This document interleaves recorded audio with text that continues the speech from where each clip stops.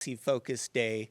Tomorrow will be heavily focused on the science of the lake, but today is really focused on policy questions. And I want to get started with thanking a few people. First of all, the sponsors of this event, the Department of Natural Resources, the Division of Forestry, Fire, and State Land, the Governor's Office of Economic Opportunity, and Utah Valley University, and especially the Herbert Institute. And we're happy to have Governor Herbert here. Thank you, sir. Let's give them a round of applause. Thank our sponsors.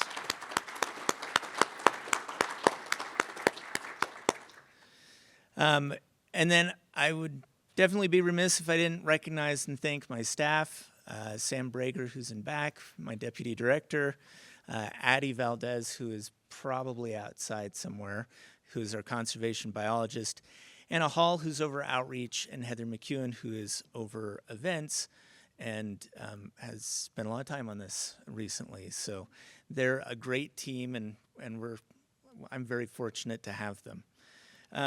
I have remarks, but I also need to truncate them. So let's just see how this goes. I'm going to try and cover all the same material, but at high speed, okay? So if you get lost, especially during any of my stranger analogies, just come up to me later and I'll clarify them, okay? This is the mission of the Utah Lake Authority. We try to promote a thriving ecosystem at the lake, vibrant communities, and world-class recreation. First and foremost among those is the ecosystem, and it's our belief that if we don't take care of the ecosystem of Utah Lake, the rest are, we can only go so far with them. In order to do that, of course, whenever I'm talking about Utah Lake, my mind turns, as I'm sure yours does, to Danny DeVito. Okay. Right? Okay. Danny DeVito. What makes this guy successful? He clearly breaks all the norms for an actor in Hollywood, okay? He is 4'10", right? He's kind of scruffy, gravelly voice. This is not a guy out of central casting. He is often very strange, a little, off the wall with his characters and his roles, and sometimes plays kind of a gross guy. And but he's always exciting somehow. And that is also my summary for Utah Lake. It's weird. Sometimes it's a little gross. It's always exciting, right? And the point that I like to make to people is while he doesn't necessarily fit the mold, Danny DeVito has won a number of major awards and has had a very successful acting career that has spanned almost 60 years now, which is wild to think about. And so even though he does not look like some of his more famous, should I say more famous? Some of his counterparts in Hollywood, he is still very successful. So the argument I like to make to people is, can Danny DeVito improve? I'm sure, right? And I bet at the beginning of his career, he wasn't as great an actor. He had to go get some training, had to go get the education that he needed to become a better actor. But nobody goes and says, you know what, that guy does not fit with my idea of an actor. Let's go Photoshop him out of every movie he's been in and replace him with Brad Pitt or whatever, right? Instead, we celebrate him for what he is. And I think that's the critical role that I want to talk about with Utah Lake today, is the fact that Utah Lake, there is a lot that we need to do to improve it. But part of what we have to do, the starting point we have to come from, is that Utah Lake needs to be celebrated for what it is, right? If we constantly are trying to turn it into a dramatically different lake from what it is, besides the billions of dollars that would cost, it's just not practical. So what we're trying to do, and this is a diagram explaining a concept from biology of ecological state shift. We start up at the top. That little ball represents the state that Utah Lake was in when before settlers arrived here. And it had formed a stable ecosystem, right? A self-organizing ecosystem developed over 10,000 years, maybe millions of years if you're counting it as part of Lake Bonneville and predecessor lakes. And then settlers came and we did all kinds of things, right? We started dumping sewage into the lake. We did a lot of agriculture. Somebody decided it'd be a great idea to introduce carp into the lake, right? And it changed, and it came to a new self-organizing state around 1960, and not a good one, right? But over the intervening years, a lot of work, and I'm not saying by the Utah Lake Authority, I think we're a fairly minor part of this, but activists, by DNR, by the June Sucker Recovery Program, a lot of partners who are here, we've managed to improve the lake pretty significantly and push it up this hill. And our goal is not, I would point out, to return it to what it was before, right? As long as people live here, it isn't going to be what it was once upon a time. But our goal is to get to a new stable state. And I think we've done a lot of work. We've removed a lot of carp. We've reduced the Phragmites, this invasive grass around the lake, by 80%, which is incredible because it is really hard to kill. But we've reduced it dramatically, and we've seen the June sucker recover from being a very endangered species with about 300, a population of 300 in the lake, to now somewhere north of 30,000.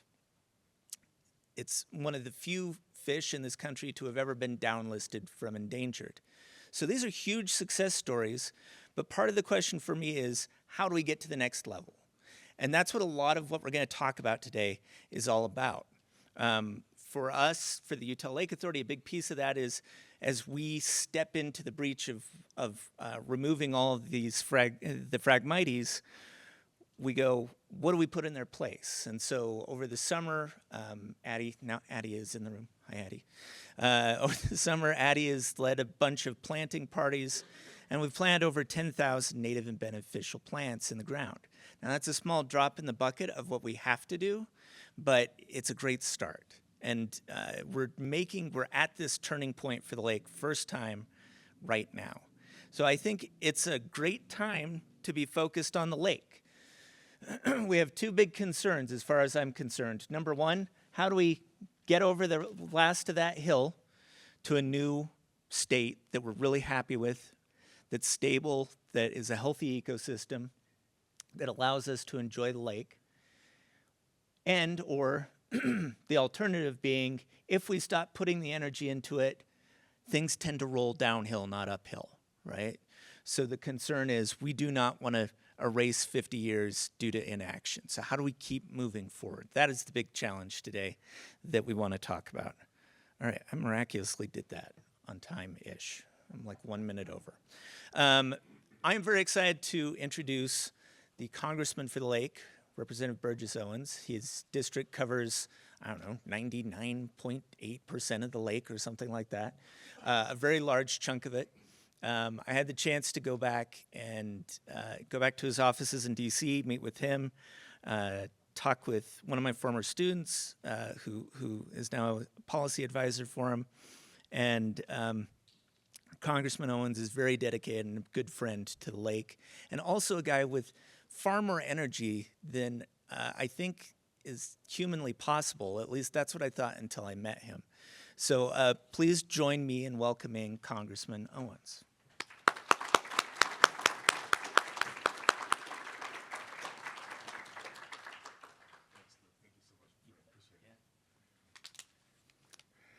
First of all, thanks so much. What a beautiful view. And Governor, good seeing you. I didn't see you before. Good seeing you. Good friend, visionary, and we're just taking off kind of where he laid the foundation of some great things done in this great state. This is such a beautiful view, and just a little background of why this is such a passion for me. My dad was I would say an environmentalist. He was a professor at Florida at FAMU in Tallahassee as an agronomist. He believed in nature. My 16 years old, we took a trip from Tallahassee, Florida, with a pop-up tent, 5 kids. This is before seat belts, before AC. From Tallahassee to California, Canada, back to North and South Dakota. It took about 2 months. talking about falling in love with our country, to see the Grand Tetons, Crater Lake, you name it. We saw the beauty of this country. And I'm pretty sure we passed through Utah at that time too. So I look at this. This is truly, first of all, an honor. I want to thank everybody here for putting this together, to be surrounded by so many passionate individuals dedicated to the health and future of this national treasure we have. And let me just say this, one of the things that we do have that's so unique, well, I'm so proud to be a representative of this great state, is no state that collaborates the way we do. There's no state that looks at, make sure we can keep within a budget, that understands our culture is something very special, something we have to hold on to, and this is part of our culture. We want people to come here and fall in love with not only our nature, but the people. By the way, not only we're the fastest growing state in the union for the last few years, here's another little fact, we're also we are the happiest state in the union, which some people coming here think is kind of weird. We don't, because it's just who we are. So we need to take all this, this that we have created, that our forefathers have given to us as a legacy, and hold on to it. So not only do people feel good when they come and see our great state, but they also feel good because they just see the love we have for nature and things we could do for things like the Great Lake here.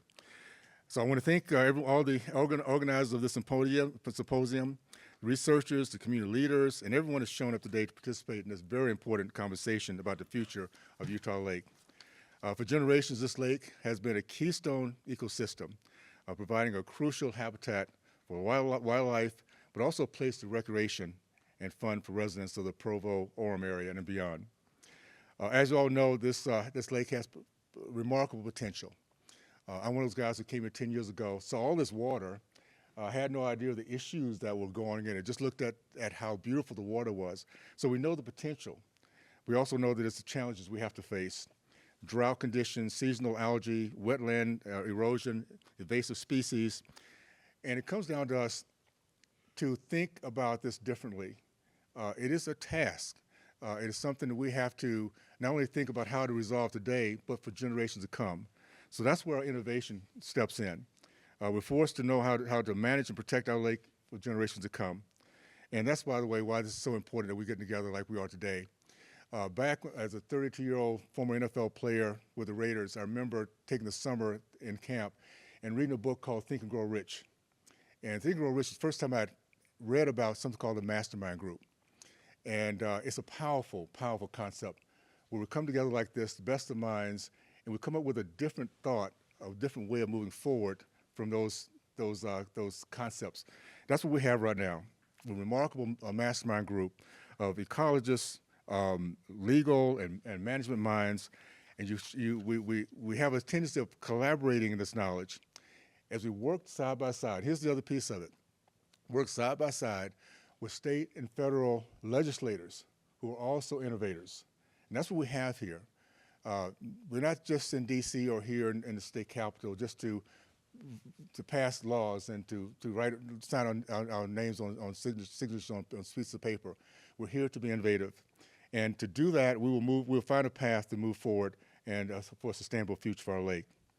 I want to highlight a few things exciting things that are going on to improve the health of our lake.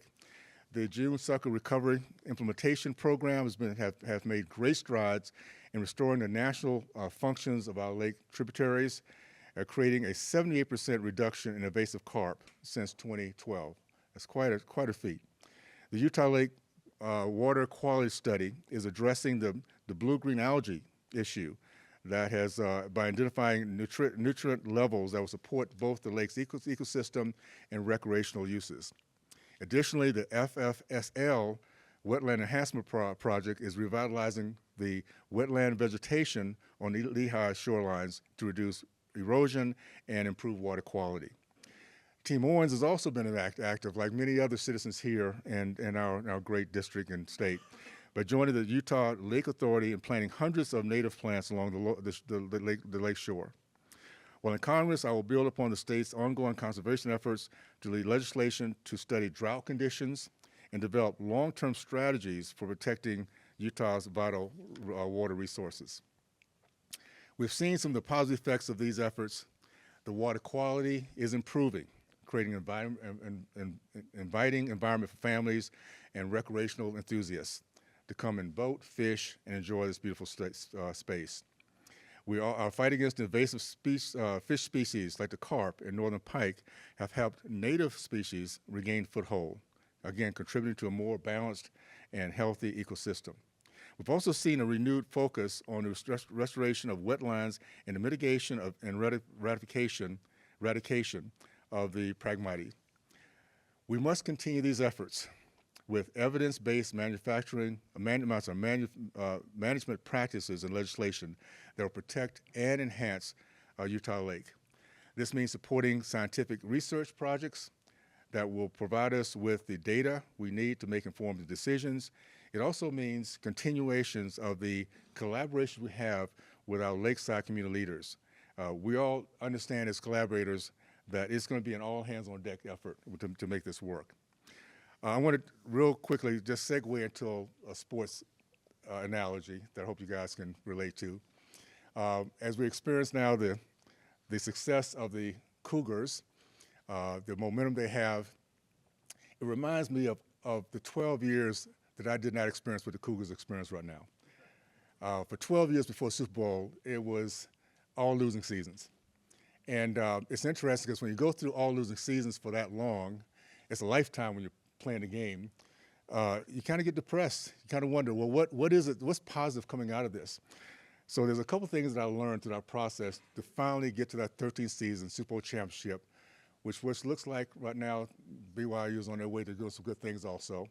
A couple things I learned, and this is what we have to apply to what we're doing today, because as Luke mentioned, we have to figure out not only how to resolve the issues today, but how do we save it for generations? How do we continue to grow, continue to clean up our lake, continue to have this as a destination point for people around this country and around the world?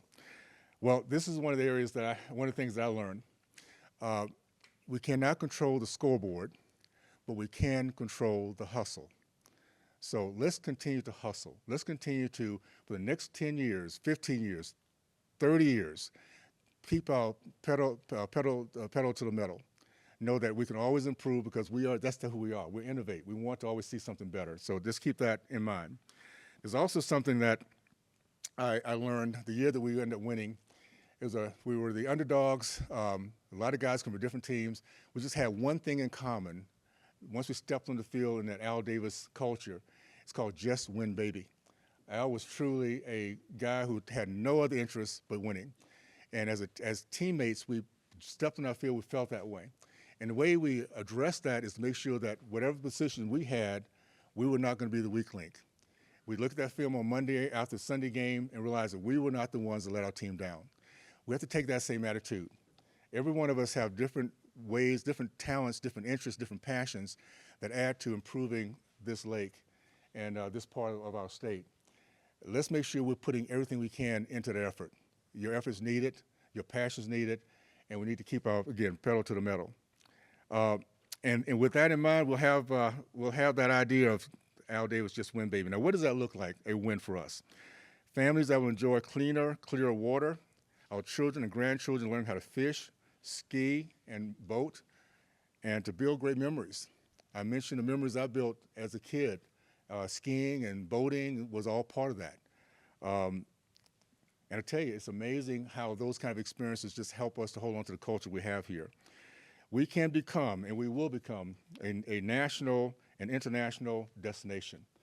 Not only because of the lake, but just the culture we have, the beautiful state we have, the good people we have, and this will be a big piece of it, the beautiful water experience that this lake can give so many families in the future. We will also be a story of what it looks like to have education, innovation as part of our story. I'm excited about what we can lend to this lake with BYU, UVU, and other institutions that can come here, teach our young people what it is to think outside the box, to find solutions as we begin to innovate. Not only where we are, but recognize where we came from and what it took to continue to grow and move our way through. We have a remarkable opportunity in the next 10 years, as we'll be a location for the Olympics, the Winter Olympics, talk about a time to show off what Utah's about, to show off what we have done as innovators, as collaborators. That people are different. You know, we're all not on the same page on everything, but there's some things we can agree on. And that is, this is a remarkable positive experience for us, and we can do some good things with it. So having that opportunity to show off our great state and this lake would be a good one for us. It is not just the health of the lake, it's the health of our economy, our community, and our Utah way of life. And in closing, I would just want to thank each and every one of you guys, because making the changes we're going to make is not by accident. It's an effort, it's a focus, it's a vision, and then it comes down to collaboration. What you guys are doing today is a good example of that. When I mentioned the mastermind group, there's nothing more powerful than we become one, figuring out what, at the end of the day, we want to accomplish here. So I want to thank you guys for putting your efforts into it. Know that we're all on board. We want to be in DC, that group of people that listens to the innovators, and then figure out how we can put together innovative legislation to make the dream come true that we have here. So thank you so much, Luke. Thank you for what you guys are doing. And as Al Davis would say in old days, just win, baby. Let's get it done, okay? Thanks so much. Appreciate it. Okay, that was great. Heather, or is Sam still here? And I just can't see him. Heather. We're going to have to pull up the presentations as we go, and I don't know where they're at. So next up, we're going to hear from a team from the Herbert Institute for Public Policy. I believe the governor's got a few words to say as well. And we're excited to have them join us and talk a little bit about the history of policy of Utah Lake. It's been here a long time, obviously, but there's also been a lot of work done around it over the years. So they're gonna get us up to speed on what that looks like, where we've been, and where we're headed. Coming up. Okay, we're grateful to be, we're actually very honored to be here at the Utah Lake Symposium. We're grateful for the terrific work of the Utah Lake Authority. Luke and his team have been phenomenal. My name is Justin Jones. I'm the executive director of the Herbert Institute, and in 2018, while serving as the chief of staff to then President Matt Holland, we recognized that UVU was the only university in Utah that didn't have some sort of policy center that engaged students in public policy, politics, get out the vote, things like that. It made sense then, especially at the time, and will always make sense, that it be named after then serving governor, our 17th governor, Gary Herbert. So we proposed that we create this institute as a nonpartisan public policy institute to engage students. We focus on leading or developing future policy leaders, gathering the community in conversations that are important, like this one, and building trust. The trust part is kind of interesting. It's where we take a look at issues that, well, actually every institution that we've always counted on has been declining in public trust, education, the media, government in general. And we take a look at some of those issues. Utah Lake is one of these issues where we are so grateful to partner with Utah Lake Authority. In fact, we just entered into a very small agreement, but we're going to begin actually documenting the history of Utah Lake, pulling together all the resources. They have boxes and boxes of stuff. And our interns and some other interns we're going to hire will just start scanning those things for them. And we're going to begin developing what on your table is the Utah Lake Authority priority and one of UVU's top priorities in 2025 legislative session is the Utah Lake Center. So we're going to begin pulling that together now so that when it opens, we can have a body of digital resources. So that being said, I want to turn a second over to this team, this amazing team, to talk about the paper that you have on on your tables, which isn't written on like mine. I just put my notes on here. I want to first turn the time over to the 17th governor of Utah, who is very passionate about Utah Lake, and he can tell you why.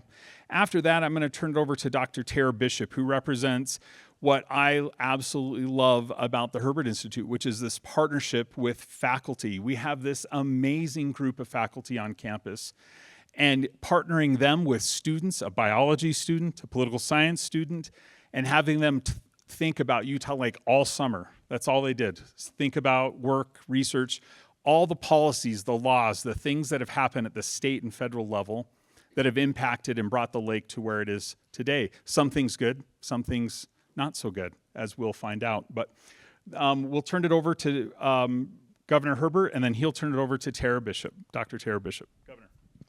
Well, thank you, Justin. Let me just add, I'm honored to be here with you all today, and thank you for you being here. As Congressman Owens talked about, we have a tremendous view here out the west windows here towards the west part of our county and into Utah Lake. And it would just visualizing it, you can see what a great asset it can be and should be and is to Utah Valley and the Wasatch Front. I was born here a long time ago, 1947 in American Fork, and raised in Orem and really lived here all of my life. And Utah Lake's always been my backyard.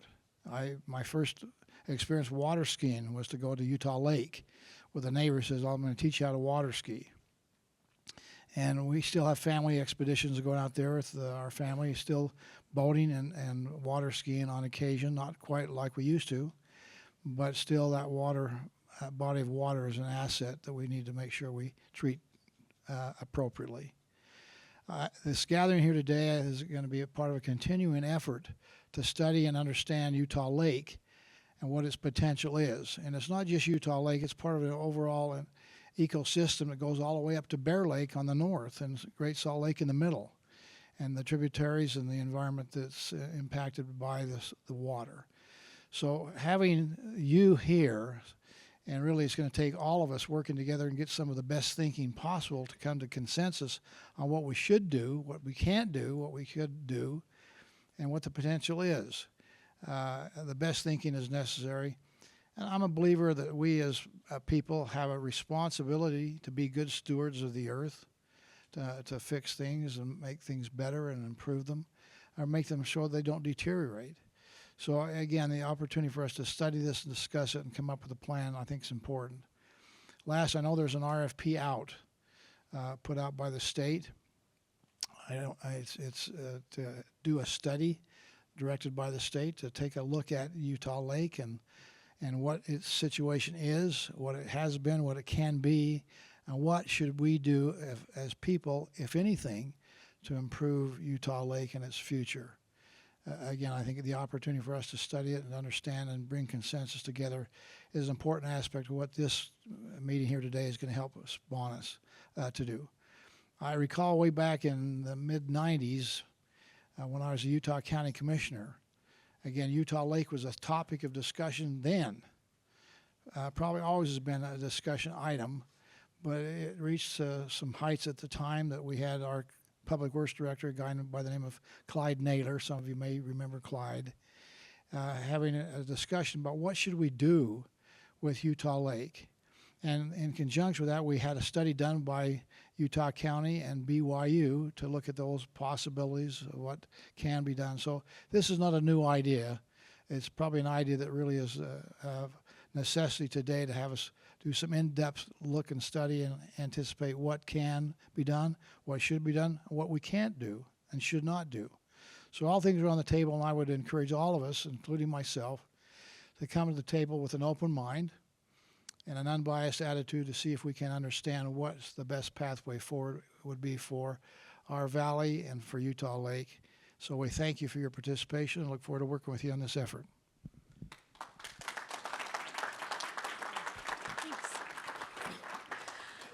Hi there, my name's Tara Bishop. I am lucky enough as Governor Herbert to be born and raised here in Orem and be able to have the same water skiing experiences on Utah Lake as a youth. I've been involved in helping with the Herbert Policy Institute and working on this overview and timeline, and something that as a community ecologist is my background in understanding how disturbance regimes affect our dryland regions here in Utah, how just critical the understanding of how policy and science inform each other. And one thing that I took away from working on this timeline is just how important good policy was in opening up pathways for good science to follow suit, and then having that positive feedback where good science begets more good policy. And so I hope that as we kind of listen here and as you read through your packet, is that what that's called? I don't know, booklet, and understand kind of the stepping stones of what's happened both with federal legislation, state legislation, and local communities, and how all of that works together to be able to provide opportunity to reach that Utah Lake 2.0 within that kind of ecological state that we're kind of aiming for at this point. And so it's been really exciting to see how the opportunity with the Herbert Policy Institute will provide kind of this framework to understand where we've come from, so that as Governor Herbert said, the pathway forward, and hoping that we have that good blend of good science mixed with good policy, because then we can get over that hump into a new state within Utah Lake. So with that, we're gonna have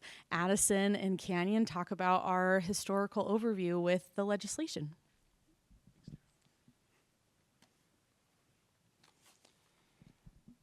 So Utah Lake's peak pinnacle health was prior to European settlement. The Timpanogos people took great care of the lake, even celebrating the lake through annual festivals and where they met people of other tribes, and the shore became a sacred place for them. When Silvestre Vélez de Escalante was guided through the valley, he said this of the lake. The lake, which must be 6 leagues wide and 15 leagues long, extends as far as one of these valleys. The Lake of the Timpanogos abounds in several kinds of good fish, geese, beaver, and other amphibious animals, which we did not have an opportunity to see. Besides, they gather in the plain grass seeds from which they make a toll, which they supplement by hunting hares, rabbits, and fowl, of which there is a great abundance here. There is also buffalo not very far to the northwest. Sounds far different from the lake that we see today. Utah became a territory in 1850 and a state in 1896. We don't see a ton of federal legislation in the 19th century, but we begin to see much more in the 20th century. Now we'll discuss territorial, state, and federal legislation impacting water. In 1853, the Provo Canal and Irrigation Company was permitted to divert half of the water from the Provo River, one of Utah Lake's main tributaries, for farmland irrigation. By 1865, territorial legislation allowed counties to form irrigation districts, which led to further redirection of natural water channels, including smaller tributaries feeding into Utah Lake. In 1866, ditch and canal owners were granted right-of-way over public lands, enabling them to maintain and control water flow for irrigation purposes. Significant changes to Utah Lake's water management occurred in 1872, when Salt Lake County constructed a dam on the Jordan River, Utah Lake's only outflow to store water for irrigation. This dam led to flooding in Utah County during high inflows, prompting the 1885 Compromise Agreement, which set the maximum lake elevation at 4,515 feet above sea level to manage water levels more effectively. To address environmental concerns, early legislation also focused on reducing pollution. In 1872, laws were passed prohibiting fishing with harmful chemicals, followed by a ban on fishing with explosives in 1876. Additionally, in 1880, legislation made it illegal to introduce harmful substances into water sources, and by 1886, laws prevented livestock waste from contaminating waterways used for domestic purposes. In 1947, the Utah legislature took a crucial step in water conservation by passing the Utah Water and Power Board Act. This law declared all water in the state as public property, a bold move that organized Utah's waterways into various districts. In 1954, at the federal level, the Watershed Project and Flood Prevention Act was passed. This act allowed the Secretary of Agriculture to collaborate with states and local agencies to plan projects that would conserve soil and water resources. Jumping ahead to 1970, we see the passage of the Water Quality Improvement Act, which further empowered the federal government to set water quality standards. This law also regulated pollutants and provided stricter oversight on the condition of our nation's waterways. Then, in 1972, one of the most significant pieces of environmental legislation came into play, the Clean Water Act. This law introduced rigorous regulations on pollutant discharge and required all states, including Utah, to meet higher standards for water quality. In 1986, Congress passed the Water Resource and Development Act, which redefined how water projects were managed in the United States. It emphasized infrastructure improvements, cost sharing, and environmental protections. Fast forward to 2006, Utah took another stride in environmental conservation with the Watershed Restoration Initiative. On the federal front, in 2014, the Water Infrastructure Finance and Innovation Act was passed, which provided a federally backed credit program to fund water infrastructure projects. In 2022, the Utah Lake Authority was formed to replace the Utah Lake Commission, which shifted to a more focused and proactive approach to Utah Lakes conservation. Now we'll discuss some context behind Utah Lake's current and historical water problems. Legislation has played a key role in shaping environmental impacts. Early laws aim to manage water quality in tributaries used for domestic purposes, but allow the disposal of pollutants directly into Utah Lake, contributing to its ecological decline. Raw sewage was discharged into the lake until the 1960s, when sewage treatment plants were finally built, helping reduce some of the nutrient overload that had stressed the lake's ability to naturally break down pollutants. Agricultural runoff, carrying fertilizers and pesticides into the lake, further worsened nutrient levels, contributing to the eutrophication of the water and fueling harmful algal blooms. These blooms, caused by cyanobacteria, have had a lasting negative impact on water quality and aquatic life by producing toxins and depleting oxygen levels. Despite early legislative efforts to manage pollution, the increasing pollution and industrialization overwhelmed Utah Lake's ecosystem.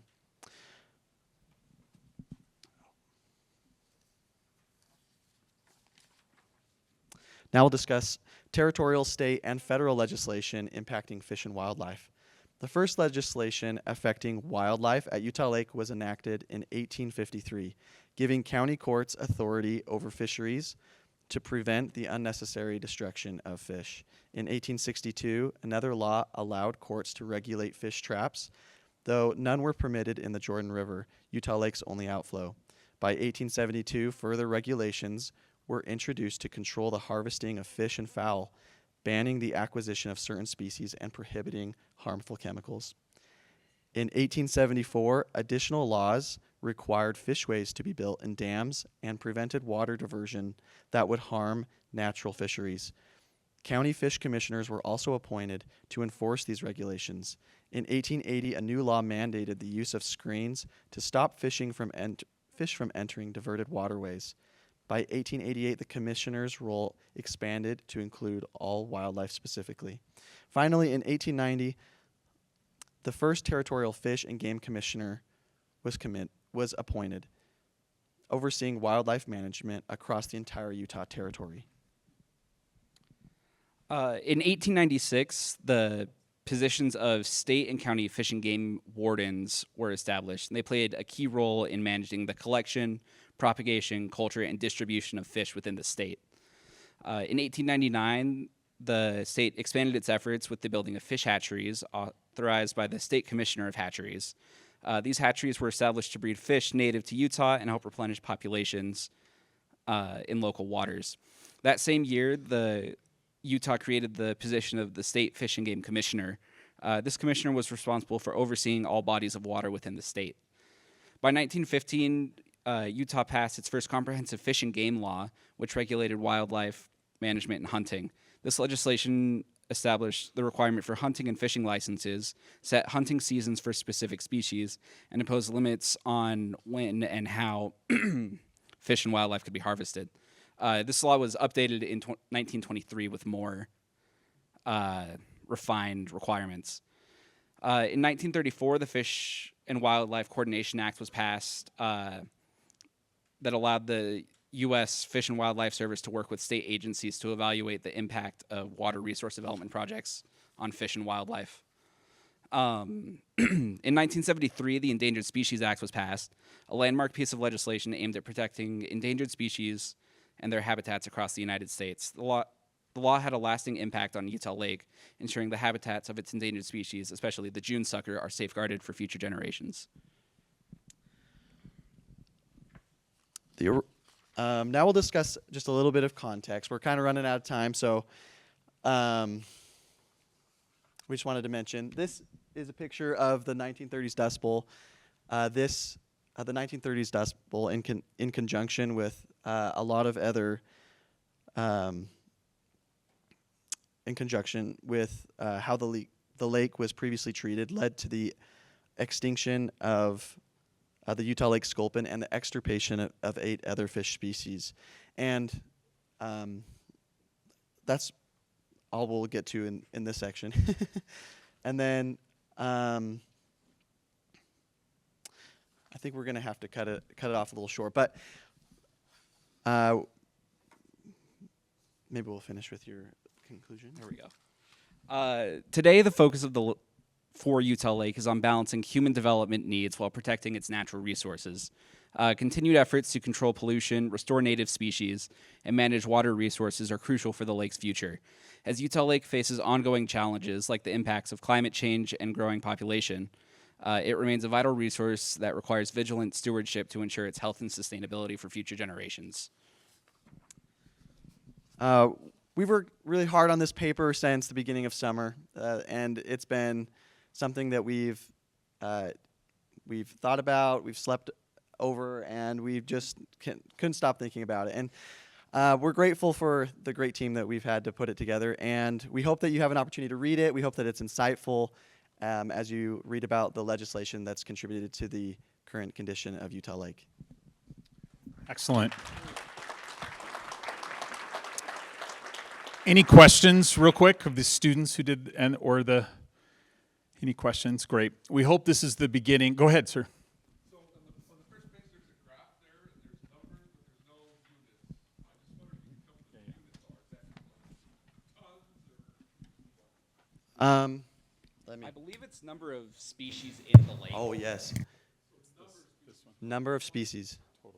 Total number of species. Yeah. So it represents, yeah. Any other questions? Very good. Thank you very much. Thank you for your time, and we look forward to having further discussions about Utah Lake. Thanks, Luke. You bet. Thanks, you guys. All right, we're going to take a 5-minute break, approximately, and then we will get started. So my name's Sam Brager. We're going to get started here with our next presentation in just a moment, but I wanted to take a minute to explain this format. It's somewhat unique. Some of you may or may not have seen it before. It's what's called PechaKucha, which is somewhat of a unique presentation format. The story I was told when I first heard about it is it was set up by a bunch of architects and engineers who were tired of long-winded presentations in their conferences. So what PechaKucha is each presenter only gets 20 slides, 20 seconds per slide to cover a topic. So each presentation is 6 minutes, 40 seconds long. To my knowledge, none of the other presenters have done this before, right? Okay, give them all a little bit of grace. I'm probably going to fumble on it too, even though I've done it before. The point of doing this, though, is we wanted to try and put together in 1 hour time slot updates on several of the topics at the lake, because part of the purpose of this symposium is to catch people up and help them understand what Utah Lake is today, instead of thinking it's something it was 10, 20, 30, 40, or more years ago. So we'll have several topics. We're going to start with Abby on vegetation. Then we'll have Hannah on water quality and harmful algal blooms. Then we'll have Mara on fisheries and carp management, Russ Franklin on June sucker, myself on recreation, and then Eric McCauley on restoration projects. So I do ask you to keep in mind, like I said, it's a very tight time frame. That means these are not going to be all inclusive. There might be some things not included on here. We're all happy to always talk afterwards. If we have a couple minutes at the end, we might be able to take a question or two. But these are summaries. If I were to try and talk all about just recreation, we could take an hour just talking about that, and I'm sure all these presenters feel very similarly on the constraints on their topic. So, appreciate your patience. I hope you enjoy the format, and we'd love to hear feedback if this works well in summarizing information for you all to be able to digest it.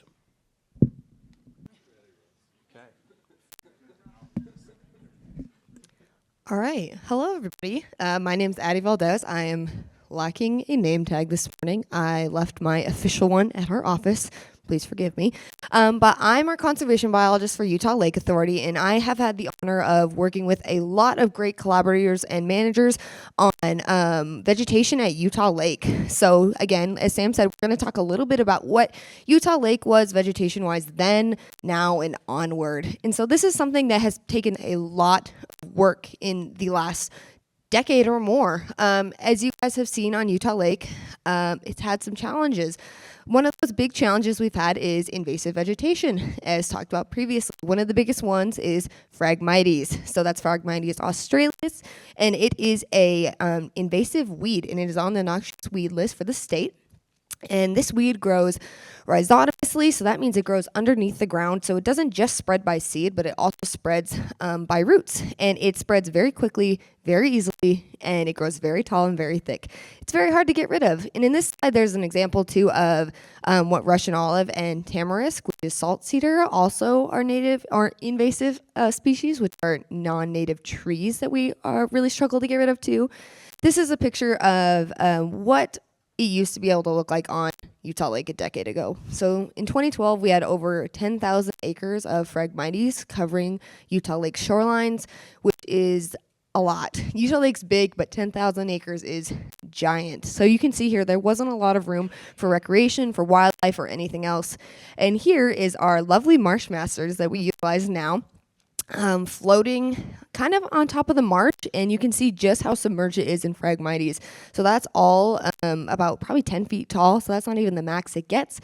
It's pretty impressive again, so it's a lot to get through. And here is an example of an older machine that we had before we had Marshmasters, and yeah, it didn't work very well. So Marshmasters have been our greatest achievement so far, and with all this work that we have done in the past 10 years in collaboration with Forestry, Fire, Safe Lands, Utah County, the Watershed Restoration Initiative, we have been able to decrease Phragmites and invasive plant coverage by 75 to 80%, which is about 8,500 acres. So we are pretty happy about that, honestly. In a decade, that's a lot of ground covered. So that kind of leaves us with, what do we do now? What do we do with all this empty ground? So this is a picture of a site in Powell Slough that we were able to kind of start our restoration journey on. So this is kind of what it looks like post Phragmites removal. There's not really a lot going on, just some litter, some bare ground, and that's kind of when we are able to capitalize on this opportunity for restoration. So how we've been doing that is seeding, but also planting parties. So that is just our fun community name for active vegetation restoration.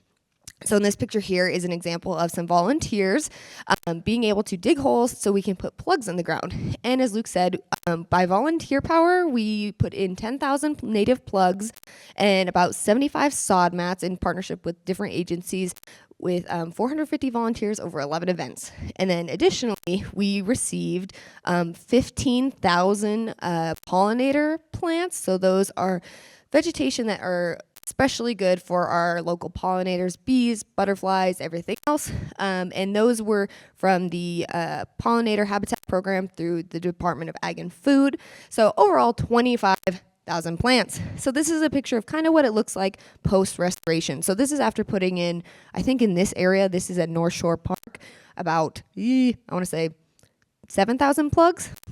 And so that's pretty impressive. And this is, again, a picture of that very first site I showed you, where it's empty. And this was after putting in a few native forbs in there, including Natal sunflower, a couple different sedge species, and you can see it's filling in really well. And there's actually not a lot of Phragmites, just maybe like one tiny little patch in there. I know you guys probably can't tell, but this is something that we're really looking forward to in the future.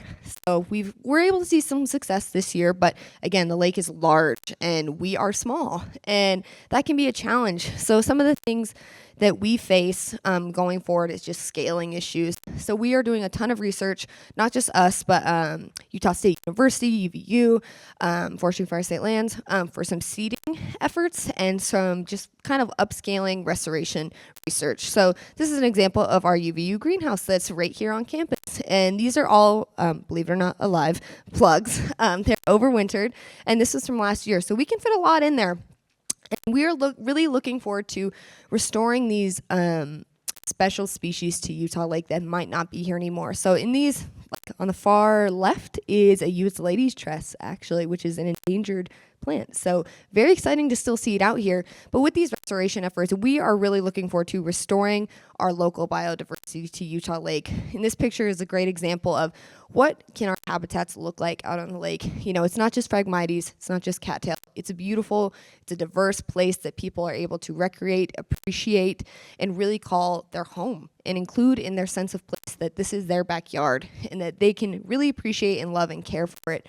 And again, here's another picture of what a diverse habitat can look like when it's restored, when it's Phragmites free.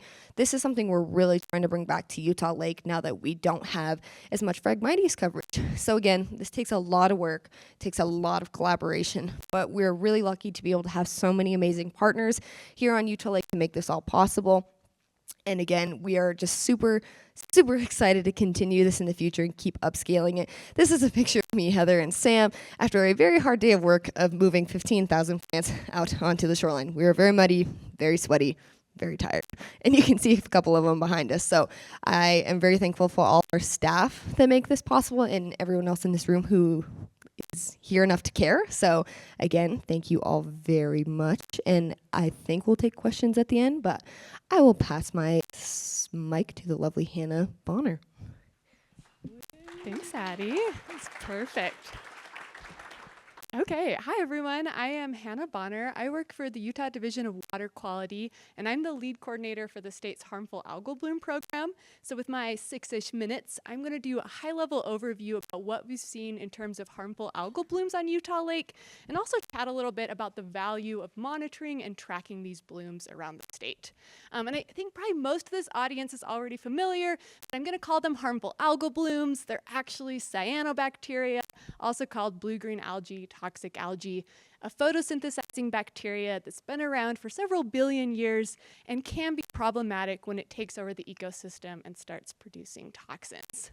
We monitor, like I said, locations around the state, generally from mid-May to the end of October, and this is very much a team effort. We work closely with our local health departments, the Utah Lake Authority, cities, states, commission, etc., to be able to track these events and use them for a variety of both communication and education efforts, and also to better understand these patterns in these important watersheds. Our monitoring program starts with a really robust amount of data collection. We can communicate that, interpret that data through statewide advisory guidance, and then that's used by partners like our local health departments to place or lift advisories. And this is really important first because this data is one of our key vital signs for understanding Utah Lake's health and really the efficacy of a lot of the restoration efforts we're talking about at this conference. Harmful algal blooms are very much a symptom of water quality, and so by tracking them, we understand how we're doing at continuing to improve water quality. As well, we want the public to connect and come to love and appreciate Utah Lake, and being able to communicate accurate information allows us to build a public that's educated and empowered to connect to the lake through safe recreation. So I'm going to talk about a little bit what we've seen in 2024. First, we'll start with maybe the not as good news. So this is a graph that shows the date of the first advisory issued since we started monitoring in 2014. So you'll see usually we get that June, sometimes early July. 2024 was a little weird, and I think we're still coming off that really big water year, but we actually had our first confirmed harmful algal bloom at the very end of May, localized to Provo Bay. So that was issued on May 31st. But then there's some good news coming, and I think this is why monitoring is helpful, because what we also have been able to see through this is how nuanced these blooms can be. So I'm going to show a timeline here. So early May, the lake looked beautiful. Late May, we did see a harmful algal bloom forming in Provo Bay. Then that stayed pretty localized for a couple of weeks until as we moved into early June, which should pop up. Yep, there we go. We did just start to see that bloom spreading to some of our more western locations, so Lincoln Beach. And then by the end of June, we were seeing pockets of harmful algal bloom around the lake. This is the good news, though. We had some cooler temperatures come at the late of June, and that really seemed to knock back the bloom. And actually, after that, by early July, we were no longer seeing harmful algal blooms in the northern part of the lake, and that persisted all the way until the end of September, which actually let the health department diminish that warning advisory and opened up additional recreation on the lake through the summer. Unfortunately, that bloom did come back late September. As of last Monday, we still were seeing pockets lake-wide. But I mean, looking at it today, it's looking pretty gorgeous. And I think these colder temperatures are really helping. So we'll be back out there this week. But I really like this because it emphasizes that we're not seeing those massive, dominating lake-wide blooms like we saw in 2016, but these are much more localized issues, which I think really emphasizes the need to communicate this to the public. So first of all, we get to share a lot of looks good updates when we tell the public, hey, we checked out the lake and we didn't see blooms in these areas. And then as well, we work with local health department partners and others to be able to also give, these detailed information about what sort of recreation should be avoided when there are bloom issues. So we have both a health watch, which is not a formal advisory, but rather is just saying, hey, public, there might be some areas of bloom. Make sure you're not swimming where it's green. And then we have a formal warning advisory, which is when we are seeing high levels of toxigenic cyanobacteria, when we can recommend for specific areas on the lake, the public should avoid, swimming or primary contact recreation. But again, we still get to emphasize, hey, fishing, boating, there's still ways to connect year-round. So this little infographic is, again, showing that progression on the timeline.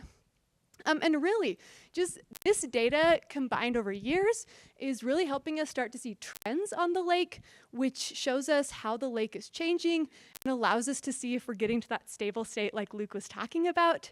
And again, I think it really gives us a platform to be able to define the narrative about how we think about harmful algal blooms on the lake. I just want to give a shout out. Scott Daly, who's one of my colleagues at DWQ, will be presenting tomorrow about the Utah Lake Water Quality Study, which really has been a multi-year, very vigorous scientific effort to understand what Utah Lake has been in the past and what sort of water quality improvements are to get it to the state we'd like it to be at. This QR code takes you to a story map about this study. I know many in this room are already familiar with it, but just want to emphasize too, with Utah Lake 2.0, a lot of efforts are being made to understand what Utah Lake used to look like and to be able to have the scientific understanding to know how to progress towards a lake that is healthy and continue to be loved and enjoyed by us in the future. And again, just want to end with this idea that harmful algal blooms are very much a symptom of overall lake health, and thus I don't think they should be the defining feature of Utah Lake, but rather a way for us to understand and to love it back to health even more effectively. I've thrown up our website here, hab.utah.gov, where you can see some more information, and also my email. I would love to talk about ideas and more later on. Thanks so much.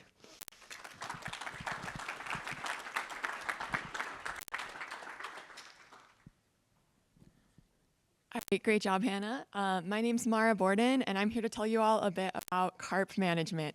And this is one time of several in my presentation that you'll be really glad you can't smell what's up on the screen. Let me tell you, it was bad. I work for the Division of Wildlife, but this project was a huge collaboration with a whole bunch of organizations and folks. So without further ado, why are carp so bad? We've heard that they're an invasive species, but they were introduced about 100 years ago and since then have totally blown up and taken over the lake. They decrease water quality. They cause problems for the June sucker, and they cause problems for our sport fish as well. So all around, they're not great. They're not the only invasive species. We also have the northern pike, which we're concerned about. They're not quite as prevalent as the carp, so I'll be focusing mainly on carp today. But we are monitoring them as well and learning more about them, trying to manage them effectively as well. So historically, carp management on the lake was done by the state, but contracted out to Loy Fisheries, who were super effective at what they did. They had these large-scale seines that they would haul in carp. You can see they got a whole bunch.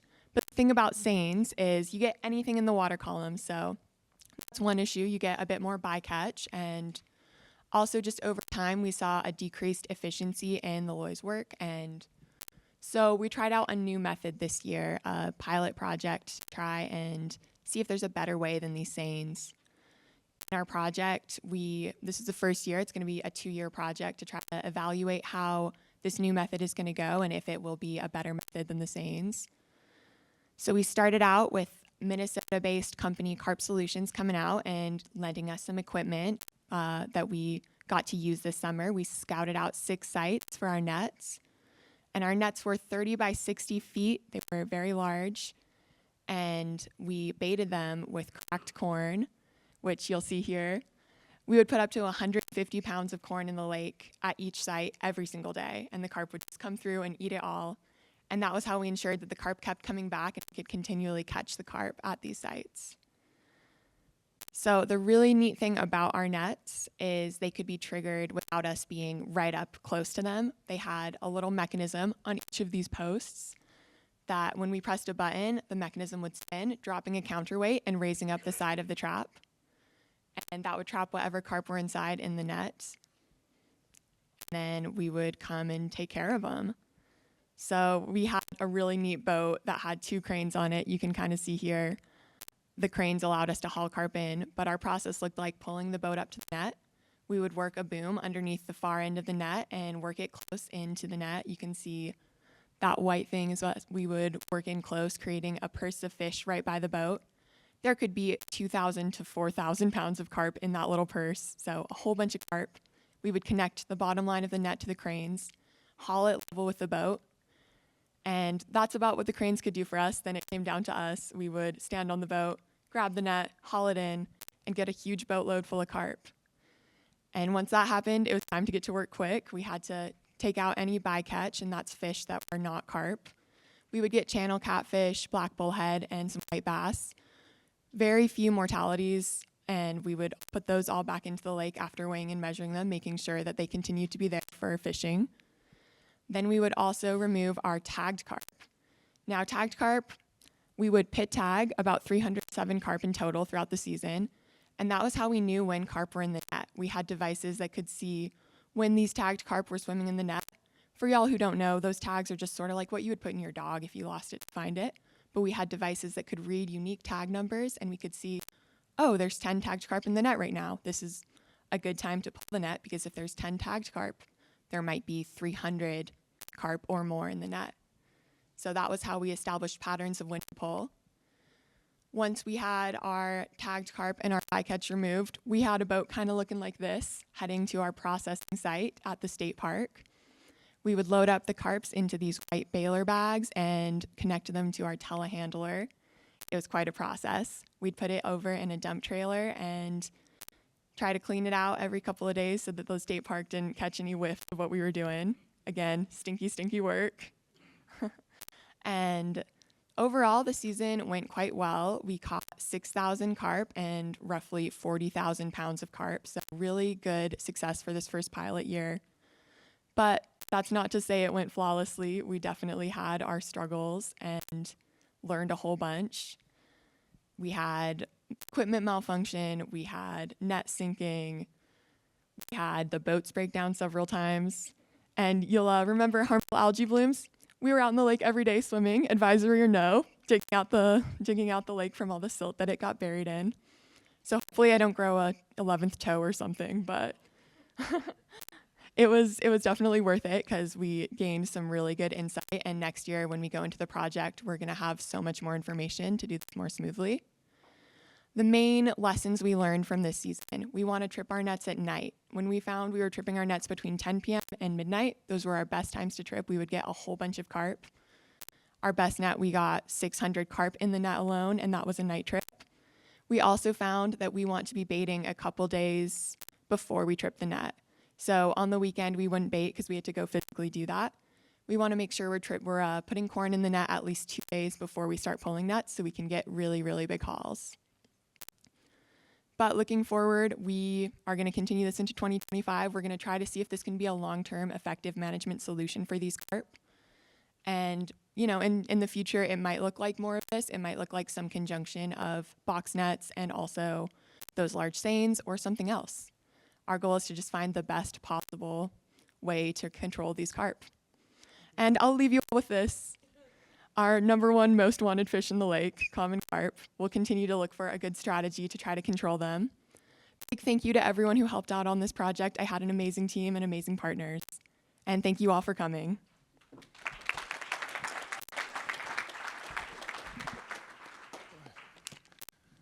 He wasn't kidding when it starts going.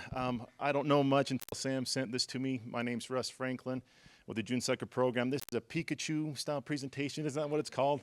All I know about them is they're kind of like trading cards like baseball when I was growing up. So today going to talk a little bit about the June Sucker program. I don't think, it needs any introduction, nor does Utah Lake. But I want to talk a little bit about the importance of Utah Lake. And Utah Lake has been very important for a lot of years to a lot of different communities that have surrounded the lake. Here are some pictures that we have out of our Utah Lake video that we have produced. And one of the things I take away is that Utah Lake can produce a lot of fish, not just carp, but a lot of different types of fish. And that's what communities have relied upon. When David Starr Jordan came through in 1889, he said that Utah Lake was the greatest sucker pond in the universe. There were millions of June sucker and Utah sucker in the lake at that time. Also, when Parley P. Pratt came through, one of the stories that he tells, he talks about when he went to the Utah Lake and to the different streams and rivers, there were people just with their hands gathering thousands of fish. Well, as you've already heard, things didn't go so well for quite a few years between the droughts, between overfishing, introduction of non-native species. The June sucker got listed in April 1986 on the endangered species list. Because they kept plummeting, the June sucker recovery implementation was formed in 2002. Up here on this board, we have all the partners that are part of the June sucker program. These agencies came together with 2 goals in mind. And the reason they came to these goals is probably the reason that I get asked, one of the biggest questions that I get asked all the time. Everyone always says, well, why should I care about a fish? It's just a carp. It's just a sucker. I mean, of all the names that you're going to have for an endangered species, sucker is not a good one. It doesn't bring a lot of good thoughts. The question is, why should we save a fish? And I think the program in its 2 goals really encapsulates 2 of the reasons why we should care about saving a fish. Number 1 is because it's a federal regulation. Here we are, we're going to try to get it delisted and out of federal oversight. That is one of the goals of the program. The second one is to allow continued operation of existing water facilities and future development of water resources for human use in the Utah Lake Basin, I can't speak today, drainage basin. So these goals, we're in the 2nd driest state in the nation. I think actually might have been downgraded to 3rd here recently, but right around there.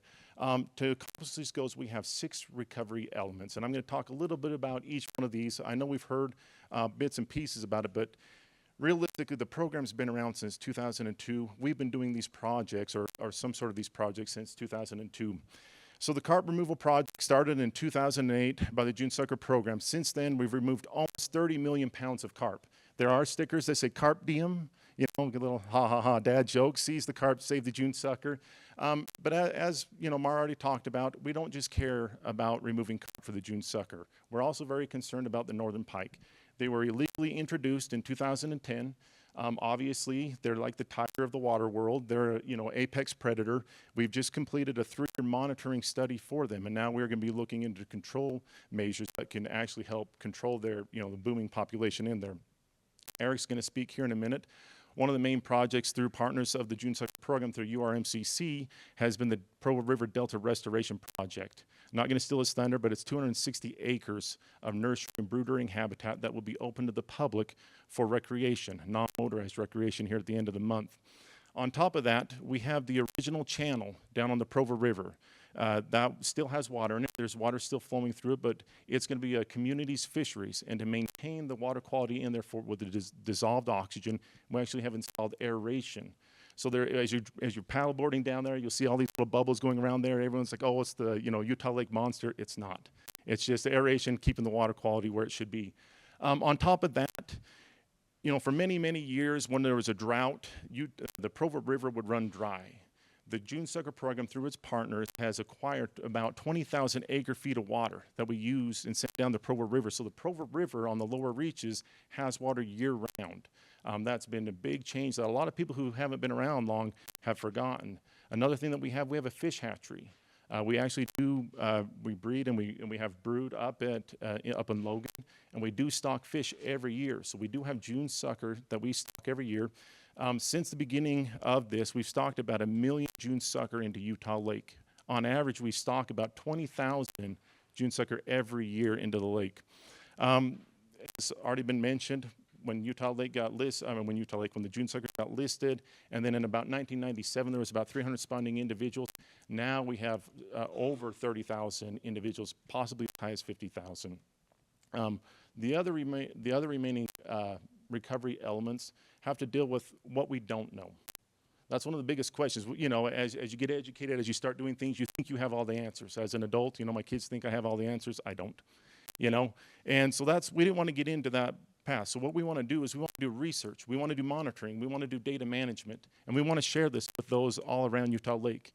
I talk about the June Sucker, but obviously the June Sucker only exists in Utah Lake. So Utah Lake is important because it houses the June Sucker to us. And so a lot of our projects that we do on Utah Lake for the benefit of the June Sucker also benefit Utah Lake and those other studies that are going on. Here, this is from 2023. I just took a few of the projects that we have going on. Top right, you have the Utah Lake Ecosystem Monitoring. And that has been going on since, I don't know exactly when it started, 2006 I think is when it started. And we've got large data sets, and this data is used by DEQ, it's used by Utah State, it's DWR, a lot of different agencies use this research. Also, one thing that we're very concerned about is perception of Utah Lake. And I'm gonna put a plug in there, you can't see it. It was there in the center there, but there is called the Utah Lake Legacy Video. It's on our YouTube page, it's on our website, it's also on the Utah Lake Authority's website as well. I recommend everyone go watch that. It's about 55 minutes. It gives a great history of Utah Lake and some of the greatest photos that you'll ever see and learn about why the lake has been so important over the years. With that, thank you, and it's good to be here. Thanks, Russ. Okay, I already introduced myself earlier, so I got like 20 seconds of dead silence. No, just kidding. I'm going to hit on a recent summary of recreation, as I mentioned. We're not going to be able to cover all of the details, so if any of you here were involved in a project I don't bring up, please forgive me. I can only talk so fast in the time we have. So I'm broken this down into categories. The first one is trails. Some things that have happened, a Utah Lake Trail Plan. That map that shows on the right side of the screen is the current plan with Utah County to get the trail to go all the way around Utah Lake. There's been recent segments completed in those 3 different areas, and many of the other segments that are not done on the northern and eastern sides do have some funding or potentially all the funding they need. They just need to make progress on permits or design. This is some data from trails. This is actually one trail counter with Mountain Land Association of Governments just outside of Linden Marina. So just demonstrating the usage in the year 2023, it had 48,200 counts past that trail counter. So trails is a very high priority for us to be able to connect that system. Plans to do with recreation. The Utah Lake Master Plan was created in 2009 by the Utah Lake Commission, Forestry, Fire, and State Lands, and other partners. More recently, the Utah Lake Management Plan was created by the Utah Lake Authority. Currently, Forestry, Fire, and State Lands is pursuing their CMP for the lake. DWR is working on a fisheries management plan, and then our agency is also pursuing a recreation access plan. Habitat improvements. This is important for recreation too. The ongoing shoreline restoration, as Addie mentioned, has opened up a lot of shoreline. The Provo River Delta project has lots of new amenities that are included in it. The Hobble Creek restoration project that happened. The Utah Lake Wetland Preserve on the south end of the lake. Forestry, Fire, and State Land has a North Shore property that also is wonderfully restored. This shows a photo of that access. This is from 2011, if I remember correctly. Reed Price, the first director of the Utah Lake Commission, and I don't know who the other individual is. Hopefully it's none of you present. But that just shows the difference from before and after these kinds of treatments with Phragmites and trying to open that shoreline so that people can access the lake. Speaking of public access, there are 28 public access points, although I recently discovered DWR has a couple that I didn't know about, so we'll be revisiting that to see if there's opportunities to better market that. The county helped acquire the Knolls and Lincoln Point in 2019 through 20 and 2018 to help preserve those areas and provide more access. DWR did a great project in Powell Slough and others. This is a roads project that we pursued this spring. This shows we had 4 access points at the lake that the roads were in really bad condition. And we hired a contractor to go out and restore those roads so that people could access those sections of the lake. Powell Slough, Swede Lane, Mill Race, and Mulberry Beach was those 4 spots. Information access for recreationists.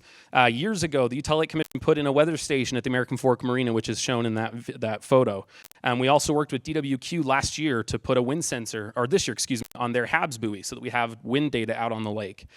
There's live marina camera feeds that we've had installed, our website, and also most recently, eco counters, which is what's on this slide. We're installing either pedestrian or vehicle counters at all of the access points at the lake so that we can better determine their usage and prioritize conservation and improvements to be able to match with that. So these images just demonstrate some of the data we've collected. The project is still wrapping up, so it's not complete currently for the year. We don't have all of them installed yet.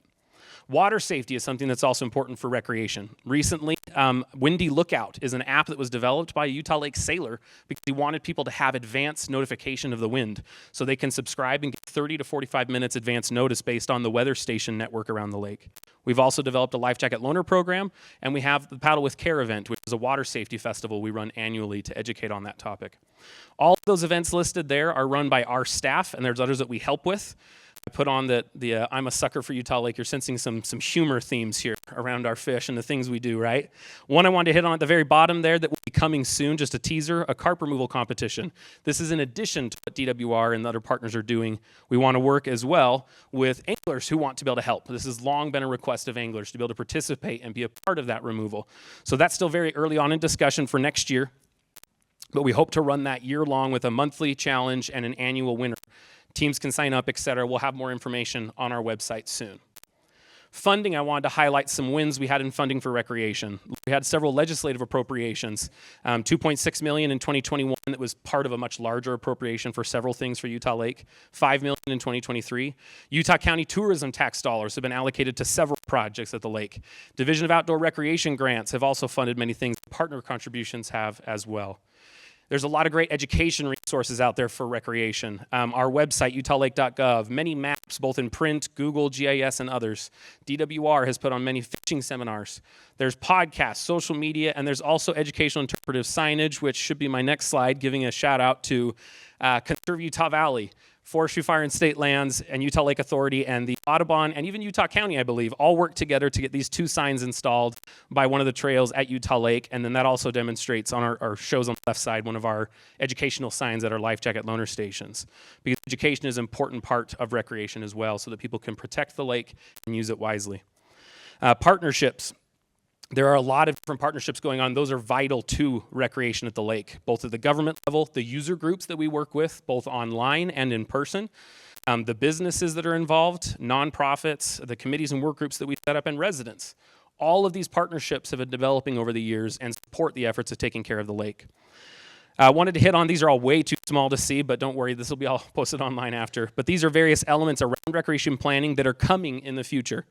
Providing opportunities for public feedback, setting up our recreation access plan, better outreach to private landowners, which I know several of you here today are landowners along the lake, and we're grateful to have you here. Some of the results we've been seeing from this recreation. We're seeing increased public interest in the lake, improved public perceptions of the lake, and we see increasing usage, meaning we've seen a lot of people coming more and more. I have the pandemic to thank, I think. Gotta love that the governor's order where we could only go to state parks within our county was a great moment for Utah Lake State Park. People didn't have a choice to go anywhere else. In the future, some things that are coming, more funding. I know that's a cry that you hear a lot, but coming from various sources, continuing to support the Division of Outdoor Recreation grants, legislative appropriations, and others. We need more research. We need businesses at the lake that are providing services. We need additional plans to guide all of these efforts and some policy updates as well. Thank you.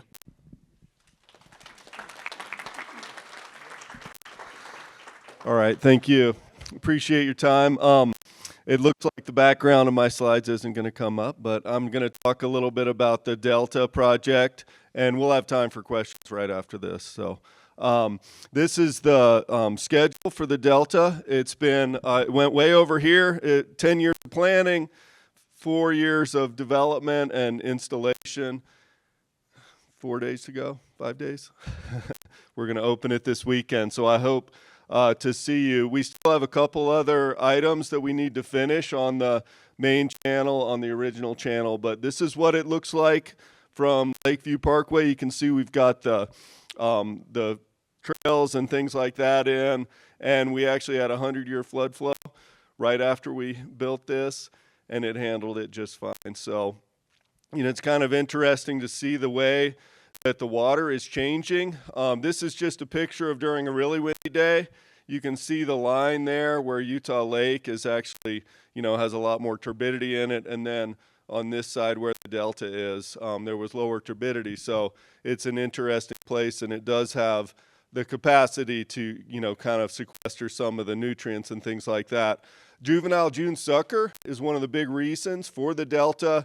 That was one of the issues with June sucker, is they couldn't get from really small to bigger to where they could escape from the predation from the non-native fish and other things like that.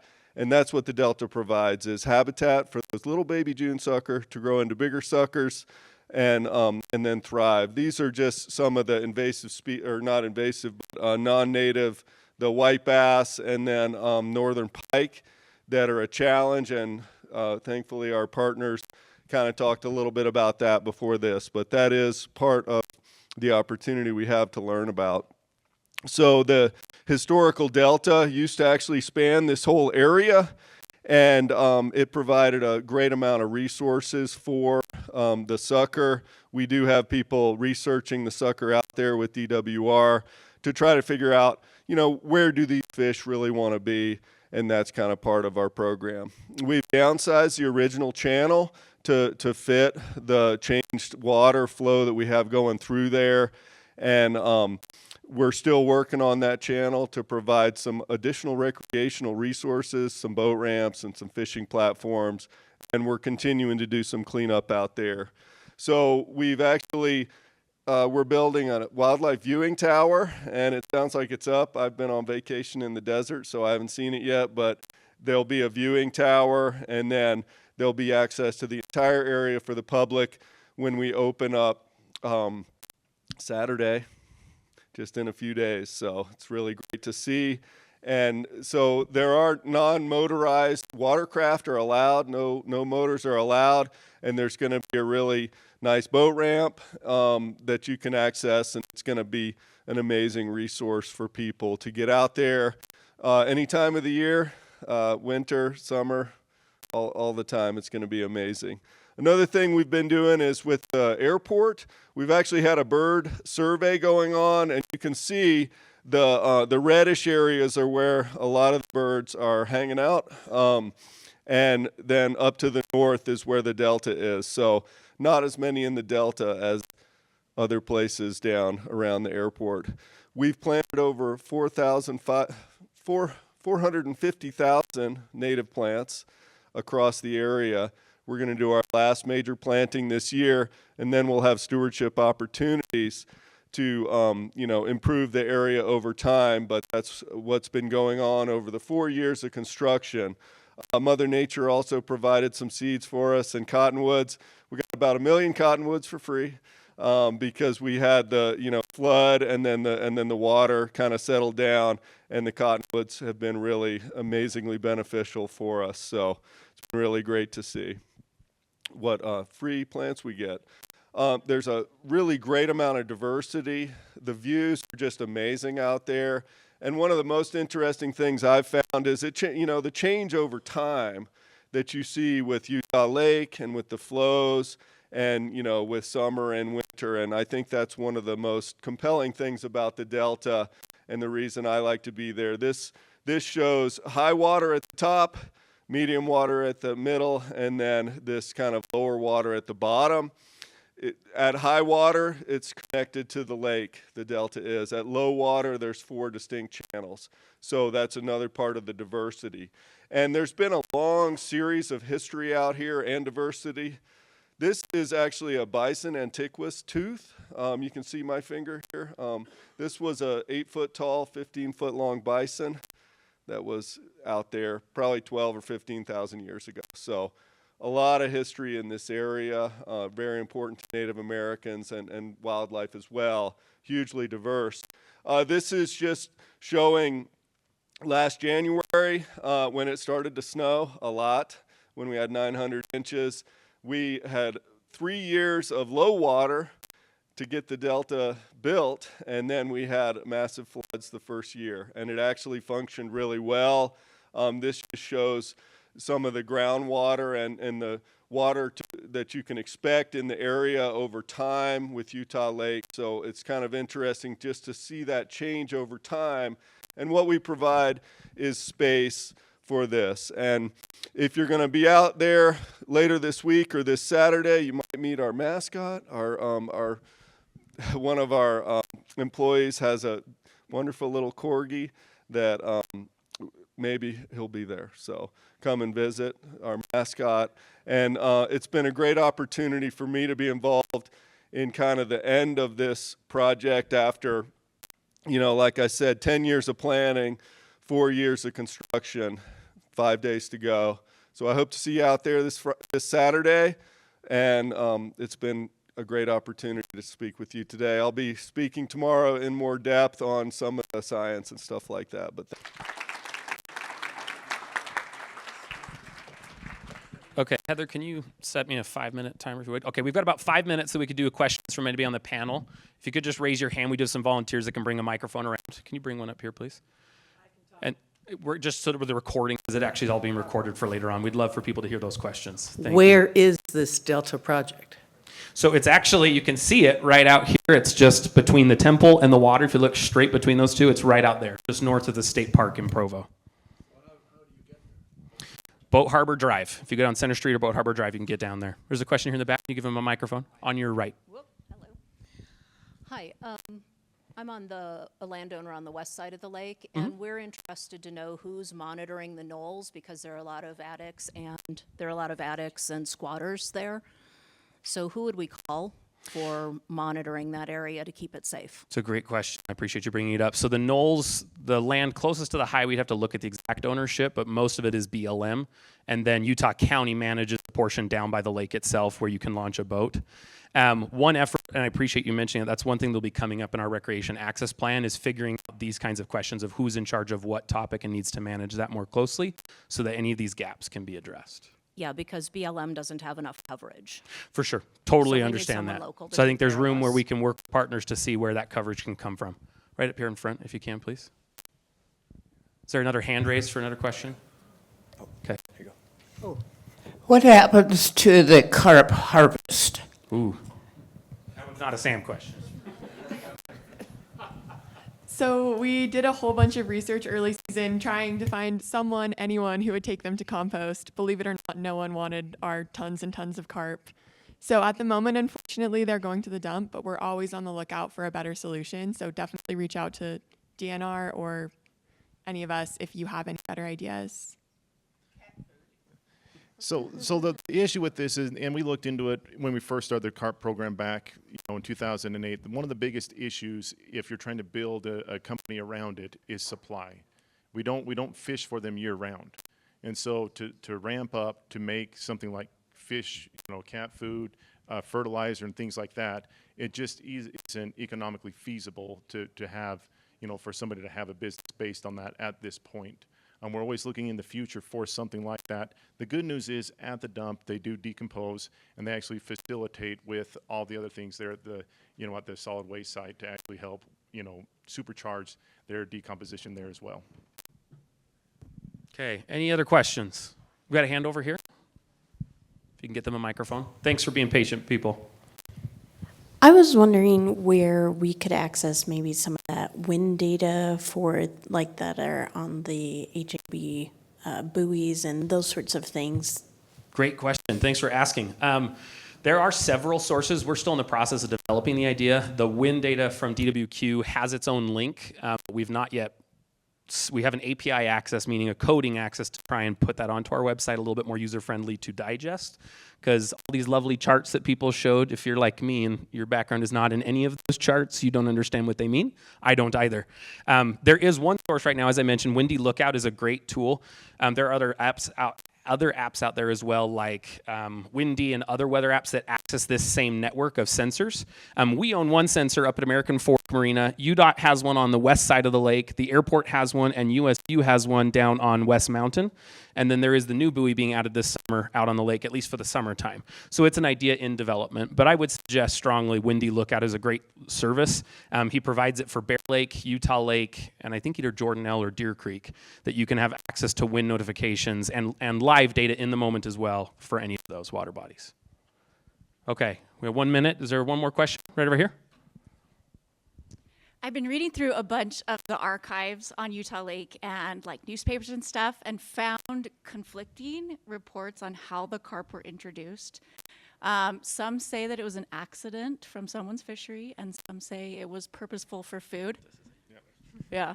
So actually, I'm going to call Joe out here. One of the best presentations, if you ever get to see Joe Crawford back there give it, he talks about, he's done a lot of research on the introduction of carp into Utah Lake and across the West. Basically, there was collapsing fisheries across the entire United States. The Fish and Wildlife at that time, they decided that they were going to augment the collapsing fisheries across the U.S. And so if you look up the fish cars, the fish trains, so what they did is they shipped them all across the United States. And the fish commissioner at the time in Utah, they selected the different types of fish. And so there's a lot of different fish that were tried to be introduced across, not only Utah Lake, but all the different lakes in Utah. Carp just are very, very hardy. They're very adaptable. They were quite cheap, and so in Utah Lake they thrived. And it was intentional at that point because the fisheries across the United States, it was an option. They gave it to the settlers, saying, hey, this is a good way for you to actually be able to survive and to have a fish that is very robust. And so that's why they were introduced. But it wasn't just Utah Lake, it was across the entire West, or the entire United States. Okay, thank you all for the questions. That's all the time we have. We are going to take a 9-minute break to allow for transition. Up next, we'll have Luke Peterson, our Executive Director of the Utah Lake Authority, speaking about the Nature Center. And then we have one of our outside guest speakers, Alex Forrest, will be following him shortly thereafter, followed by lunch, Congressman Curtis, and we'll have some more of the agenda in the afternoon. So 9 minutes, we'll be starting again at 11 o'clock here. Thank you. Welcome back, everybody.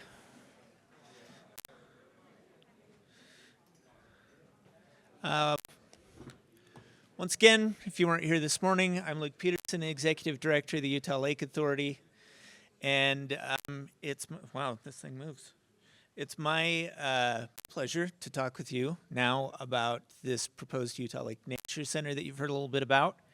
And I'm going to talk about it in the context of two studies that we commissioned over the summer. One was a market research study done by Zofo Research, a firm out of Park City. And the other was a benchmarking study, basically looking at all of the other lake-focused nature centers across the country, seeing how they're managed, how are they funded, what challenges have they faced, how have they overcome them, all that sort of thing, so that we have a really great picture of how to run an effective nature center. And that was conducted by Rob Christensen, who is the chair of the MPA program at BYU, and Melissa Fafita, who is now a PhD student at Ohio State University. So that's context for what I'm going to talk about.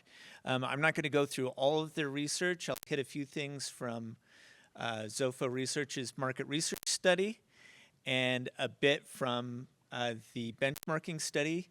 Melissa and Rob will be presenting tomorrow, though, so if you're here tomorrow, you can get the full presentation on that benchmarking study. So the market research study, we wanted something really thorough. We didn't want to just send out a survey, but rather we wanted to do an iterative process to make sure we were getting really good information. So over 3 months, 400 surveys were completed, 15 interviews, 2 focus groups. We gathered a lot of great information from it. And one of the findings that I think is probably not a surprise, but very useful, is that the cleanliness and safety of the water at Utah Lake is it says a top concern, I would say the top concern for residents. We're worried about the quality of the water, and in many ways, rightfully so. Water quality has long been an issue at Utah Lake. If we go back 50 years ago, it was far worse, and the water quality has improved dramatically, and we're continuously working on things to improve it. But this concern around water, I think, is real. However, I do want to address some aspects of it that drive me crazy, which are not scientifically based, okay? So this is from a listicle article, a listicle blog post. Now, listicle, of course, you take the word list and you combine it with the word, article, okay? So you combine it with list and article and you get a listicle. And this was a list of the cleanest and dirtiest lakes in America. And it says a new study. Now, I want to point out, if you get a Utah Lake news alert like I do, this new study comes out about every 4 months for the past 7 years, okay? This study was actually conducted in like 2017, 2018, but it's content that these websites can just keep recycling, so they do. And it says right there, Utah Lake is the dirtiest lake in the United States. So clearly, we got a problem. And right after that, it talks about these lakes in Florida that are contaminated with lead. And so we know that, we must not just be talking about dirt here, we must be talking about pollution, right? That's what this list must be informing us of. Here's a little description of why Utah Lake is the dirtiest. The title for America's Dirtiest Lake goes to Utah Lake. It has an astounding amount of TDS. What is TDS? Somebody? Total dissolved solids. Okay. Estimated at blah, blah, blah, and a high turbidity of near 51 NTU. Sulfate levels here are especially high, averaging almost 268 milligrams per liter. This likely gives an unpleasant odor. Okay, so a few things. We're talking literally about dirt, okay? Total dissolved solids is like how much stuff is dissolved in the water. And so that is their criteria here. We know that. From the last line, we also know that they haven't been to Utah Lake, right? I'm guessing that it smells pretty bad there, okay? So, but this, I think, connects with a lot of what I hear from the general public, people who go, it looks dirty, therefore I'm pretty sure it's polluted. And I just wanted to investigate that idea and maybe pack it a little bit. This is pretty clear water, right? It's probably not real obvious from photo, but this is the Cuyahoga River. And it's looking pretty clear here. Now, Cuyahoga, of course, is famous for catching on fire, right? This is why we have the Clean Water Act. When it caught on fire in 1969, people said, wow, water burning, that doesn't seem like a good thing, right? Maybe we should do something about this. Unless you think that that is an isolated incident, the Cuyahoga is caught on fire at least 12 times as recently as 2020, and I love the sign in the foreground, okay?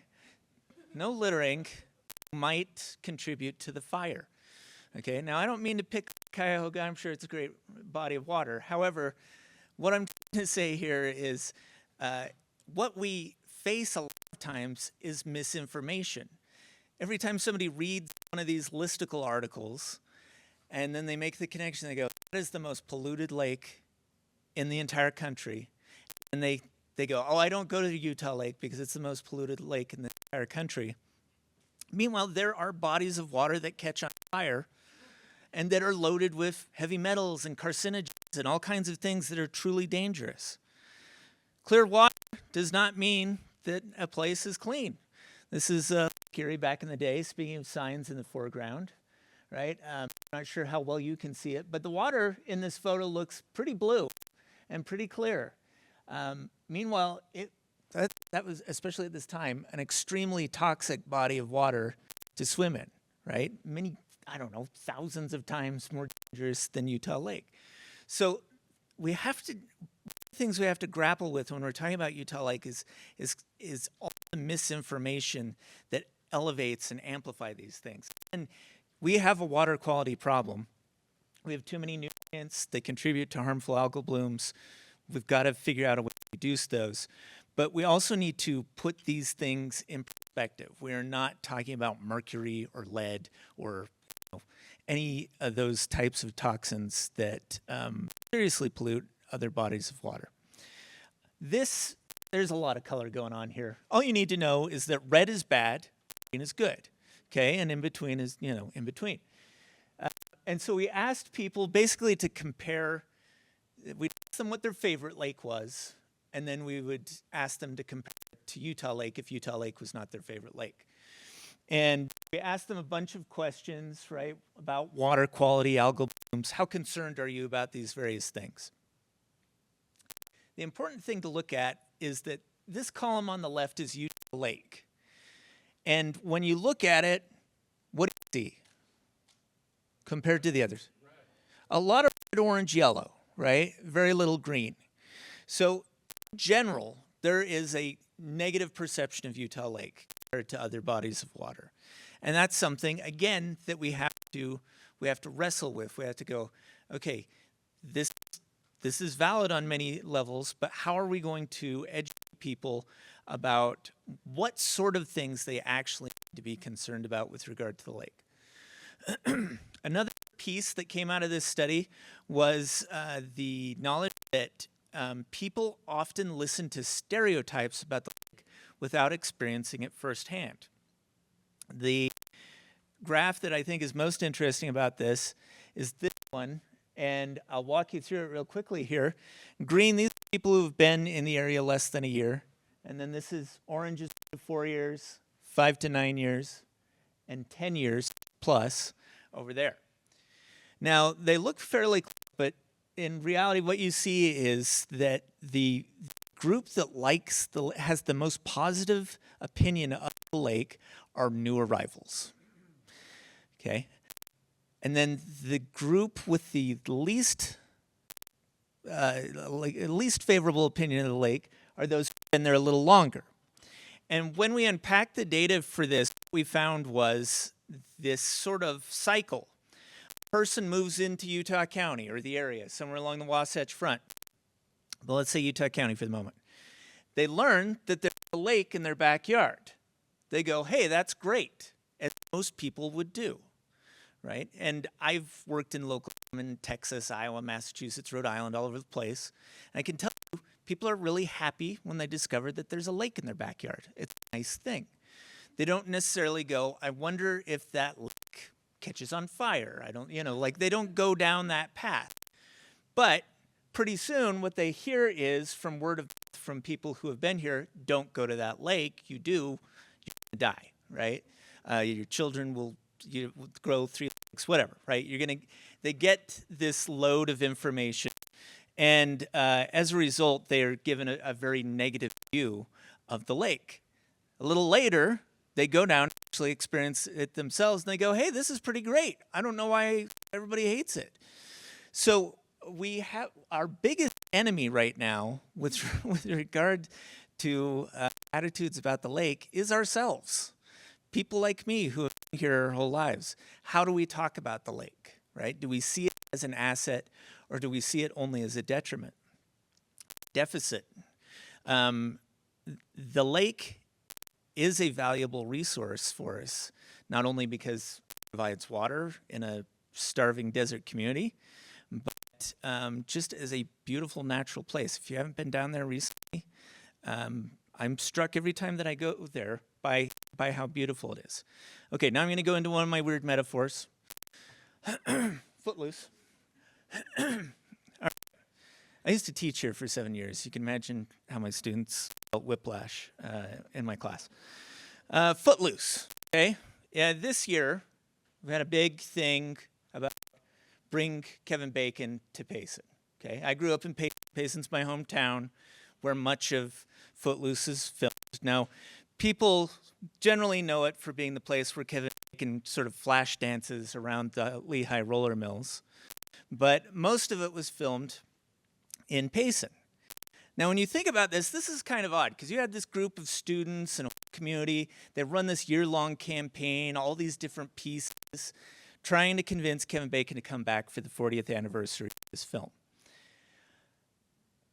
This film portrays Payson, or Basin, as it appears in the movie, shows us as, well, basically hicks who a chicken with tractors and do some sort of redneck carpooling that I don't recommend, right?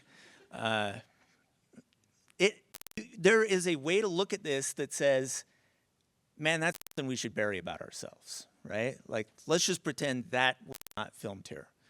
Or we go, this is something authentic. We have a story that connects here. My sister was an extra in it, and everybody in town has some connection to this film one way or another. And so they capitalized on this moment, focused on it really hard, and basically said, no, let's celebrate this thing.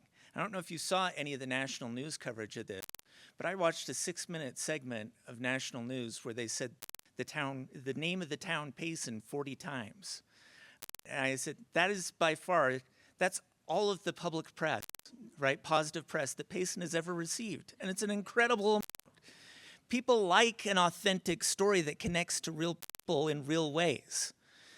This is compared to our current cultural stereotypes are built around Vivint Bros, okay, Mom Talk / The Secret Lives of Mormon Wives, and a lot of plastic surgeons in the area, okay? Of those two, I would go with the redneck carpooling thing, okay? So much so, this is so much the image that if you ask AI to paint you a picture of the average Utah Valley couple, this is what it gives you. Okay? Now, if you find that disturbing, as I do, and you would like us to be known for something a little more natural, a little less plastic, right, then I would argue that not just for me growing up down in the Lakeshore area on the south end, but if you grew up in any of these communities, Provo, Lehigh, all around here, we all have stories that connect us to the lake. It is an authentic part of who we are. It is like our rustic roots. It is our collective footloose. So I'd like to see us not run away from it, but actually see it as a very positive part of who we are in our image, and to have a sense of humor about it, which is why you'll see early next year our advertising campaign on behalf of the lake, starring a couple of Studio C alumni, which I think you will enjoy. One piece from this study that I think is worth noting is this piece right here: non-users value conserving Great Salt Lake the most. And of course, that's the case. We all are concerned about the future of Great Salt Lake. But also underneath this data that you don't see, and I talk to a lot of people, is the fact that people do not realize that the two are connected. They think that you can save Great Salt Lake without Utah Lake, which is not the case, right? Utah Lake's supplying 30% of the water to Great Salt Lake. If Utah Lake dies, Great Salt Lake dies. And that is known to almost no one, and that scares me a lot. So we have a lot of educational pieces that we need to work on with the public. I'm a public policy guy, that's what I do, and I know that public policy, the most important part of it is that public at the beginning. If people understand the issues, if they support and care about a lake, then you will have good public policy around it. A bunch of recommendations came out of this. I'm not going to go through them. I'm happy to send you the report if you'd like to see it.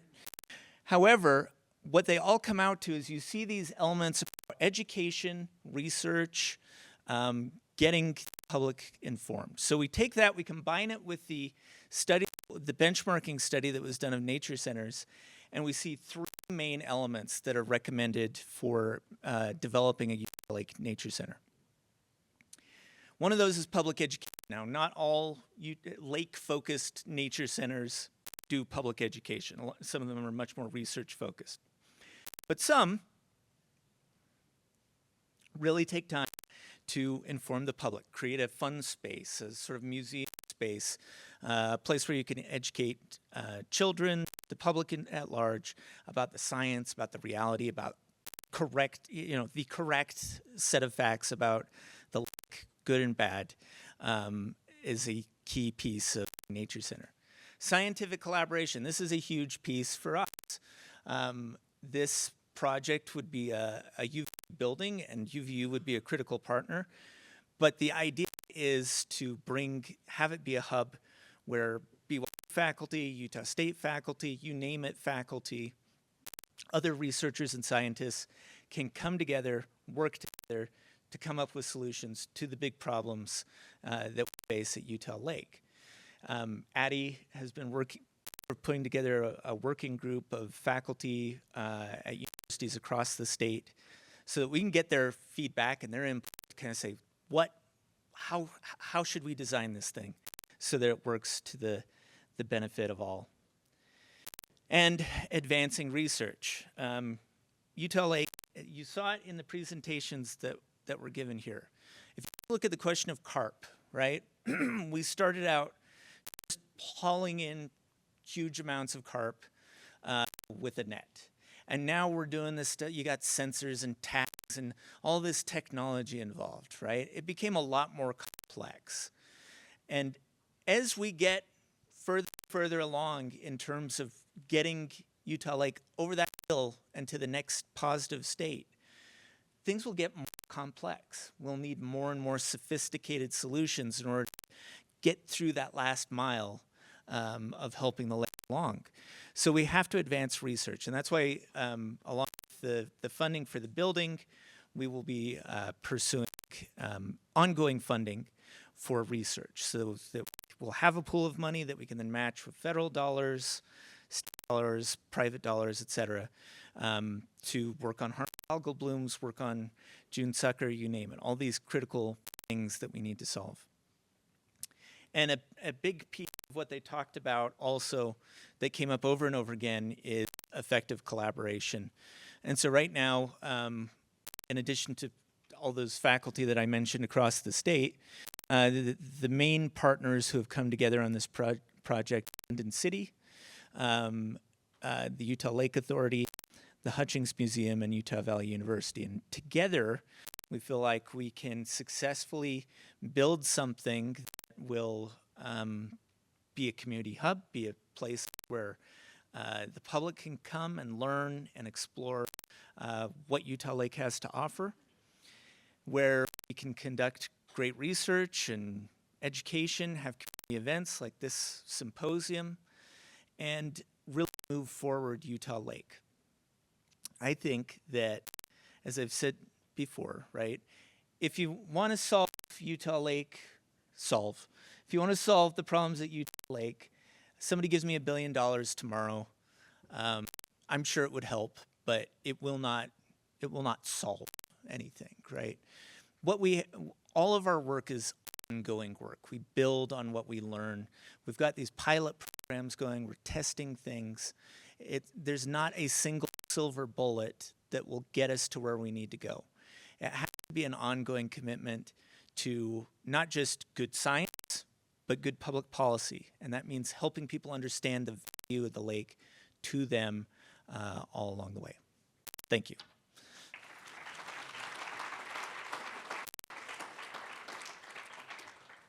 I'm gonna introduce Alex. Alex Forrest. He is the interim director of the Tahoe Environmental Research Center. Did I get it? Okay, great.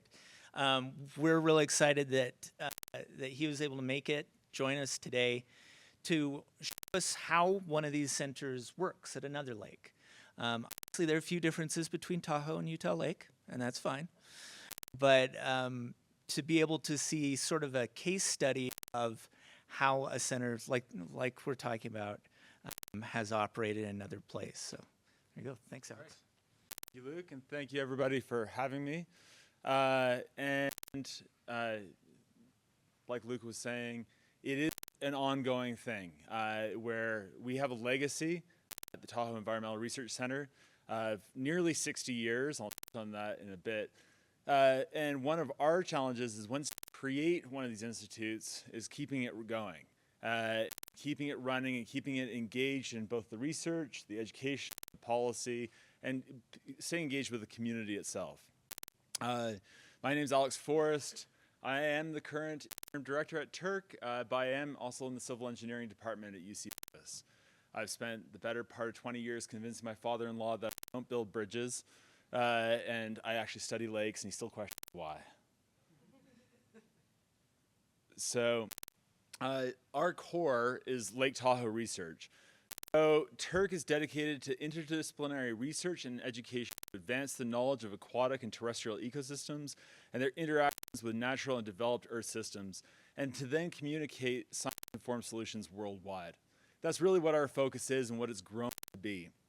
Now, we have a long legacy. I'm not sure if anybody in the room has heard of Charles Goldman.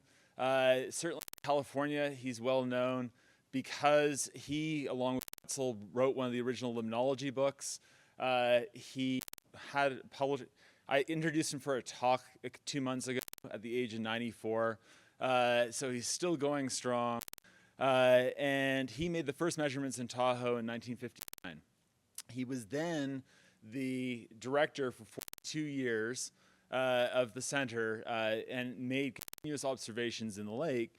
And these continuous observations are some of the longest observations we have in a lake in North America. And so really it's part of our legacy. And what grew out of that and these long-term monitoring records are irrefutable evidence of the changes of Lake Tahoe, symptomatic of lake conditions across the western U.S. and the planet as a whole. So UC Davis started small, started Charles in a boat, going out, paddling out, and grew larger and larger. So in our current configuration, and I don't have a pointer here, but the Incline Village Center was established in 2004, is located in Lake Tahoe, in the north shore of Lake Tahoe. We have our main education center and our chemistry labs in Incline Village. We have our field station and place to have a lot of engagement in terms of our terrestrial labs. We have a lath house, we have a planting site. We have multiple boats on the lake. We actually have 5 boats that we have 2 permanently on the lake, and then we have 3 others that we use to access sites across California and do work at many different lakes as well. And I specifically target this one, so this we use for primary productivity. So this is actually a radiation lab that we're going out and making measurements on the lake with that. So what is our vision into the future? So it's to continue to be an innovative center of excellence for interdisciplinary science and engineering, to look at regional problems with global scale application. This is really the challenge of how we move forward and how we bring together different disciplines. It's a huge challenge to continue that education piece, continue to engage new faculty.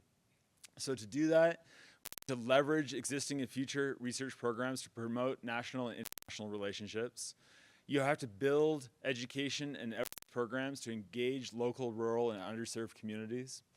We have to advance our teaching mission through the creation of new field-based learning programs for undergraduate and graduate teaching. I'm actually quite jealous of how close you are to the lake here. We have about a 2.5-hour drive between UC Davis and our facilities. So how to engage with our teaching programs is actually a major challenge. And then finally, engaging with the philanthropic community to continue to expand the reach of all of these programs. And then they all cycle back to what are our broader impacts. So I'm going to go through the research, the education outreach, the teaching, and the development, and then bring it back there at the end. So how many people have seen this picture? Has anybody seen this picture before? Certainly California people have, around Lake Tahoe. So Clinton and Gore came out in 1997, and they kicked off one of the major initiatives for funding for Lake Tahoe. So the Lake Tahoe Restoration Act, which just got renewed last month for another $130 million over the next 10 years. And so, but it all started with them. And since they came in 1997, there's been an investment of nearly $2 billion in the lake to try to control the loss of clarity and control the shifts in the ecosystem. And like Luke was saying, there is no silver bullet, and politicians hate to hear that. They hear that there's one magic thing that they can do and fix the entire problem. Instead, it's a long, protracted battle. No matter what lake or pond or ecosystem we work in, it is a long trench fight. Anyways, the core questions here have high applicability at locations worldwide. We do work, we have active research across 4 continents. We bring in projects, a lot of it is soft money, targeted at research projects. Actually, a surprising amount of our work is outside the basin. So in 2022, 2023, 65% or 64% of it was work outside the basin.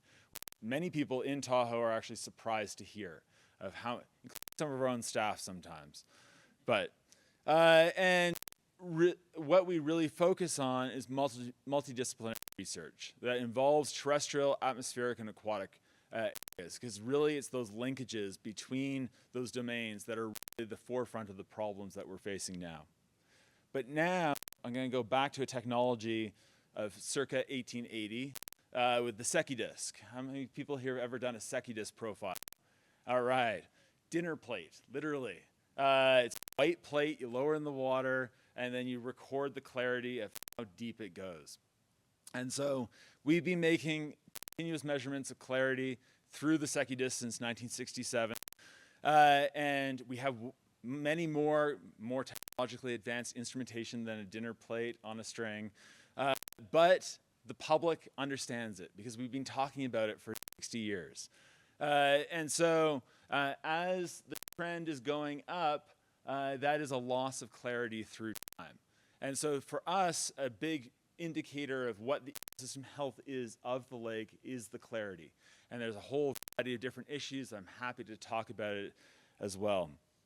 The good news for Tahoe and the $2 billion that have been invested in the last nearly 30 years is wintertime clarity is actually increasing. We're actually starting to get to a point where we're starting to reverse the trend. Unfortunately, if you look at summertime clarity, that's not the case.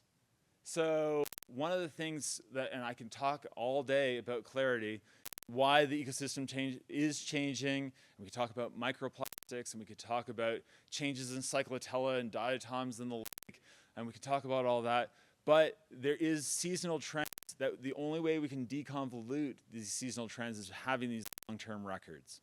The other thing for us, probably here as well, is changes to precipitation. And I'm going to start here with a record of precipitation starting in 1911 for the, this is up in the Sierra Lab that was run through UC Berkeley near Donner Pass. And you look at it and say, well, precipitation isn't changing that much. But what is changing for the lake is the amount of precipitation that's falling as snow. So this is, our snow trends are going down through time. We're getting more rain on snow events. The timing of our incoming water is changing through time. The entire state of California is predicated in terms of water delivery on snow storage that slowly releases and melts that water out into lakes through Central Valley. And if all of a sudden you're changing that, you're changing the entire dynamics and the hydraulic connectivity for the entire state. We are also seeing changes to lake stability. And so if any limnologists in the crowd that think about overturn and thermal stratification of a lake may have heard of the Schmidt stability, which is basically the resistance to overturn, the resistance to mixing. And so what you're seeing here is actually a change in temperature. So overall, the lake is heating up if you average out the temperature. And so what this is leading to is increasingly less deep mixing events. So our lake is 1,500 feet deep. It's a much different system. But if you're not mixing down, that means you're not getting oxygen to the bottom and you're getting nutrients back up to the top. And the entire dynamic of the lake is changing. We work in Lake Tahoe. We also work in Clear Lake a lot. That is a 10-foot deep lake, very similar to here, although about half the size. And that lake, the stratification is changing as well. So the physics that are driving the lake then control the dynamics of the ecosystem, which ultimately affects ecosystem function. And so this will produce long-term ecosystem change, and then coupled with anthropogenic influence will shift the ecosystem itself. It will also allow new aquatic invasive species to come and to thrive in a lake, whether it's carp or, for us, Mysis shrimp that was introduced in the 50s by Fish and Game, or other things like Corbicula fauna, which is the Asian clam. These are all species that get in. These are animals, also plants that get in, as we've been hearing about this morning. So, if anybody's ever seen the Keep Tahoe Blue sticker on somebody's bumper driving through Northern California, this is the League to Save Lake Tahoe. When you see this sticker, this is what you think of for Lake Tahoe. So clear, blue, nice, beautiful sand. This was taken in '83 in South Lake. This is the same location taken about 5 or 10 years ago. So really, this ecosystem starts changing. You can see dead clam matter. That dead clam matter then changes the chemistry of the water, which then allows periphyton and metaphyton to grow. So then the algae starts growing in the lake. So our long-term vision for research is that our core legacy is rooted in Tahoe, but we continue to expand worldwide. We do have a challenge with NSF in terms of limnology. There's no direct portfolio in NSF that supports limnology studies. And this is a major challenge for limnologists that have to go and continuously seek funding in different areas, in different arenas. And so whether or not that's state level, federal level, DOE, we continuously strive to find new locations to continue to fund this. We also have to continuously fund and collaborate with centers in UC Davis and across the basin. So in the basin, we have the USGS, we have the University of Nevada, Reno, we have DRI, the Desert Research Institute. These are all collaborators in many of the things that we do. And then we have to advance the frontiers of all of our fields, the ecology and the engineering. And then finally, multidisciplinary work allows continued engagement with new faculty. So education outreach, Luke touched on this as well. And this is something that we've really prioritized. And it would stress this for any center. Education outreach and communications, having a communications director to communicate what we do to the public. So on average, our education program engages 4,000 K through 12 students each year. This is pretty good for a staff of 2 on our education team. And we have an average of 11,000 visitors each year through our center in Incline Village. And we've recently opened up a series of satellite education centers within our visitor center network in Lake Tahoe. And in fact, the person I was sitting next to this morning said, I was at the one in Tahoe City this summer. And that's great because that gives us much more foot traffic coming through and seeing what we're doing. And we have to also develop new displays that are mobile and highlight projects outside of the Tahoe Basin, gets it into classrooms, gets it involved with kids. And we have to engage with Native American and First Nations people, whether or not that's the Washoe of Lake Tahoe or the Elan Pomo of Clear Lake or the Inuit that I work with up north for part of my work in the Arctic, studying Arctic lakes and how fast they're changing. We're also starting to develop new teaching tools to continue the legacy of those started at Tahoe. Now, I'm not sure if anybody's ever played with the sandbox the watershed sandbox. Has anybody ever played with one of those? So it was actually started at Tahoe through an NSF program through our center. And we've just passed about 4 years ago Sandbox 1000 nationwide. So really it's these programs we have to continue to grow. But some of them are small. And this is probably the worst acronym I've ever come up with for a project. But this was the Nevada STEM Underwater and Aerial Vehicle Computer Science Institute. So this was a program that we ran through our center for 2 years, trying to engage STEM teachers in Nevada. And so we had it as a development for them, that they would come, and then we'd develop lesson plans that they could take back into their classroom to engage in underwater research and basically teaching underwater lessons. So by the numbers, COVID was bizarre for all of us. So you sort of see the trend through time. Then you COVID hitting 2020, all of a sudden all of our numbers fall through the floor. It's a problem with running an education center that involves direct contact. But we're starting to see those trends start to come back. And one of the things that we need to start developing more are workshops to try to grow that. And again, I like the vision that Luke highlighted in trying to get the symposiums, to get the workshops, to get that engagement, to get the kids through. These are all part of how we continue to engage with people. And tribal engagement. So these are some of the key partners that we have. So Pyramid Lake, which is down outside of Reno, where the water Lake Tahoe flow out through the Truckee River down to an Endorheic Lake, a lake that's terminal. It ends there. Big Valley Rancheria and the Elm Indian County. Both these are at Clear Lake, where we work a lot in terms of harmful algal bloom notifications and alert systems, and we engage directly with their science advisors. And then the Washoe people. And it's more than just acknowledging the use and stewardship of their lands. And although that is critically important across all areas where we're doing research, but also to engage them with what we do in a meaningful way so that they feel heard. That's something that you hear over and over when you talk with them, that they don't just want to be acknowledged, they want to be part of the process and to give back to there. And to also transfer what we do to them. So this is actually working, this weird institute name. Pyramid Lake, where the elders from the tribe came out one day and they were trying to give words to what we were doing because what we were doing they didn't have words for in their language. And it's actually one of the most enjoyable days that I've had of just trying to engage in a one-on-one sort of way.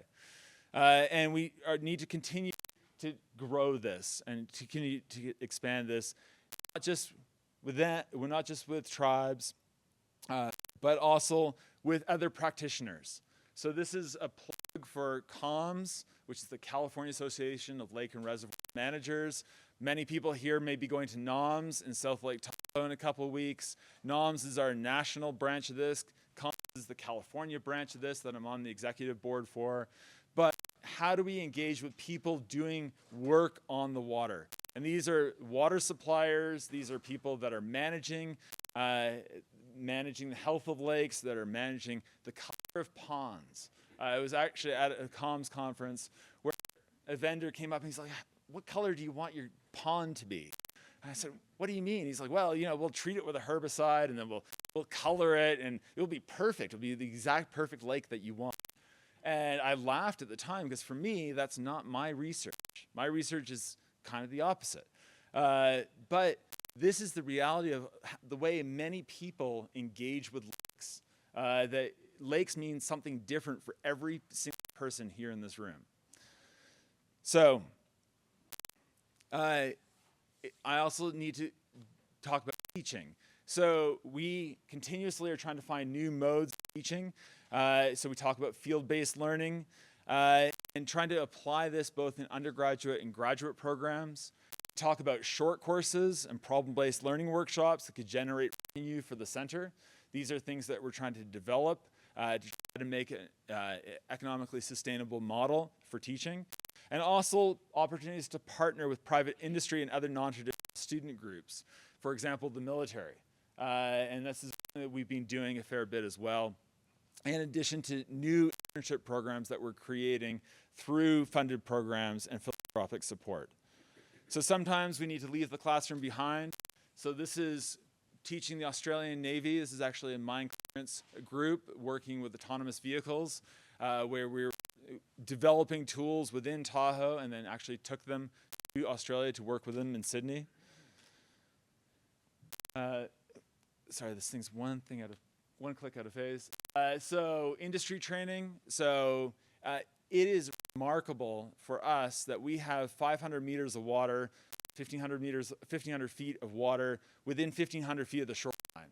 And for industry to come out and do testing of equipment, that's an amazing thing for them. And so we've actually partnered up with industry, with suppliers to come out and demonstrate. It's also very charismatic. People love getting pictures of their equipment in Lake Tahoe. There's a lot of interest in doing that. And graduate and undergraduate programs, bringing students into the field, engaging them, creating a lifelong desire to protect the lake, and continue to grow what we do. So I don't include COVID times in this, but by the numbers, we're looking at different demographics that we engage with in terms of faculty, postdocs, grad students, undergrads. We have a youth science institute, which is an after-school high school program where students come for 12 weeks, once a week, to engage with different faculty members. High school students where we go directly into the high schools. And we're looking, this is the number of days per year that we're getting contact time. So nearly 7,000, between 2,000 and 1,500 days per year, total over 5 years of nearly 7,000 days. And finally, I wanted to touch on development. And this is something, as a Canadian, that I feel always kind of awkward engaging in the development space, and I've had to go for development training. And it's not something that naturally comes to me, but it's critically important in terms of engagement. So work depends heavily on philanthropic support, and whether or not it's trying to raise funds for a new building, a new boat, a broken digester in the chemistry lab, whatever it is, we lean into our philanthropic community. And so our goal is to create the next big fundraising challenge for us. This involves the revitalization of our research infrastructure. That's vessels. Currently, our vessel that we have is a 1976 diesel salmon trawler. It needs to be updated, partly because it's really slow. But all equipment, the equipment that we have on the boats and in the labs, and facilities, the buildings, the residences, these are all essential. But campaigns like this require careful donor stewardship. But the location attracts people. It attracts the passion of people. If people give, we have to make sure we recognize them and follow up and make sure that they feel that they are contributing and engaging with that. So to do that, in 2018, we created the Tahoe Advisory Board. This is a group of private citizens from around the lake that have gotten engaged. They don't necessarily influence the science, but we report back to them to try to make sure that they're feeling that they're part of the process as well. I glibly put this picture up of the Tahoe Advisory Board. So this is after what we call the Turk circumnavigation. If people haven't, if ever want to come out to Tahoe in June, we do a kayak circumnavigation in 8 days. We do the 116 miles of shoreline and paddle it all. And our fearless leader in this, I don't even think he's in the picture here. Yes, he is right here, Scott Fitzgerald. He just turned 80 this year and paddled the whole thing. So it's been a great fundraiser, and almost everybody here in this picture is the board. So the investment through time has been increasing. We've just gone past $1 million from donor support we get for the lake and get for the center, and we want to continue to grow this through time. And then finally, what I like to call extreme citizen science. We have a donor who owns a helicopter. So we're actually doing near algal surveys with him now that he comes out with us once a month and flies his helicopter for us. This is a form of donorship. We also have these real-time instrumentation that we put all around the lake. So we have 10 stations like this that for $50,000, a donor has bought the station, bought the instrumentation, provided a dock with power and internet that we can connect to, and then we have these real-time stations that are reporting back live on our website of water temperature, wave height, etc., that all feed back into the system. And I'm quickly running out of time. Student successes, we continue to strive to deliver student successes, whether or not it's master's students, to the postdocs that we have, the project scientists that we have, to the newly created paid internship program that was provided by donors and donor funding. So now we have 6 students through each summer that come through on a summer internship program.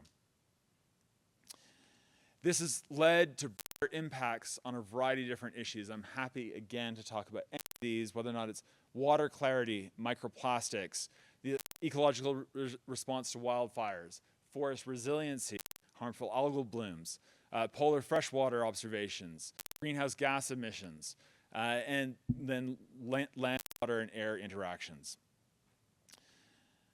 And this has led to breakthroughs worldwide, including the pioneering use of autonomous vehicles for lake research, monitoring the impacts of wildfires on lakes, developing new drone survey techniques for harmful algal blooms in the near shore, a largest lake instrumentation program in Patagonia based on the model that we created in Tahoe, contribution to nature papers and many other papers that we continue to grow in the last 5 years. And then finally, policy development and impact. So we have representation on the bi-state Tahoe Science Advisory Council, which control policy around the lake. We contribute to the governor-appointed Clear Lake Blue Ribbon Committee. So this is control lake quality health. Scientific leadership, the Chile Lagos Limpios program. Advisory on the UC Davis Chile Center. Development of policy for zebra mussel spread in southern Quebec, advising the U.S. Bureau of Reclamation on Asta Dam. And right there, I said that to my father-in-law, he's like, do dams. You are a civil engineer. And then development of new tools for Antarctic exploration. And so before I finish up today, for those of you that know Walter Munk, he had, like Danny DeVito, a publishing record of nearly 70 years. He published his last paper at the age of 98 from Scripps. He was a physical oceanographer. And he said advances in oceanography are dependent basically upon new kinds of instrumentation.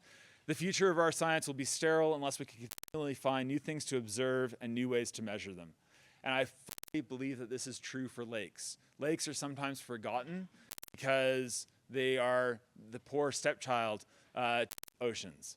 But they are critically important. Fresh waters are critically important for our function and for ecosystem function and our health. So with that, I just want to acknowledge all staff, students, and people whose dedication and passion for their work makes work possible, but makes lake studies possible. We are an underfunded industry, if you want to call lakes an industry. And so the people that do it are amazingly committed to being there, to being here and helping grow these systems that we have. This was actually one of our, he worked for us for 40 years, and this was Christmas Day, because that was the day that we had a rain event. And so he put out sediment sampling on Christmas Day in his waders that leaked, and still comes back post-retirement to help out periodically in the field. It is an amazing dedication that people have. So I'll leave it with that with any questions.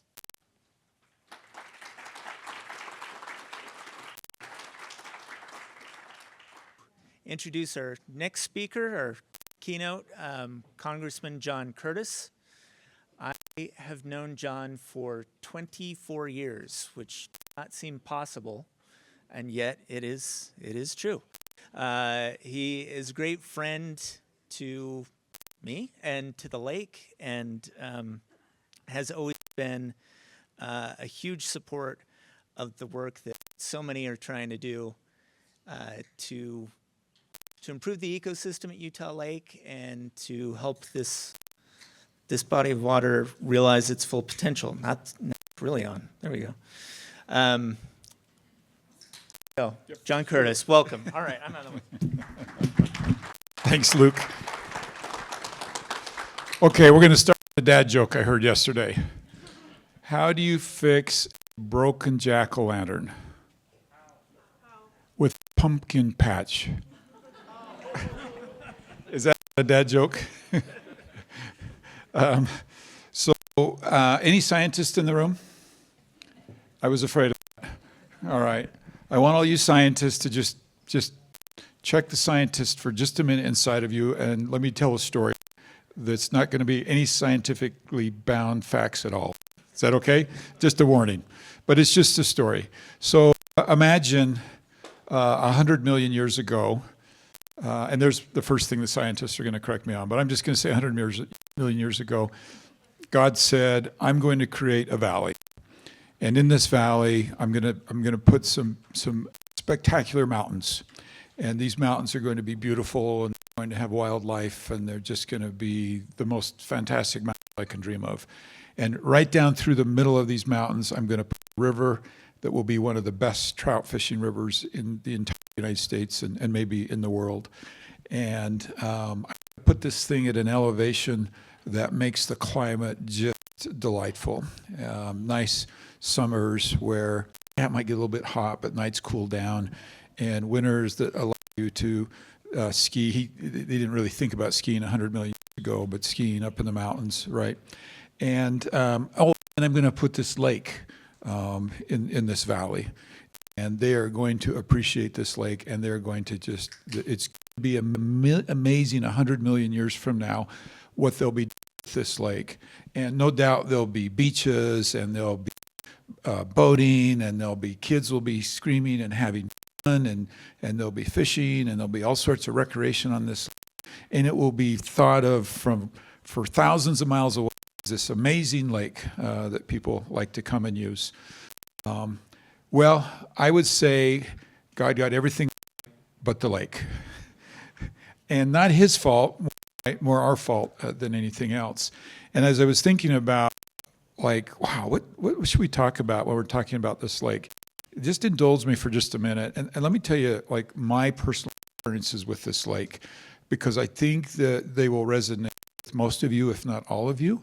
And that is, first, as a young man, I grew up in Salt Lake City, and I came down to the Lake State Park.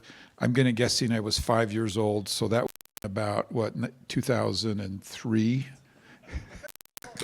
Right? Pam laughs, she knows. It would have been 1965. And my uncle was part of the Provo Rotary, and they literally had an airplane for their Provo Rotary party that would take off, fly people around the lake, and then land again. And that was the first time that the lake was ever in my consciousness. And then not too many years later, my father was an avid boater, and I had, there was this lady that I thought was really, really special. I asked her to go water skiing with our family, and my dad took us down to Utah Lake. And my dad, who has since passed away, was a little bit of a jokester. He thought it'd be really funny to take us, water skiing together, and then when we dropped, not come back. And so he was out in the middle of the lake with a young lady by the name of Sue, who today is Sue Curtis, and it's there in the lake to get to know each other a little bit better. And then years later, we would move to the valley, and our family would buy our own boat, and we would go out on that lake 15 minutes away from our home. And as you well know, could almost be out there by yourself, even on July 4th, feeling like nobody was there. And I ran for the mayor of Provo, and I had this platform that was the thing that stood out to me the most, is the very most important, was that we were going to put a beach at Utah Lake. And it was going to be the type of beach that 100 million years ago God would have thought that we would have here. And if I don't know what it is today, but when I was mayor looked at me up on Wikipedia, it would have said, and he's going to put a Utah Lake, because that was such a prominent part of my campaign. And there was a time when we actually were in discussion with the state about trying to have Provo City take over the state park, because we envisioned what that could be for people and recreation. And it's not that it's not, but that we all know that it could be so much better. And then it was a couple years later when we started learning of restrictions on Provo City's discharge into the lake, because it was thought to be causing algae. And I remember as mayor saying, okay, so let me get this straight. You want me to put in $100 million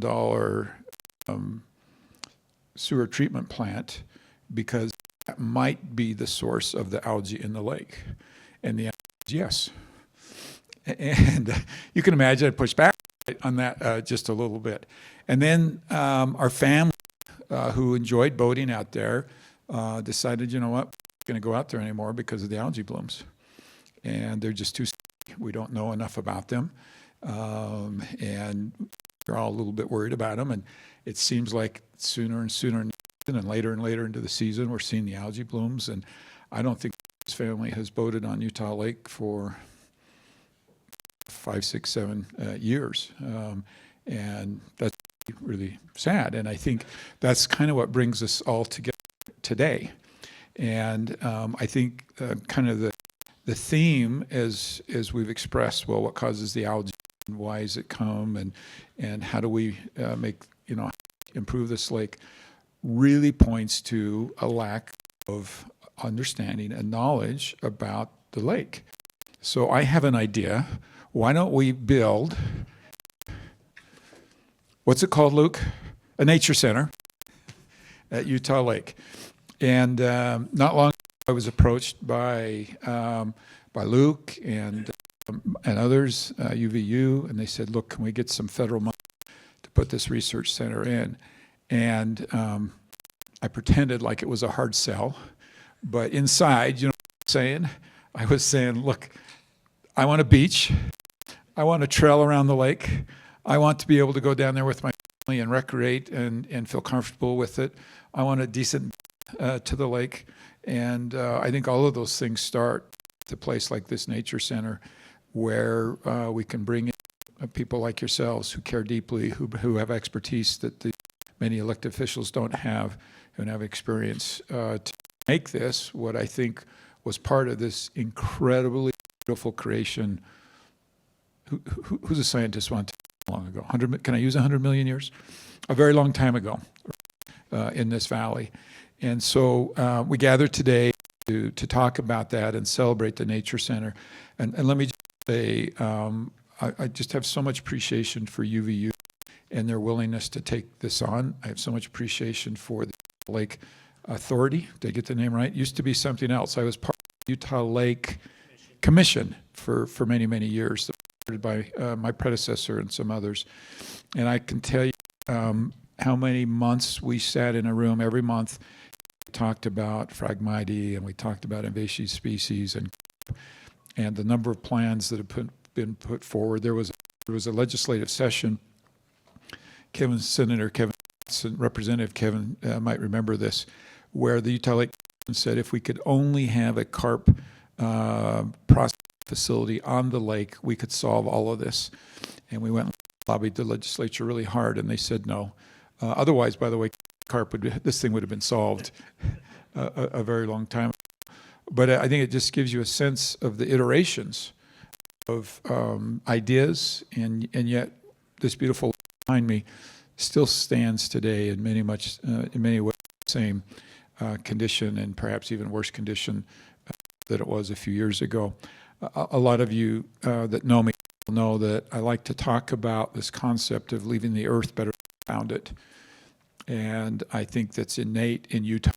And I think that, quite frankly, I think it's innate in human beings. But especially those of us who have lived here in Utah, who love the beauty of our area. I think we all have this desire to leave the earth better than we found it. And I think our mission with the mountains and the river is to basically just make sure it's preserved protected, but our mission with the lake is to somehow bring it back and restore it.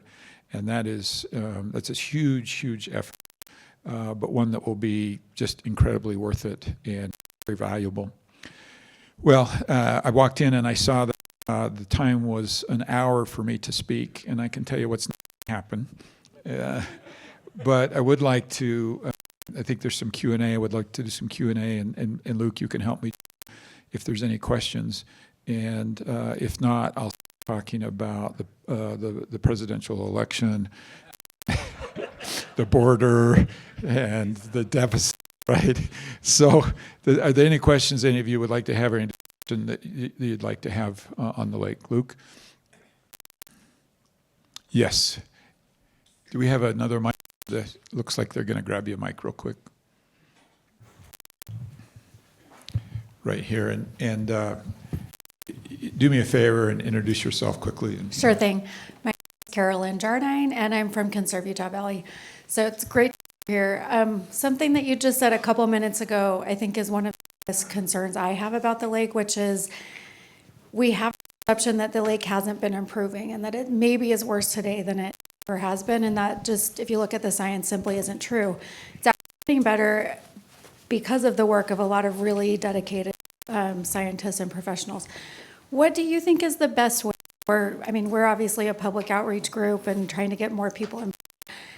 What are some of the best ways that you can think of that, all of us could come together to help people understand the progress that has been made, so that we're talking about the progress we really need to make instead of the perceived progress that we need to make? You are right, and I will alter my speech in the future to address that, because I think that's very important. The Utah Lake Festival, that's under your stewardship. I would go big, right, on that. It's such a wonderful opportunity, and yet, I don't know, Luke, how many people do you get there in a year? How many people do we get there in a year? Yeah. Okay. So I would tell you, start. Because, and somehow taking that on steroids, I'll tell you, for me, it's algae blooms, right? And I think when I kind of my head that it's getting worse, it's the not understanding the algae blooms and not understanding when it's how safe they are, how dangerous they are, how do I avoid them if I'm going to use the lake. And I think I know I would say my peer group of just recreationalists, it's algae blooms. And I know there's a system of alerting people, but maybe a better system, something that people feel more comfortable with and is easy to get, would be helpful. I have more dad jokes. Oh, okay, over here. Hi, I'm Stephen Wolf. I'm with Utah Parks. You're talking about education. One group that they love the stories published on Utah Lake. The people that recreate the lake, our boaters and our fishermen, they love it. They don't want people to know that this lake is a gem. They really don't. You communicate with them and they don't want people to know. They love this being in their back pocket. So how do we look at enrolling those people in sharing the message that this lake has come a long way? I grew up on this lake. I've been going to it since I was a kid. The algae blooms have always been here. They've always been in a lot of lakes in Utah. Learn how to navigate them. How do you get people who use this as their private little playground to start sharing their good experiences with the rest of the public? Change that perception. That's a good question. By the way, I feel about our ski resorts. It's like we just stopped telling people how good the skiing is because we're using them today. Here's the reality of Utah Lake, and I think you see this obviously, is the abundance mentality. There's a lake here, and like I mentioned, I've been water skiing on North, and you can't see a boat for hundreds and hundreds of yards many times. There's a lot of lake here to enjoy. I don't know how to change their attitudes other than to say, hopefully, we too would like to bring resources to this lake to get fewer and fewer carp and to have fewer and fewer algae blooms and things like that, and realizing that the more people use the lake, the more resources that we're going to be able to bring to the lake. And it's a very big lake. You know, I mean, look at that out there.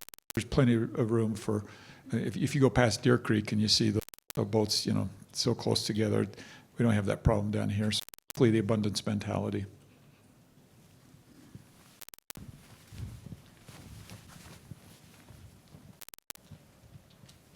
By the way, Luke, you chime in if you have any thoughts, please. Okay, I'm Bennett Cookson, and I didn't realize that carp was such a big, they talked about it a lot today, and I guess people produced it for food and nobody wants to eat it today. Is that the case? But you said there was, and also I guess they're trying to get out of there, but there's no, they just have to take it to landfill because there's no processing plant. And you mentioned that there was a possibility of a processing plant at the lake. What that you just mentioned in your opening remarks? Yeah. Is that a possibility? And I think years, and this has probably been 10 years ago. I'm guessing in time. I don't remember if anyone remembers more than that. That was the plan, and we approached the legislature for the funding to put a processing plant in. It was the thought at the time that the revenue, right, that would come off that it would actually be profitable, and it died. And Luke, I'll let you kind of with the current status. Yeah. So part of the problem would be with trying to build one now, just like where we used to remove the carp with seining, with just drawing in big nets. After a certain point, that didn't become efficient. It was no longer efficient because we had taken out enough carp. And so there is the more success we have, the less certain things make sense. So at the point where we're running out of carp, we don't need a carp processing center anymore. A decade ago would have been very helpful. But at this point, it's probably not the best investment of funds.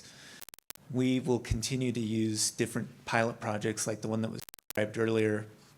We'll keep working on different methods to get the carp out of the lake as efficiently as possible. But, you know, things, as we pull carp out of the lake, as we Phragmites, the situation changes. It's dynamic. The lake is very much alive, right? That's in a lot of ways the strength and the weakness of the lake. It's a hyper-eutrophic lake. It's got a ton of life in it. And so as we've removed carp, carpers don't necessarily stay down. They're like dandelions. They'll roar back. But the size of fish overall in the lake has improved, and that includes sport fish, which is nice. Then the health of the overall fish population, including the June sucker, improved. So it's everything that we do is dynamic. We make some progress on carp, and then some new issue arises, and we got to change the way that we are removing them.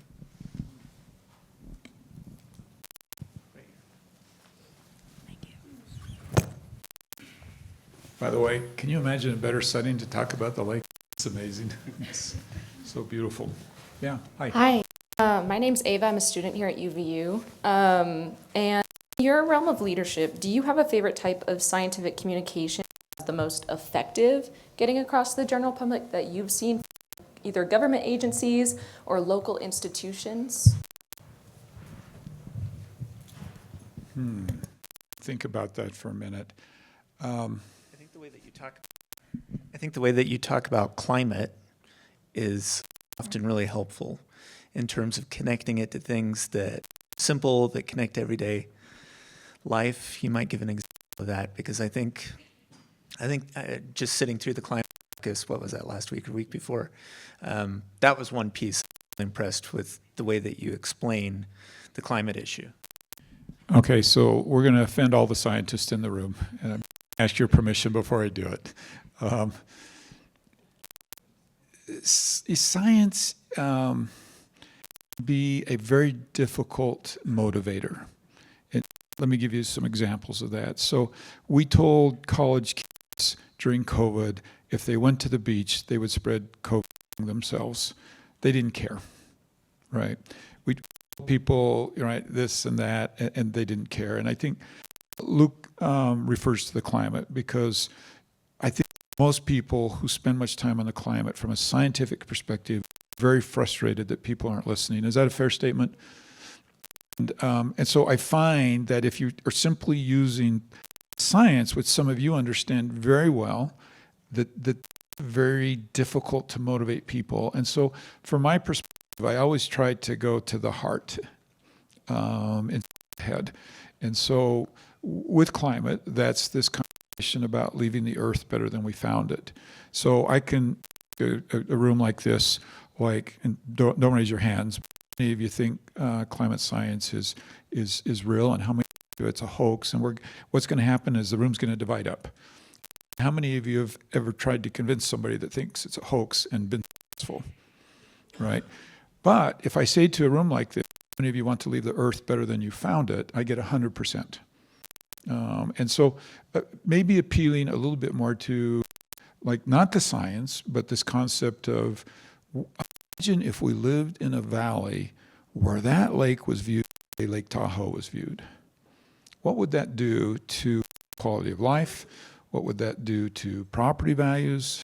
Now I'm kind of with this gentleman here, like, I'm not sure we want to know that, right? But I mean, so I think that's what I encourage you to do. Is, I know sometimes it's hard to get into the head of, it's not a scientist, but it's usually the heart. And imagine what that would do for my grandkids. I had a lake 15 minutes away where I could take them to play and on a beach, recreate, and that's what I would do.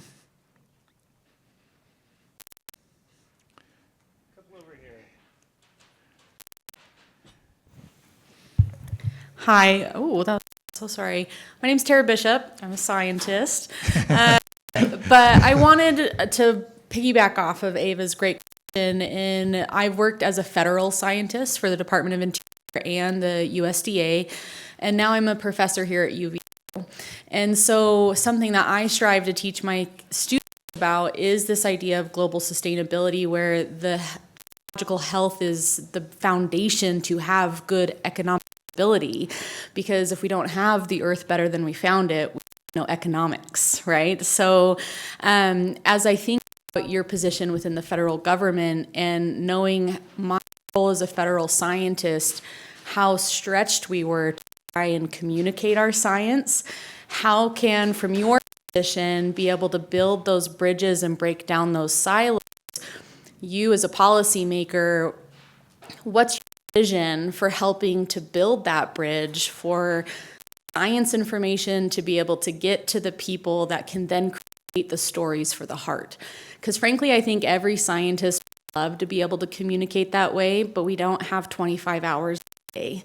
And so we have, expertise in various areas. So from your perspective, what does that look like to be able to bring together all of these amazing people to communicate the science so that the stories of the heart are relevant and good information? Yeah.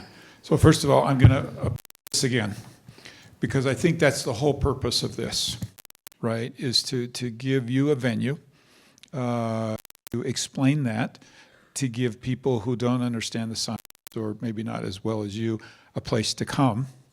And so, I'm going to plug this again as a huge piece of the puzzle. And to kind of your question from a policymaker, what I think is to try to facilitate the coming together of, and I want to be really careful here. If I say your world, our world, I don't mean to imply that somehow they're not the same world.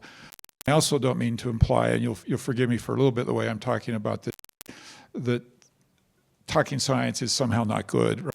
I don't mean to imply that at all. And I'm so grateful that you understand things at a level that I don't, and that you are always amazing at explaining it. I think I'm kind of referring to the next lap or the next mile, if that makes sense, is how do we do even better? And so without really and cautious to say, look, I love what you do. I love the way that you do it. How can we do even better and get to the next mile?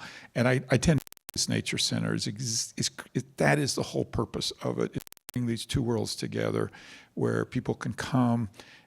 You can build displays in a way that somebody can touch and see. You can explain things in a way that you get longer to explain than just a tweet, if that makes sense. And so I really think this is magic. And really, really important to the valley.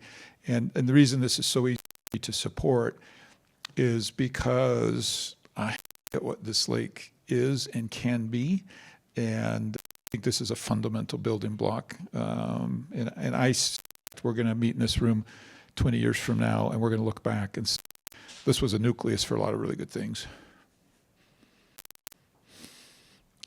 Yeah.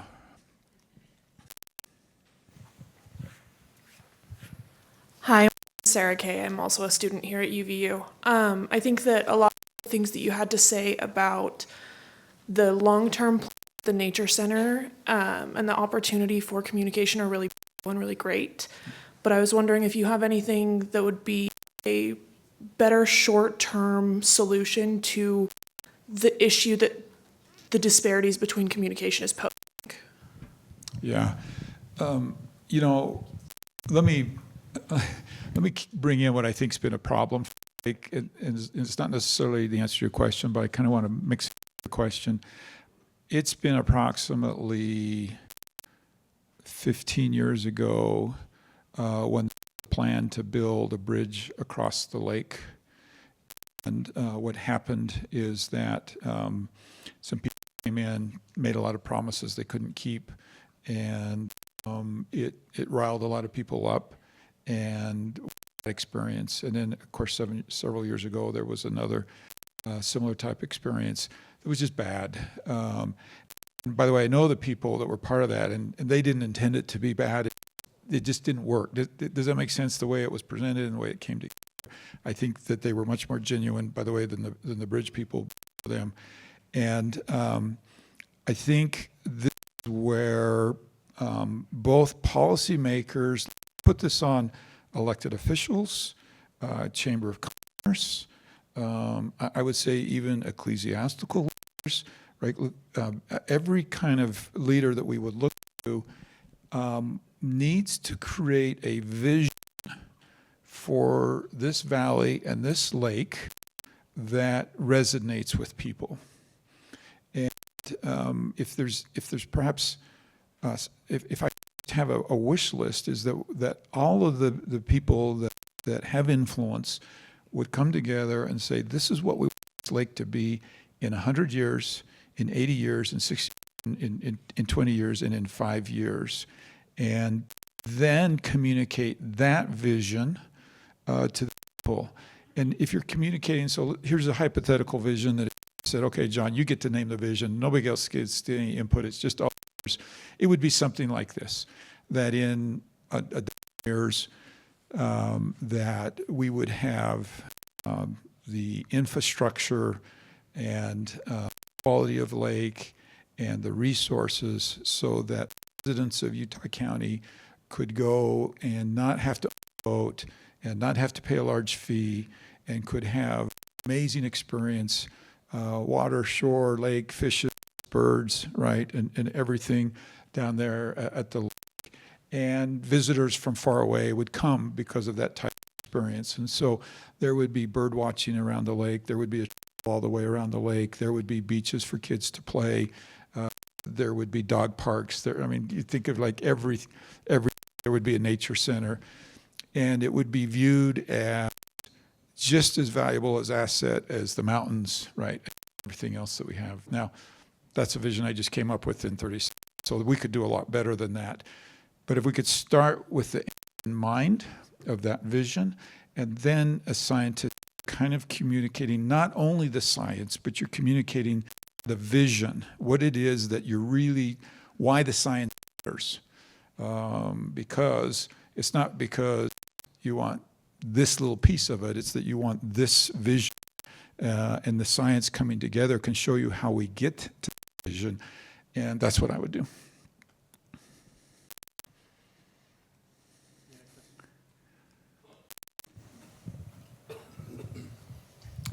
Hey, I was wondering if you could tell us a little bit more about the beach that you were planning on, and was it met with opposition, or did it stall, or yeah. You know, so the beach in my mind was not too different than what I just explained. Does that make sense? And we actually had when the I call it the West Side Connector. I know it goes by a different name now. It starts over there by the Home Depot and comes around to the airport. There was a moment where I had a little window to build a place to come off of that road, do some bird watching there in the wetlands, and have a little place there for that. And we didn't have the funding, and we missed it. And there was a long discussion with State Park about taking that and that the type of beach that I just explained, but we didn't have the funding, and we missed the moment. And I think why it never really took off was felt like I was the only one that had the vision at the time, and I know that's not true. I don't mean to say that's true, but that's what it felt like, and that I just didn't have any resources. And the reality of it is, this lake is going to need the resources of the state government, of the federal government, of the county government, of the cities that surround it. I don't know, Luke, where you are in conversation about this, but the reality of it is, if I could be king today, every home that discharged into it would pay $0.25 a month, 50 cents a month, and that we would be building up a fund so that we had a little window. Well, good. We an easement on a trail here, but it's going to cost a little money, and we'll get closer and closer to that trail around the lake. We could jump on it, and that's kind of what this guy's job is, and it's a hard job, right? But I have a lot of confidence in him, and I have a lot of confidence in the room, and it's great to have the university as a partner because the resources are coming together. And I don't see any of our county commissioners here, but I think they would. They are in on the same objective and the same goal. And our state legislators, we have some here today. They have a lot of priorities pulling at them, but I think they see this, and particularly the legislators from this area, as a priority, and we need to do a good job of elevating that all the way up. For governors here, and he's a huge advocate of the lake. You were really part of putting that Utah Lake Commission together originally. And there's a lot of resources that we have that can make this a statewide priority. Clear over here. I think I can get, okay. By the way, great to see you here. You're the best.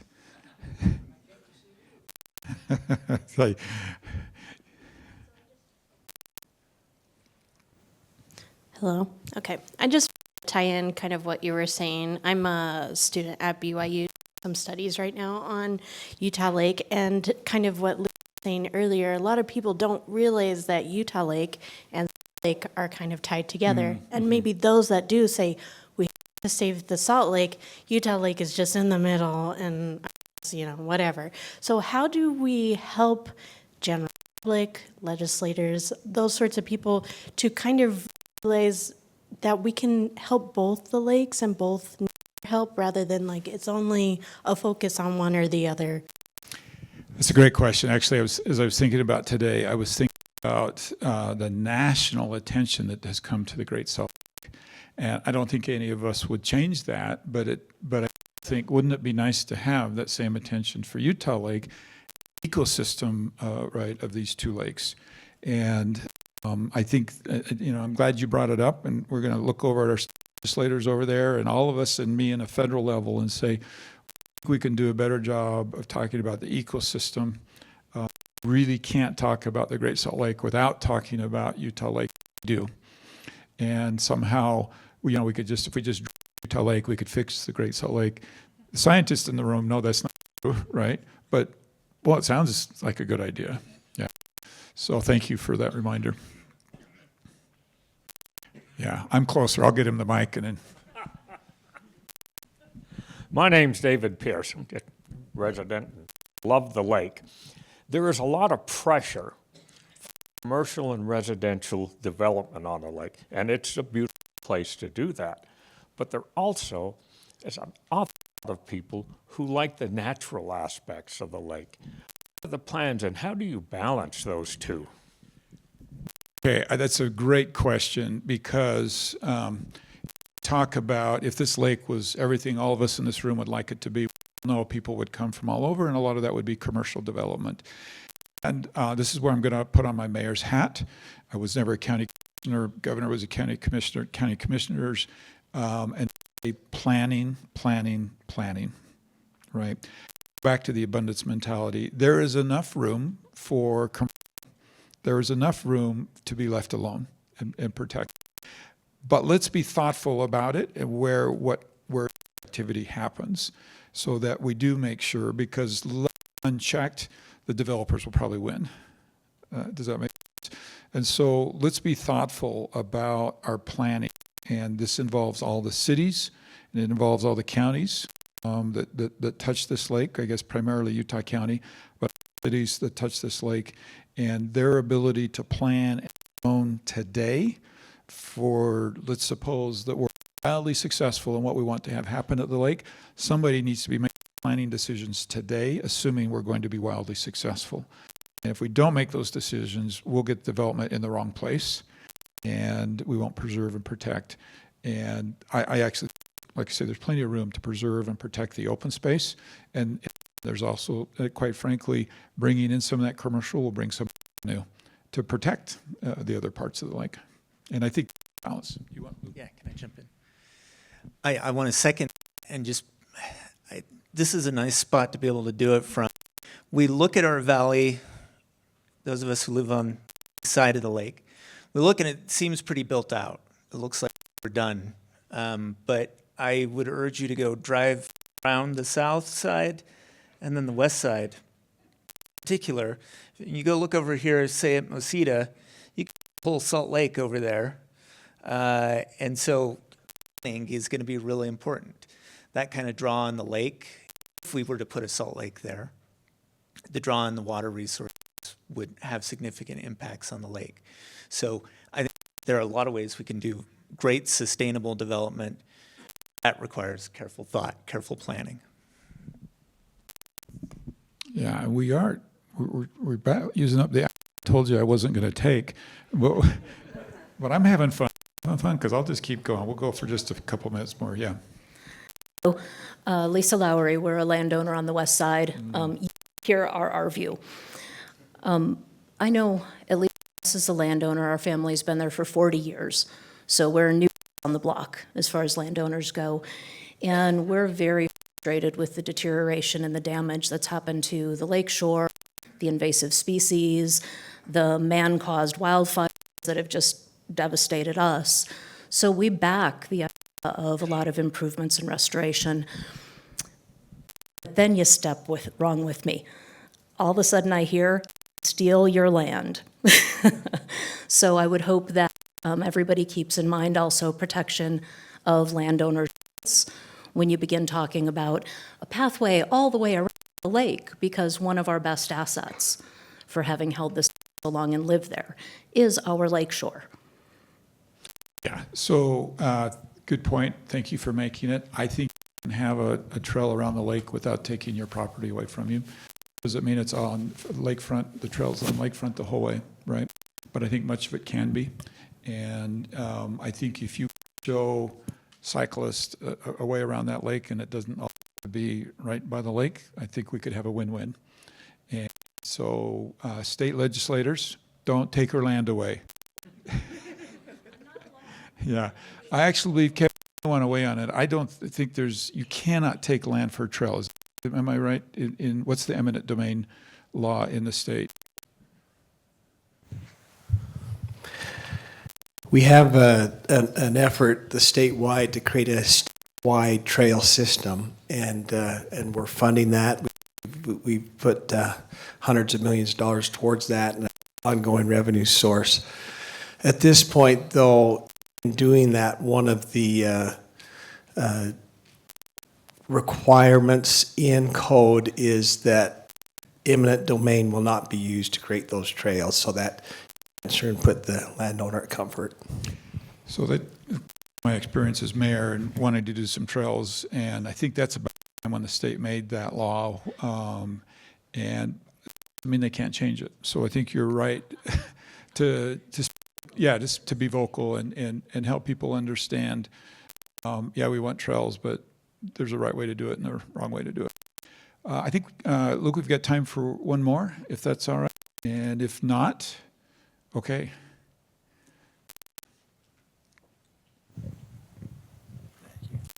I hope you had a really hard question for Luke. Oh boy. Maybe, I don't know. Carlos Garcia with Provo City. One of the responsibilities of the city is to ensure within its jurisdiction that no serious amount of pollutants go into Utah Lake via construction, stormwater, things like that. What do you envision the government's role in getting Utah Lake to where we want it to be? Luke, I'll answer that, but I'll let you, I'm sure, focus of yours. Sure.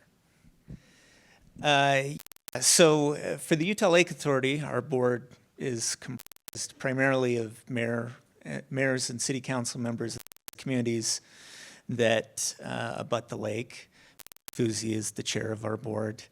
And I think that's a really great design that the legislature gave us, because it allows us to stay constantly in connection with these communities. I don't think there's one single thing. If you've heard me earlier today, my common refrain, there is no silver bullet, and so there's one thing that I would say that cities can do, but the openness and willingness of these communities to work when we're trying to conserve this land over here, treat these phragmites over there, whatever the case may be, is beyond helpful. So that's what I think makes Utah Lake able to do its job, is that we have great cities that we work with, and they want to work with us for the betterment of the lake.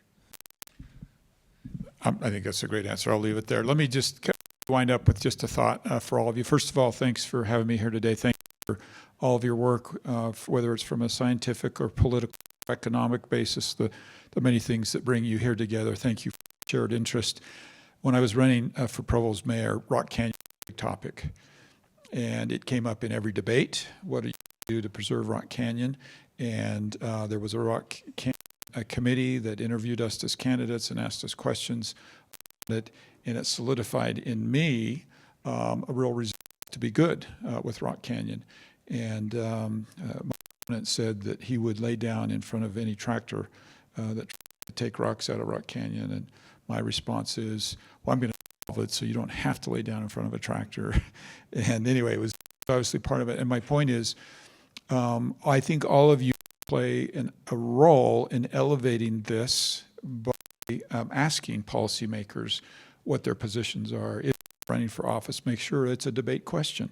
What would you do with the lake? Would you support the commission? Would you support the science? Would you support and your plans? And I think if you do that, you will plant in the head of these officials that this is important, and that you will be looking for accountability on that. And I just tell you, it's my experience that those types of questions are impactful to makers and can make a difference.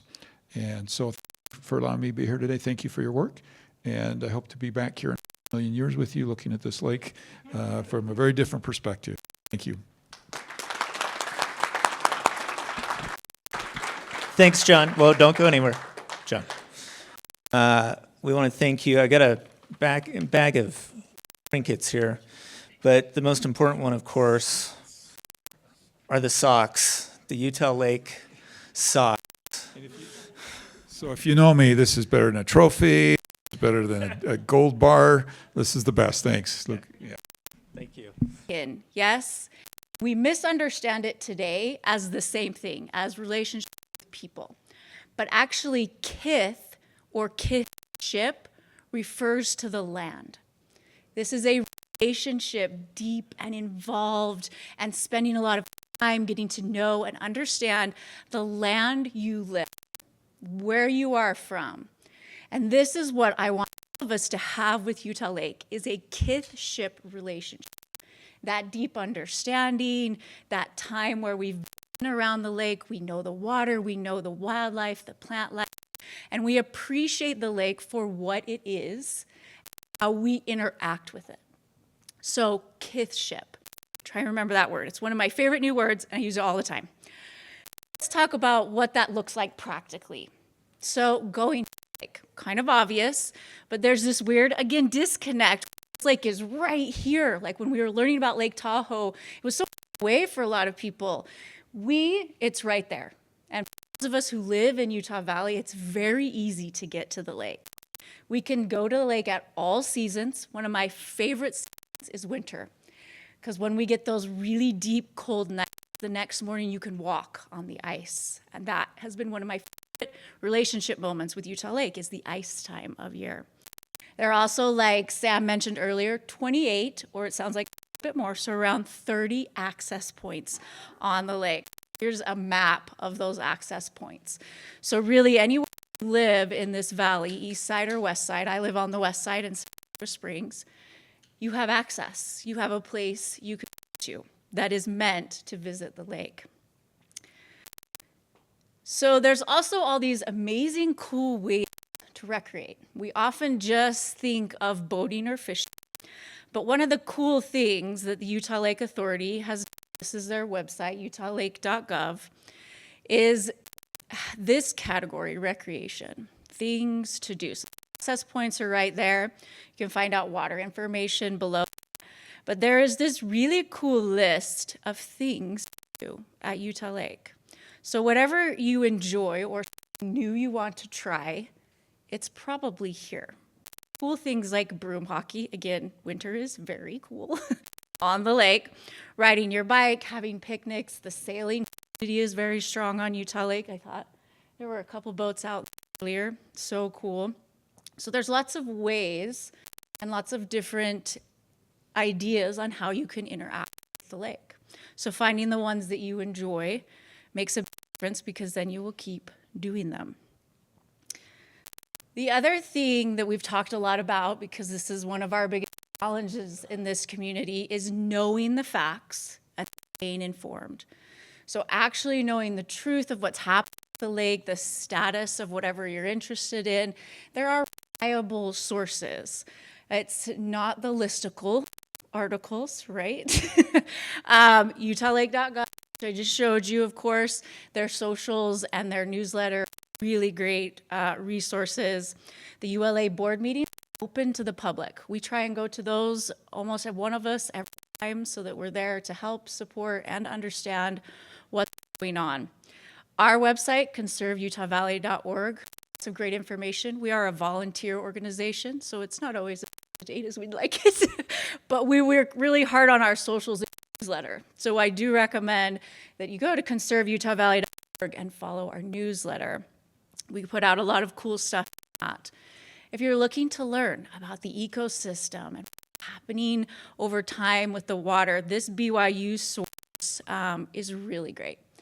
It's one of the first places I went when I was trying to understand what was happening with the lake, and I'd always been told it was toxic and gross. And then I stood on the shore and I was like, this is amazing. I was like, why is there that disconnect? And I found out why. I also have an Instagram account that is mostly photography, but I do share a ton of things about Utah Lake based on these reliable sources. The other part of kithship, or building relationship with land, is spreading, inspiring kithship in others. So the things we can do to inspire that is obviously talk about the lake. Everyone in this room is already good at that. I have jumped into conversations that I was not involved in to correct people about Utah Lake. I was doing a tour at the Smith Archaeological Site, which is an amazing site on the west side of the lake where there's tons of rock imagery that has been preserved. And a woman from Japan, we stepped up. The first thing she said, she pointed at the lake. She says, "That lake's really toxic, right?" I was not part of that conversation, but then I was. Lunging, step over, my son and my partner laughing, they're at me, but I had to jump in, right? That's what we do as stewards. We help spread the correct information. So I give you permission to jump into people's conversations right now. So sharing events and news, also a really big deal, sharing that correct information and inviting people to the lake. This is a big thing. I've heard so many people, lots of students at BYU who go, wait, there's a lake near Provo? Like, have you looked out a window, right? So inviting people to the lake is a big deal. You are an expert. You already understand a lot of these things. So widening the circle of influence is a big deal, because that's how we start to shift these things. So again, kithship, a deep, deep relationship with place where you as an individual understand, know, and love Utah lake, and you help spread the correct information, and you help others to the lake. I will now turn to John, who's going to talk about volunteering and getting involved.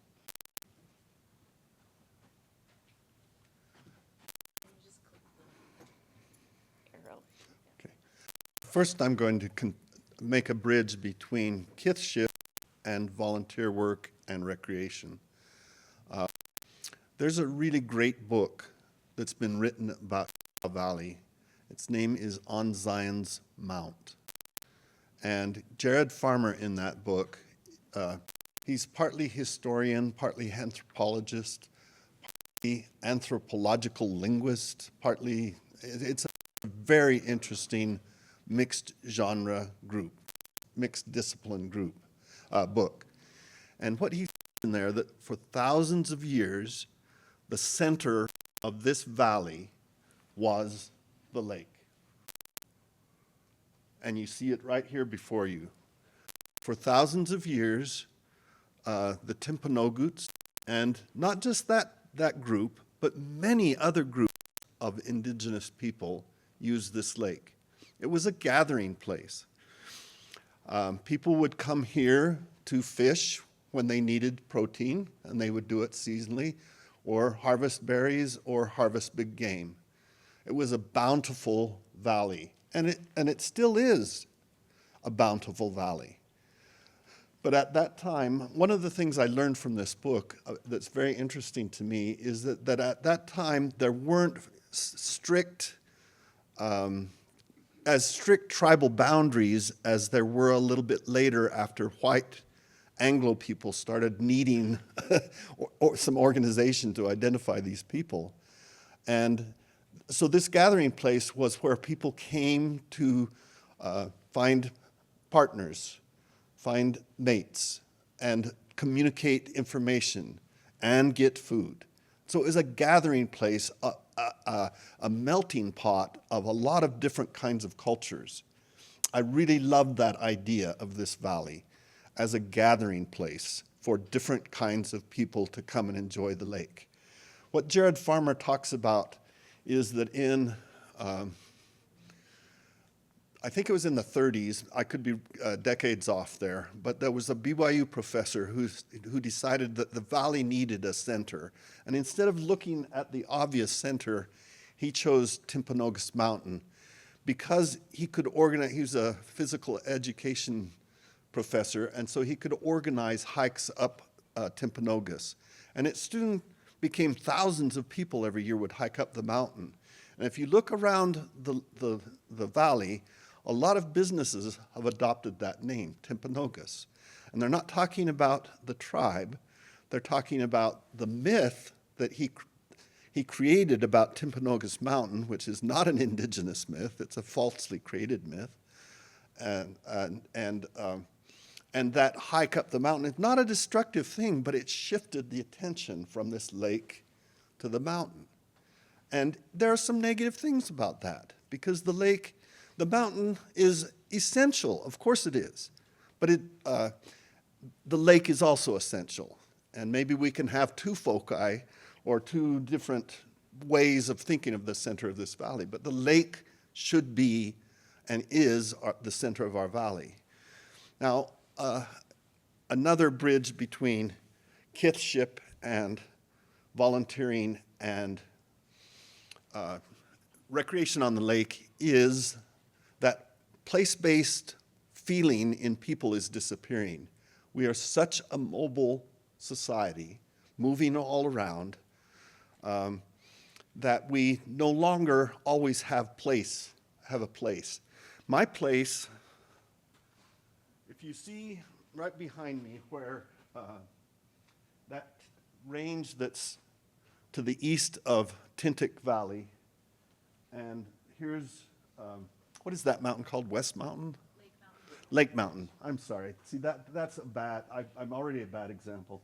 But that little range that you can see right between those two, that's where I grew up. It's southern Rush Valley. That's my place, the proper edge of my sky. I'm a novelist, and that's the area I write about. All my novels, well, most of them are centered there, set there. And when I drive through Lehigh and come over Cedar Valley and into Rush Valley and see that mountain range, I just feel at home. And now this is my adopted home. And the proper edge of the sky are the mountains and the lake, and I'm beginning to feel that this is my place as well. And that's something we all can learn to do, is to accept this place as ours. And how do we, if we want to build a relationship with a person, we do things with that person. And we also, not just fun things, but we serve that person. And she doesn't know I'm going to do this, and so it will be a pleasant surprise for her, I'm sure. Paula, would you come up here? Yes, you. This is a person who has a loving relationship with Utah Lake and is very shy, and so she was going to hate me and never speak to me again. But if you would come here and stand here, I am so sorry. Okay. I didn't realize you were that shy. But so what have you done? Why do you love Utah Lake, and what have you done to build that relationship, loving relationship? I like to play in the muck in the swampy areas and feel the slick soil.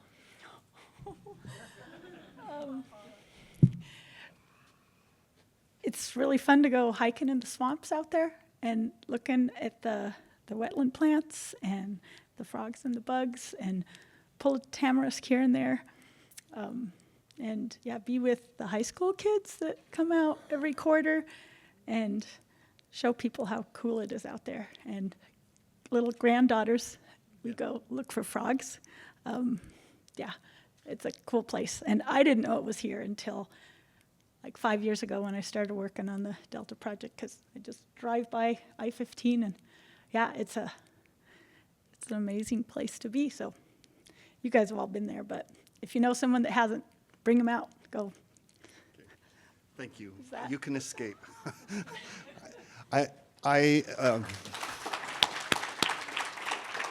As Paula mentioned, they had a frog sighting day, and Ben Abbott's kids and my 2-year-old granddaughter came, and Paula was wonderful with that group. She expressed her excitement about finding frogs, about the lake itself, and I believe that young people are less intimidating than older people, and I'm sorry, Paula, I didn't realize that I was doing that to you. So I'm going to do a slide here, I think. There are plenty of volunteer opportunities. And as I said before, the difference between someone who has no relationship with something and someone who does is simply doing things.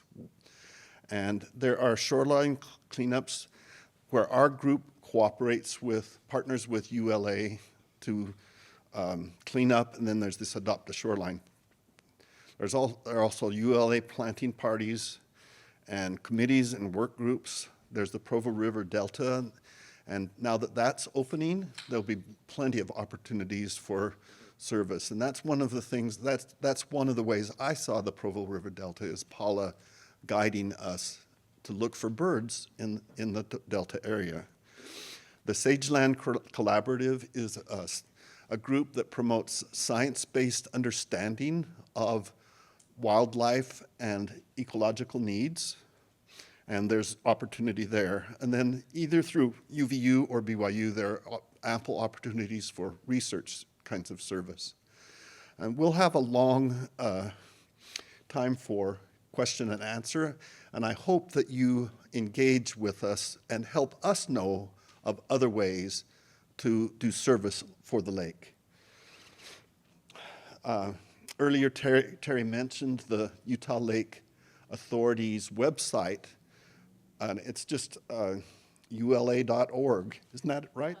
.gov. Oh, of course it is. It's one of those. But anyway, it's a really excellent site to help promote access to the lake, and it lists dozens of things that you can do on the lake. And these are just a few of the things that the ULA does. This symposium, the festival, scavenger hunt, fish fest, photo contest, field trips. And then we have some events that are have to do with service more than fun, but that's fun also. Paddle with Care events, and then there are city events all around. Linden City Days and Provo and the villages all around the lake have their own times.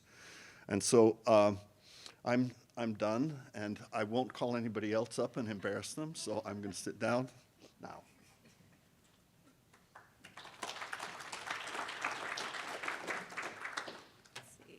I am short, so I never like standing behind these things because I feel like I can't see over it. I'm gonna hopefully this works. No, okay. Oh, okay. I was just impatient. Shocking. Go back. Okay. All right. You know, I was thinking about civic engagement, and that's the part that I've been asked to cover for our panel. By the way, we're going to have plenty of time for questions for all three of us after I get done. But I feel like I may be singing to the choir on this because there's not that many people who would commit their day to coming to a Utah Lake Symposium, except for people who are already pretty engaged or at least very interested or curious about the topic. So I am going to go through some things that have worked well for Conserve Utah Valley as far as civic engagement, but I'm just curious if I could just get a couple of you to say, why are you here today? What sparked the interest in coming and spending a day at Utah Lake Symposium? I think we have a microphone, right? If I could get just a couple of you to let us know, what is it that brought you here today?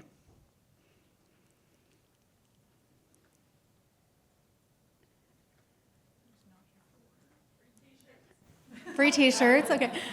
In the back. Tacos and t-shirts, okay. Now I know. So I'm Senator Heidi Baldery, and I have 4 cities, but Saratoga Springs, Eagle Mountain, Lehigh, and Draper. And so it's important to me to understand more about the lake. I've been on a tour out to see the limno corals. Tomorrow I'm going to do electrofishing in Provo River. But for me, it's important to learn as much as I can so that when I make these decisions, I'm making it with the best knowledge available. Fantastic. Thank you. Who else? I think there's some people here for class credit. Go ahead. I'm closer. I can come over. I know this is going to be shocking, but I really like to see the different scientific communication as well as public outreach communication so that I know, for my company, I work for Exena Swift Services, how I can better communicate with everyone involved, including municipalities and private contractors and just the public in general. Fantastic. Okay, so we've got learning to communicate. I'm with Provo City, so as part of that, we communicate with a lot of developers, contractors, and it seems like they're somewhat resistant to some of the things we make them do. They seem kind of silly, but that's why it's kind of nice to see the bigger picture of what we're trying to do with Utah Lake. So, Game perspective. Okay, one more. Anybody have a different thing? Okay. Well, we'll take 2 more. If you'll head to the far, I'll get this. Okay. I don't know that much about Utah Lake, but I've heard so many different things. Like they say, stay away from it, it's great, and different things, and about the different opinions about the future. And I just wanted to find out what was really going on with it. I'd love to, as a resource, and I'm really excited about the bike trails going more around it. I'm a bicyclist. Great. As I said earlier, I'm with State Parks, and I've grown up in Utah. I've lived back east for several years, but was always drawn back to the mountains here. I grew up with a father and a mother who loved the outdoors. And one of the things I love about Utah is we actually now have 48 state parks. And it is one of the most diverse set of parks you could find probably anywhere in the United States. I mean, you can go see some amazing things here in state parks. But when I grew up in Salt Lake, And Utah Lake was kind of like our backyard lake. It was like Saturday afternoon, and my dad would be like, hey, bored of just sitting here, should we go down to Utah Lake for a while? So when I had the chance to come back and be part of the state park here at Utah Lake, I jumped on it. And to me, this is probably, you know, they talk about Timpanogos, listening to you talk about Timpanogos. Utah Lake, to me, is a hidden gem. There is so much beauty, so much wildlife, there's wetlands, there's all kinds of things here at this lake, and I just have become passionate about wanting to share that with the rest of the people in Utah. I meet people here in Provo, Orem, Linden, Spanish Fork, that have no clue what goes on here in this lake. And to me, that's why I'm here. I just want to be part of sharing that message. I love this. Okay, so we've got a variety of reasons to be here today. And I think that that's pretty typical of any time you get people who are engaged to show up and start caring about an issue. There's lots of different motivations, from being really passionate and caring about it, to being kind of new to the topic and just wanting to learn and understand, to wanting to make you be better at your own job, to understanding kind of where the community is, and even with our elected officials being a better representative for what's really happening. So that's a really great representation.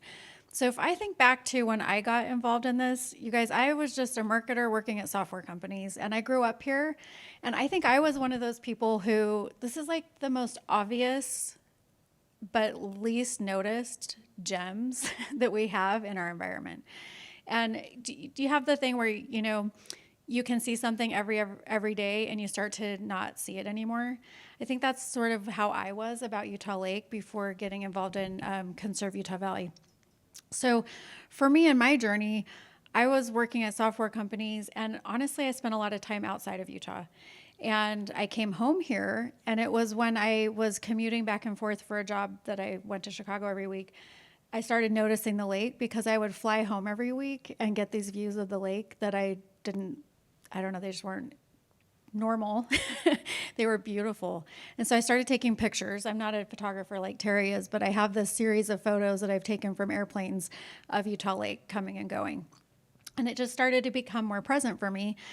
And because of some of the kind of civic engagement that we had with Conserve Utah Valley around Bridalveil Falls, I had started to get more engaged as just a resident and understanding what the impact of policy was on the things that I really cared about. And so when some issues started to come up with Utah Lake, it seemed like the next thing that Conserve Utah Valley would get involved in, and I was right there for that and had the opportunity to do it. So a few things that I wanted to point out that have really been successful for us. Terry mentioned this. You guys, you may or may not have heard of Conserve Utah Valley before you came today. But if you have, you might have a perception of us as being a much bigger group than we are. We have successfully been able to impact legislation at the state level, at the county and city level. We've also been able to bring together tens of thousands of people to comment and to give support to different initiatives. But really, we're about 10 to 15 really engaged people who kind of keep things top of mind for many thousands of other people who care, but haven't really had an avenue to connect. So some of the things that have worked really well for us as we've been, kind of going down this path is, one, we've tried really hard to remember that we actually don't really know the answers to everything. And so we come to things and to issues with a lot of curiosity. So we don't have a panel of scientists that sit as leaders of Conserve Utah Valley. So we go out and we find them and we talk to them and we go meet with them and we try to learn and understand what their view is on particular issues. The same is true for recreation. I'm not an ice climber on Bridalveil Falls. I'm not a sailor. But one of the things that we've tried to do is to bring those groups closer and to talk to people and really get more perspective as we're trying to go out and learn. So that would be one, is just recognizing that we're not the experts and to try and go find experts to talk to and to broaden our perspective and understanding. Another thing that we've done a lot of is bringing people together for discussion. So I kind of was mentioning to you, I never thought I'd be an environmentalist. And that's partly because I was a baby born in the 70s and my parents talked negatively about tree hugging environmentalists. So it was kind of surprising to me in my 40s to realize that I actually wanted to be an environmentalist. And to me, the definition of that is somebody who just cares about the environment and wants to see us have an environment to love and to support us through the generations. But what did that actually mean to me? It meant bringing together people for positive and constructive dialogue. So the way that looked for Conserve Utah Valley is I think we've spent more time in the offices of elected officials than I'm actually surprised they gave us that much time, to be quite honest. I have to give a big, he's gone, I think, but Kevin Stratton, I mean, that poor man has had Kay and I sitting in his office for hours and hours trying to understand, what is the policy? What impact can we have on the policy? What's happening? But just being willing to go and engage and really understand what's happening at every legislative level. So that's at the city, at the county, at the state. And to some impact, or to some extent the federal, but I think sometimes we overemphasize the federal. You kind of heard John Curtis talking a lot today, but if you notice the time he talked about the impact that he had on the lake, the majority of that impact was as mayor of Provo. That's important for us to remember. I think we get, at least that's for me, something I've learned, is that I care about the federal for some reasons, but when it comes to my local issues, I have had to really dive in and get to know the local government. Okay, so those are just some thoughts. We can get into that. If anybody has questions about, our pathway to engagement, I'd love to answer them towards the end. But I wanted to pull forward a few kind of important points here. One really easy way to understand what's happening and what's going on is to attend meetings. I say it's easy because it is. Everybody's invited to things like city council meetings or the Utah Lake Authority meetings that happen every month. But it also does require time. So it's easy because there's low access to entry. Everybody can show up, but it does require time. Obviously, you're a group who doesn't mind committing some time. So I would say make sure that you're kind of paying attention to those public meetings and participate as much as you can to start understanding issues and what's happening around those issues more regularly. When it comes to the lake, some of the most important meetings, they really are the Utah Lake Authority meetings. Those happen once a month. These guys have mentioned it. They're always posted on the ULA website, and the recordings to past meetings are also there. The reason I say they're important is if you sit in those meetings and listen to them, Hillary Hungerford, who's on the board, could probably tell you more than I can. Sometimes those meetings, they don't sound like there's big, huge issues going on, right? It's not like you're in those meetings and there's like a huge, big, monumental thing being discussed every single time, but it's the sum of all of the issues that are coming up. So over the years, we've heard a lot of discussion. You guys heard about the carp removal program. Almost every single meeting, they're talking about what the latest thing is in the carp removal program. So you can kind of see the movement of going from the Loy family doing the removal 3 years ago that they were talking about that not being as effective and why, all the way to the program that's being tested now. All of that has been open and discussed in the ULA meetings every single month for the last 3 years. So that's just an example, but there's a lot you can learn from those meetings. And if you're like me, I can't always get to them live. So going to the website and to the YouTube and kind of like watching the meetings after the fact. And fun fact, recently I've realized that AI can help me get the meeting notes and prioritize the things that are in them a lot faster. So quick take there. And then the other thing that, what do you do once you have the information and you think it's important or you have an opinion about it? This is where engagement really starts to happen. So you've gathered information, made it, your own perspective on something, and now you want to get involved. Really reaching out and talking to public officials is the time when you can make the biggest impact. This is probably the thing I've learned that had the most impact on me. For a long time, I just thought of myself as somebody who lived in Provo, but who would ever listen to me if I had an opinion on something. I just thought of myself as one of 500,000 people. But the fun thing is not that many people do it. So even though there's hundreds of thousands of us who live in this valley, not very many people actually take the time to be engaged and to reach out. And it's also one of those situations where the people who do reach out oftentimes are either really, really mad or, not really focused on the same things that the elected officials are really thinking about. So if you are, somebody who can take a pragmatic approach and come with a perspective of learning and understanding, you can actually get a lot of time with your elected official because they actually do want your opinion and they actually do want your engagement to be able to make progress on the issues. I mean, I don't think I can say this for all the officials that we've been working with.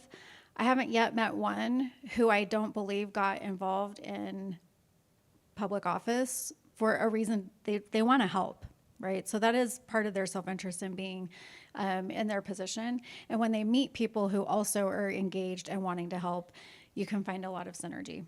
So don't be afraid of getting to know your elected officials, but come with ideas, come with, questions. I think one of the reasons that we've had a lot of success there is we're not coming to argue. We're coming to sit down and understand and coming to sit down and share ideas. And that makes it a lot easier for our elected officials to engage with us. Okay. So coming up, we've heard a lot. I wanted to talk about a kind of tangible example of this. We've heard a lot about the Nature Center today, but the Nature Center isn't built yet. So that means that there's still a lot of hurdles for the Nature Center to go through. Mayor Lundberg from Linden is here, and she would even have more information than any of us probably on how many hurdles it still has to go through. But there's still some funding that needs to be happening, right? Mayor Lundberg, you've got most of the support you need in your city to make it happen, but it's still a little bit out, right? Tell me this, from an engaged audience, I'm going to put you a little bit on the spot, I hope that's okay. From an engaged audience perspective, what do you need from the public in order to see this all the way through? Well, first I have to thank Conserve Utah Valley because something I'm going to share at the end of the closing remarks really quick. I didn't have my whole council on board. This is going to need a legislative action just from my city level. And not all my council members kind of had buy-in or really caught the vision or saw it as something necessarily to participate in. But Conserve Utah Valley did exactly that. They came to our council meetings when I was presenting concepts and ideas and a vision, and they supported it, and they said, just shared how much this would mean to them as community members and why this was the place to do it in Linden and for Linden to get on board and be a stakeholder. Okay, so with the Nature Center, it still needs some funding. It still needs approval to happen in the site that it's at. We've got some federal funding identified, but we still need some state funding. So this is the exact right time, if you believe in the Nature Center and the mission that they're laying out for the Nature Center, to start letting your elected officials know that you're supportive of it. So that can be done in the simplest ways. It can be an email, it can be a text, it can be a phone call, it can be showing up at a city council meeting and making a public comment. There's a lot of ways to engage. There's also a lot of strength in numbers. So if you have neighbors that also feel the same way about an issue that you do, I would encourage you to get your neighbors together and start to kind of form, in numbers. This is something that we saw that was so beneficial to the, the efforts that we made for Utah Lake to try and avoid, for us, we didn't want to see islands built on the lake. So one of the things that we did when we started reaching out to public officials is we started getting our neighbors together to support that message. And it turns out when you have 10,000 people or even 100, that you can tell your elected officials that this many people actually care about something, they really do pay very good attention to that. So start to gather yourself, but then also spread that word with your friends and neighbors. Easy ways to get involved with us is just, I think Terry already mentioned this. We have a newsletter that goes out We try to send it at least once a month, but sometimes if there's more pressing things, we'll send it more often. But generally once a month. And if you go to our website, conserveutahvalley.org, you can sign up for the newsletter. In that newsletter, we're always giving opportunities for understanding issues more, or to understand the things that you may want to reach out to your elected representatives to discuss. And with that, we'll open it up for questions. Any questions? Yeah.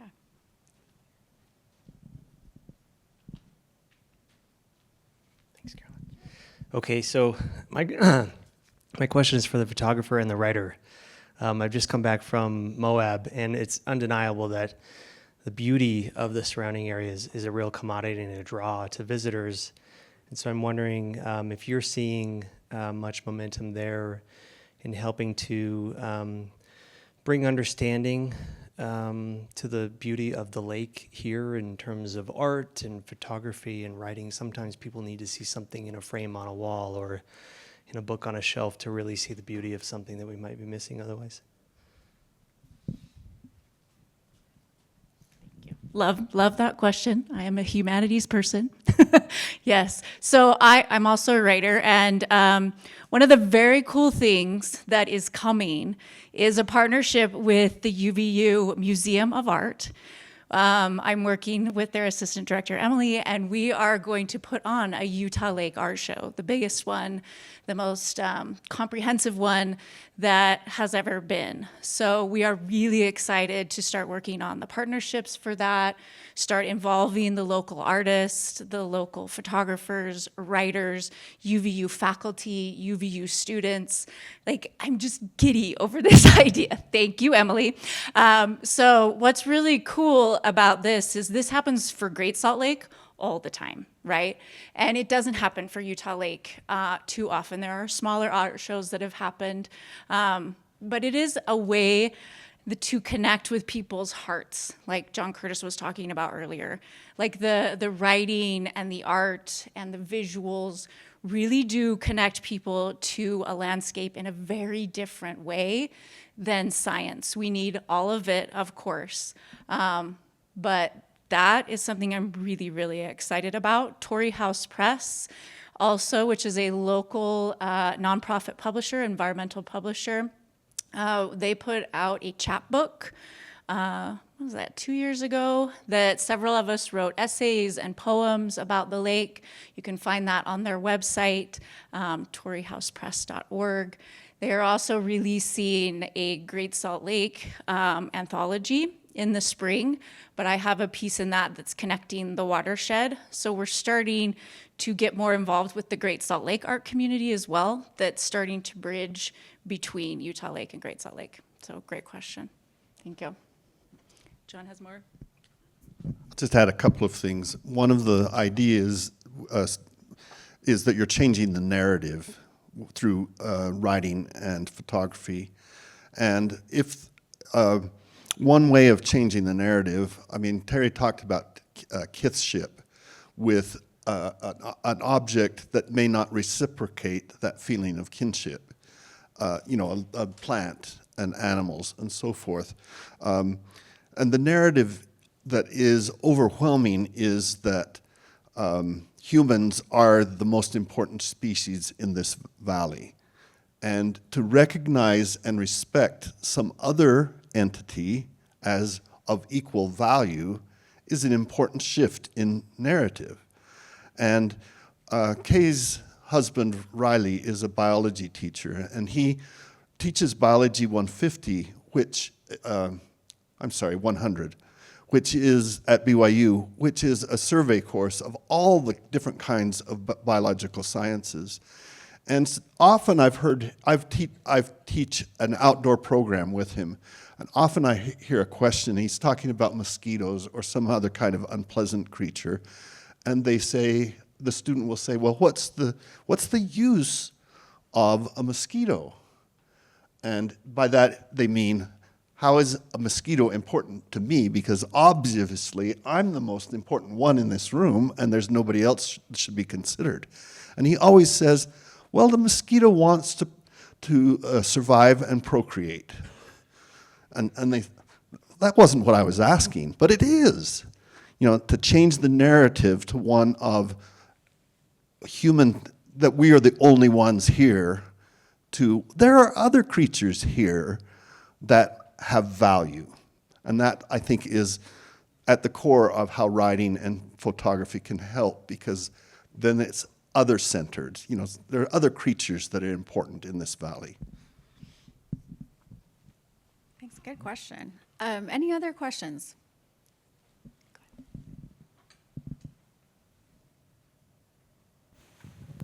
Thank you.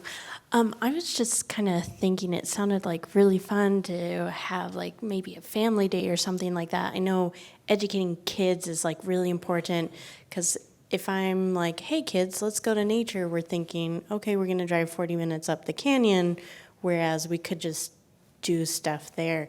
I have a hard time, like I'm heavily studying the lake, but I feel like I'm missing some sort of communication in which there are activities like that. I have seen the festival, which is cool. I saw the state park just put in a playground, which is awesome. So do you guys have ideas of how to get those kids more involved, so they're maybe dragging their parents, or also spreading the perception, yeah, the lake is a cool place? Yeah, there's a couple of things that are ongoing. Utah Lake Authority, there is a program where they go and help with education. I think it's 4th grade. Yeah, I'm getting a nod, yes. So they're in classrooms with 4th graders, which I think is great. I think this is one of the kind of visions for the Nature Center in the future, is that's where instead of ULA going to the 4th graders will go to the Nature Center.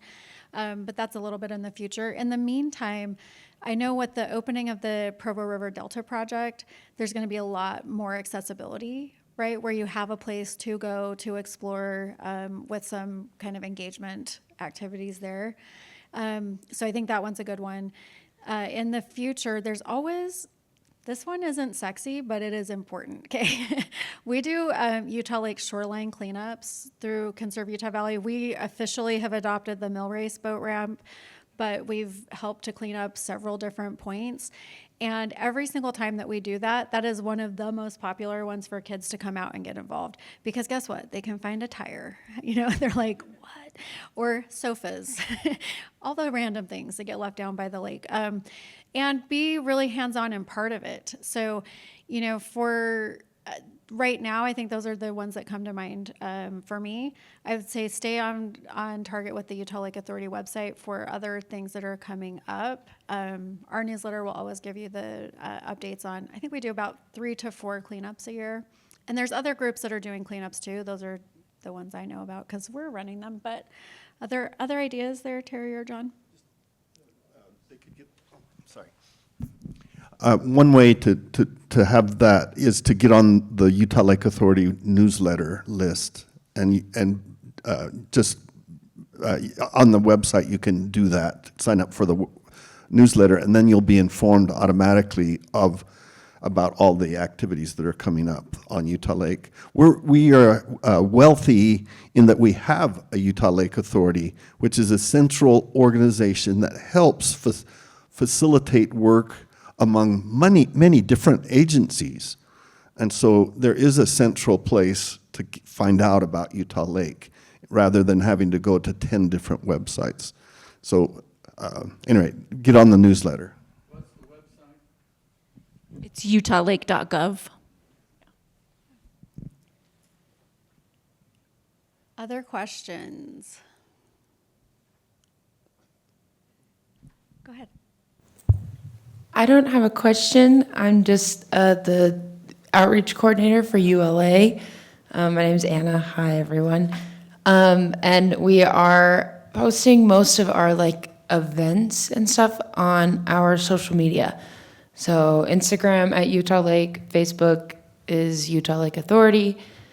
And because the newsletter doesn't always happen when it's supposed to, because I have a lot of stuff to do. So our social media is going to be the most reliable place to find things. And if you ever have questions, feel free to reach out there. We'll probably get that a little bit more than if you do a contact form on the website, though that also is an option. But yeah, that's all. Thank you, Anna. It's a good reminder.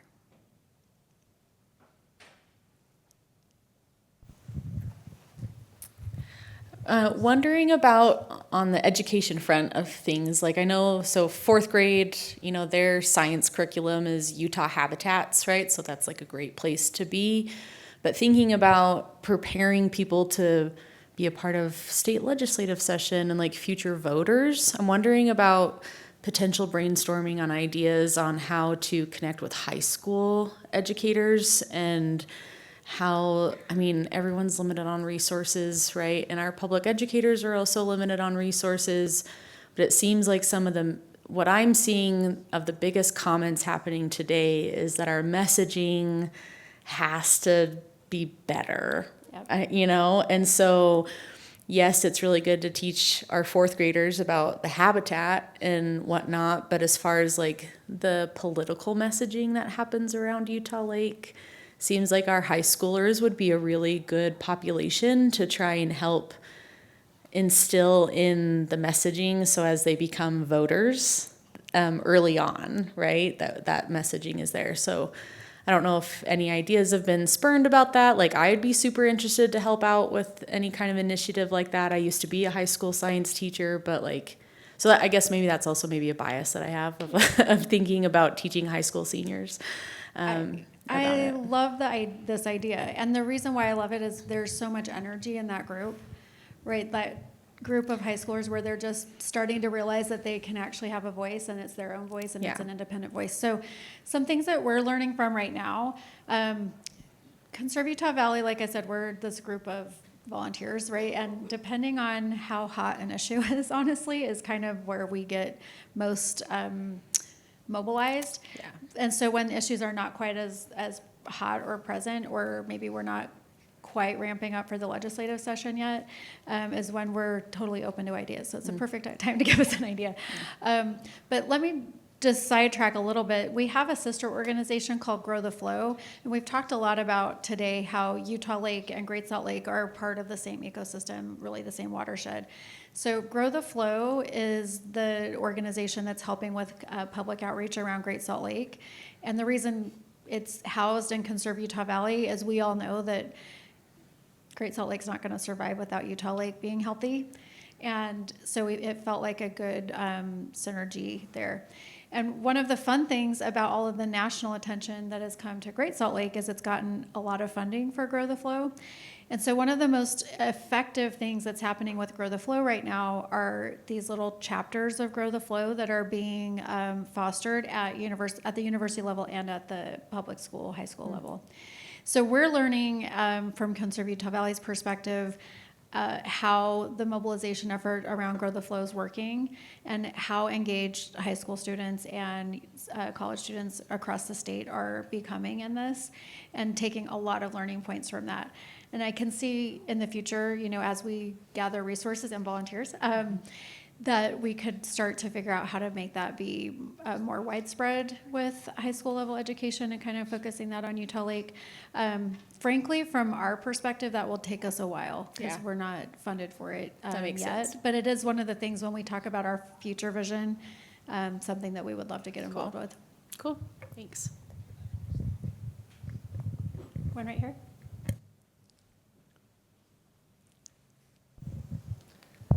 Perfect segue into what I was wanting to ask. My name is Rachel. I work for the Jordan River Commission. So as we talk about Utah Lake and Great Salt Lake, we don't want to forget about the Jordan River that connects those two.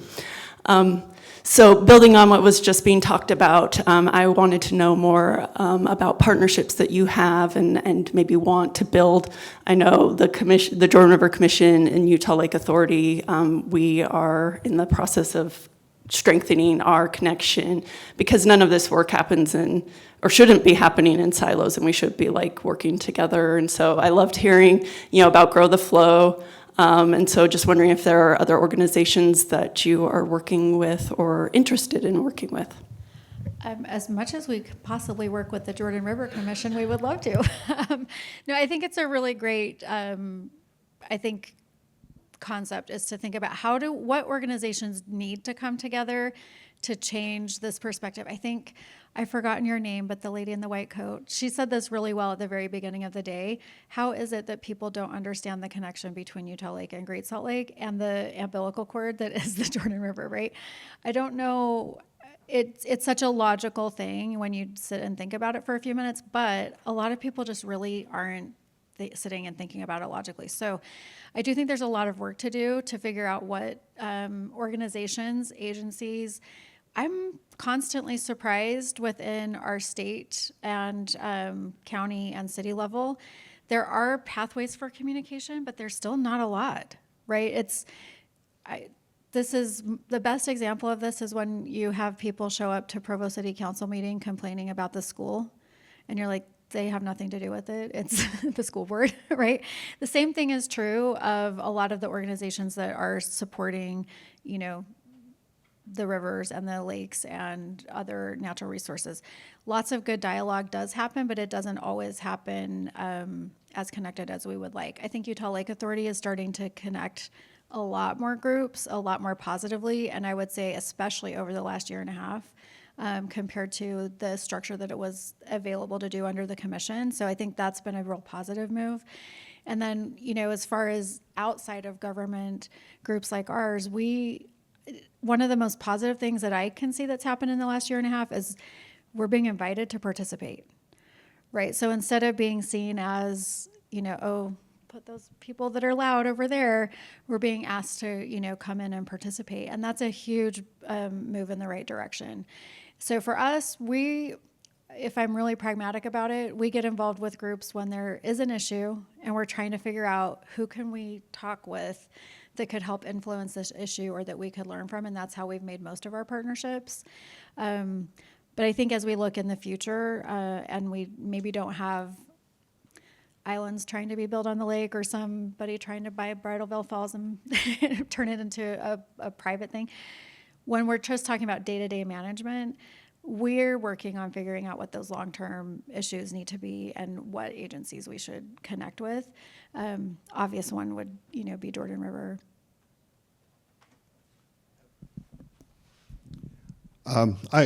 Earlier Sam showed a picture of some signs in the North Shore Preserve that CUV worked with Utah Lake Authority and with the FFSL and with the Audubon Society to get those signs in that area.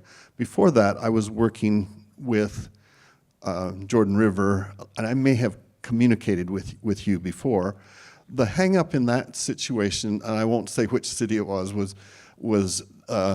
we couldn't get a city to agree to a perpetual maintenance agreement, and so that fell through.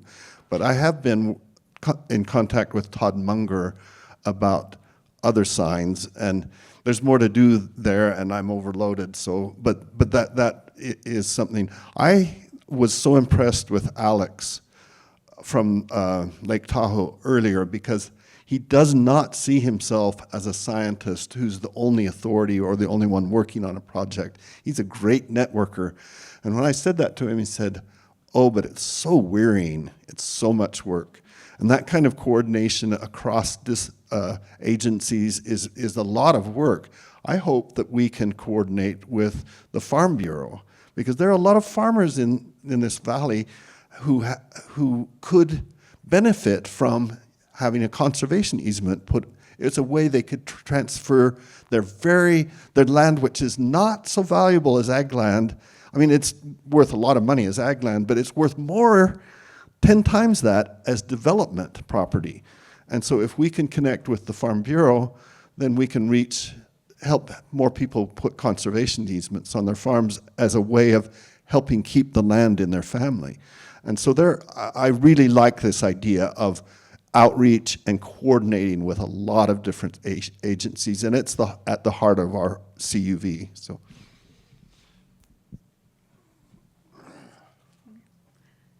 Hopefully that answered your question. Any other questions? Okay, then I'm going to ask you guys one.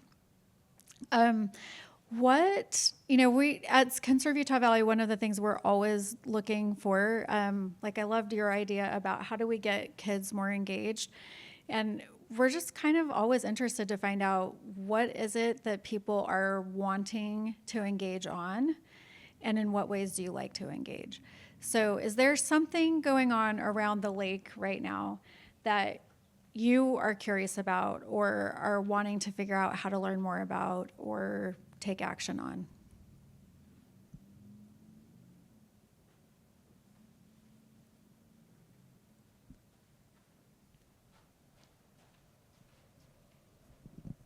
How healthy is the bird beach on the west side of the lake? Good question. I have no idea, but that's interesting. Which one are you talking about? I went there years and years ago. On the west side? It was on the west side. You mean Pelican Bay? Could be. Could be. I don't think there's anything currently happening there as far as restoration or anything. The best restoration site for birds right now is the North Shore in Saratoga Springs, which is a forestry fire and state lands, 80 acres there. It's one of the most biodiverse areas on the lake because of that restoration work. It is an amazing birding location. Lots of my birder photographer friends go there constantly.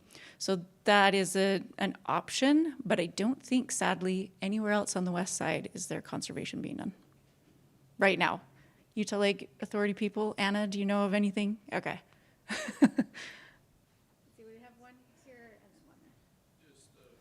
Response to her question. Oh, good. I'm not an authority, but we are Sage Land Collaborative volunteers working on the Intermountain West Shorebird Survey, of which Utah Lake is a major piece.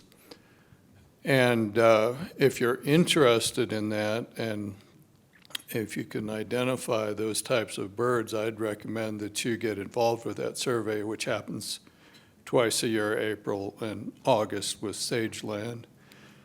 And that'll give you a sense of what's going on and where the locations are on the Great Salt Lake and Utah Lake, and also out at Fish Springs and some other places. That's how we learned that whole world, was from working on the survey. That's and if you have other questions about Sage Land, we could address those. Sage Land is an amazing organization. I would encourage you to speak to them.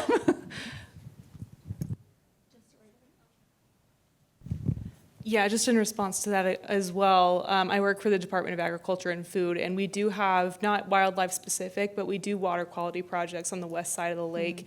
Right now, we're just working with individual landowners. Of course, we'd always love to expand, but I just wanted to throw that out there, that we are working really hard on the west side of the lake with individual landowners to do a lot of water quality and stream restoration projects out there. Oh, I'm so excited to hear that. I live on the west side, so Oh, I awesome. would love to see more. Yes. Thank you.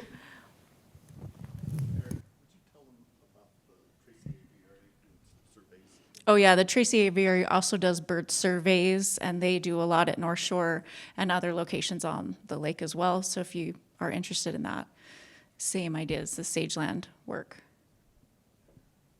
Any other questions? What did you want? Oh, other ideas for us, things you would like or you're curious about for us. I'll go. Talking a lot today, yeah. I really love the arts that you're bringing to the lake. I think one thing, pathos is a great way to get to people. Sometimes it can be a little bit manipulative though. And so bringing an art medium where people can express themselves and see each other's expressions, I think that is such a wonderful way to really foster a healthy personal connection with these things.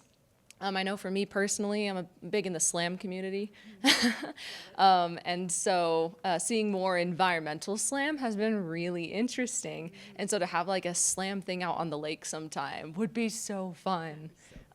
Anyway, so great work. And now you have to organize it.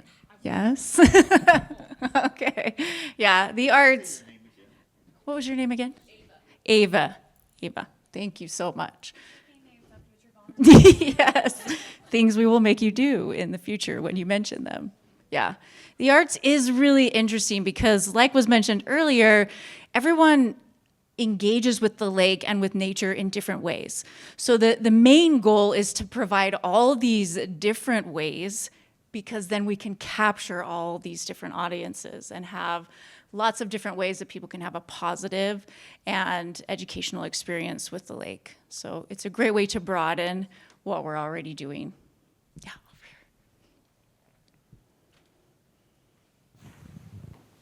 Sorry, I don't like, a silent room, but I was also thinking, for me, after the whole Lake Island thing, I was very into the news cycle, and I was like, what's going to happen next? So I'm wondering, is there a way that we can get more news about the lake? So again, it's not that overshadow issue. It's like we need help too. Yeah, and actually the media they're a really important partner in what we do. And actually, since the Islands Project, I would say that the media has picked up Utah Lake stories way more. Like, there was just one in the Deseret News, was that 2-3 days ago?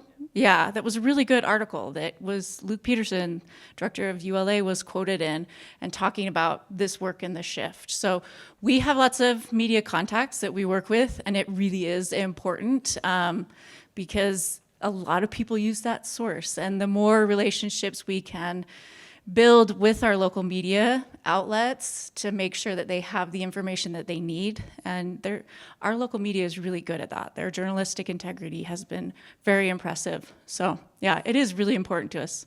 Does that kind of answer your question?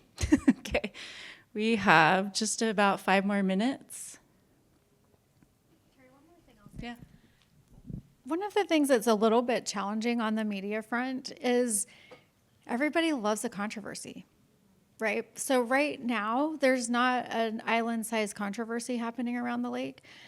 So it's a little bit harder to get coverage there. So this is, I think, the place where we have to kind of be very considerate about what are the stories that people care about that we can bring to the forefront.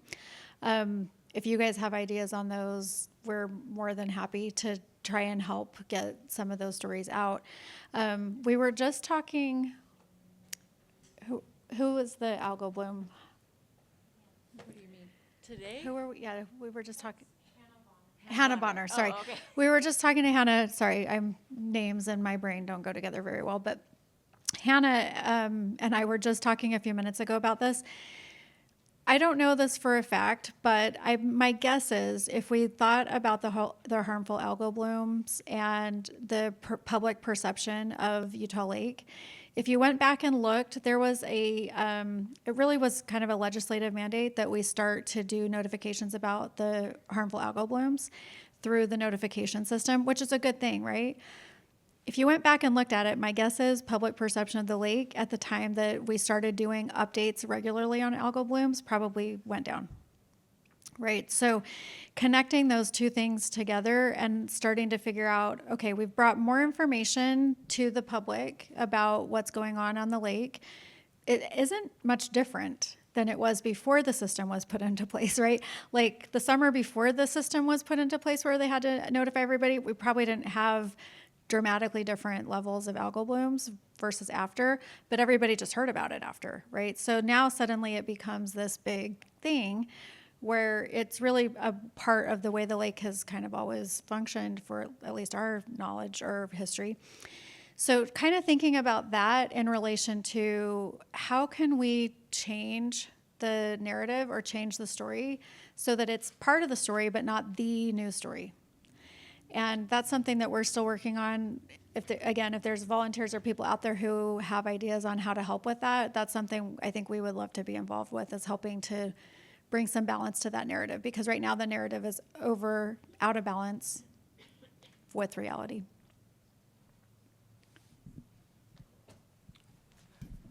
This is only obliquely connected to that question. Anyway.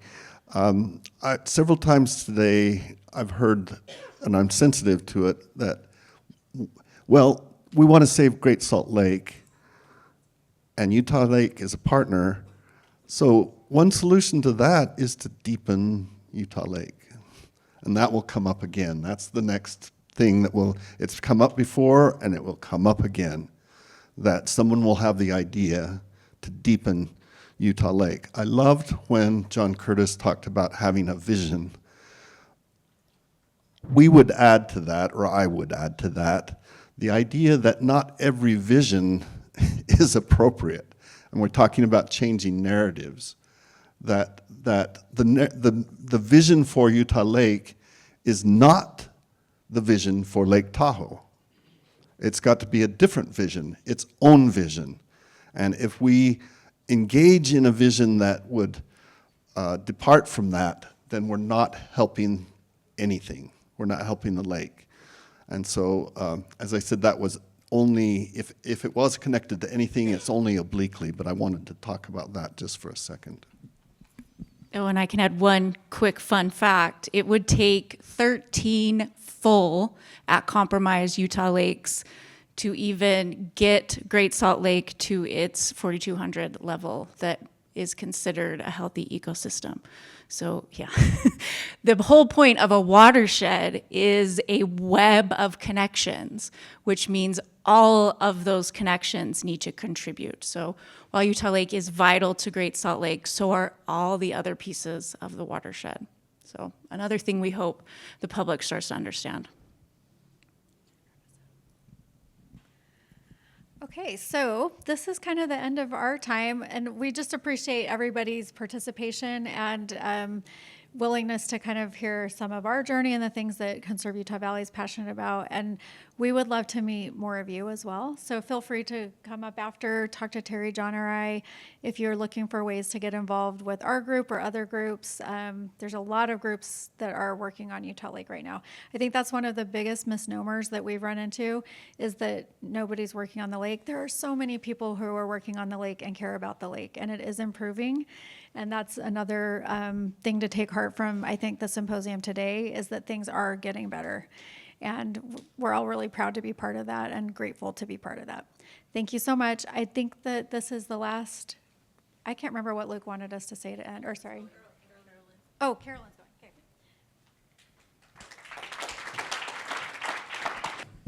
All right, I'll sit this back in here. This has been a fantastic day, and I just have to thank the Lake Authority, all the staff, our director, deputy director, for putting this together today. Let's give them a round of applause. They've done pretty amazing. And thank you to everyone who here has stayed through to the end. I know it's a long day. I'm going to be really quick. That Pikachu methodology, I like it. So let's do that. What I wanted to share with you, obviously one of the most exciting things that we're doing here with the Lake Authority is this, yes, okay, Nature Center. Is that coming up? Okay, so I just wanted to kind of share with you all. We're having a little technical here. It takes a moment to kick in. Okay. There it is. So really quickly, I wanted to give you a little history about Linden City. We're this tiny little town, only 8.5 square miles, scrunched and sandwiched between Orem and PG. It's one of those towns like, don't blink or you'll miss it, you know. And but we are part of this pioneer heritage that we're really proud of. And actually, one of our biggest claims to fame is down here at the Linden Boat Harbor. That site was a very significant historical location. 100 years ago and more, people from all over the state, it was a huge destination. It was called the Geneva Resort. And the Geneva Resort was opened by a gentleman, by Captain, let me just grab this really quick here. It was, sorry, Heather, do you want to, are we going to be able to flip these? Okay. All right. Thank you. Okay. All right, Captain John Dallin in 1890. So he built the harbor, he built a hotel, he built a big water slide. There were venues. There was a spring dance floor hall. They had a bear, a dancing bear. People could buy a hamburger for 10 cents and root beer for 5 cents and swim in the springs, and they would heat them for 20 cents. There were baseball games. people from all over the state would come to this place, Geneva Resort. He named it after his daughter, Geneva. They would come down the train. They would get off the train in Linden and take a horse and buggy that would give them a ride. There were ferry rides. Families would come out here and camp. It was a famous place, but it's been forgotten since then. And so you can kind of see here on the site, you can see the Linden Marina, where it is today, and where those different structures stood. And there's a few historical photos there. So Linden City right now owns the property. You can see here there is the marina, and then we've completed an asphalt trail, and it dead ends at the end of our boundary. And then we own this property, which right now for decades has been just a pasture. And as we were getting together, when I became mayor, this land we had had for like 30 years as a city had never really been visioned or developed or planned. And I thought, you know, what we need to do is make this a conservation area. As many of us have walked down there, there's incredible wetlands, there's wildlife, there's these natural artesian springs everywhere in little places for the wildlife to enjoy. There's actually a fantastic fishing spot that's kind of a secret there. Anyway, rather than your programmed parks that are more, you know, turf and soccer fields and baseball diamonds, this was kind of just a thought. And so we got a consultant to put together kind of a plan. This is another aerial picture. You can see some of the future things that are coming to the area. As you know, Vineyard is going to be the big Utah city that they announced this year, and they're planning a very high density city town center. And there is going to be a major collector road called the Vineyard Connector, similar to Bangerter Highway. It's going to be a north to south transportation corridor. So it's going to come through here, cross over the front runner tracks you can see running there. It's going to drop right down into the Vineyard City Center. So and we recently just had 1600 North. This map is not completely up to date, but it says 600 South is actually what turns into 1600 North to I-15. It now is complete. It just got completed this summer and connects through. One of the other things that I'm really excited about is we have the first lake to mountain trail, paved trail here in Linden.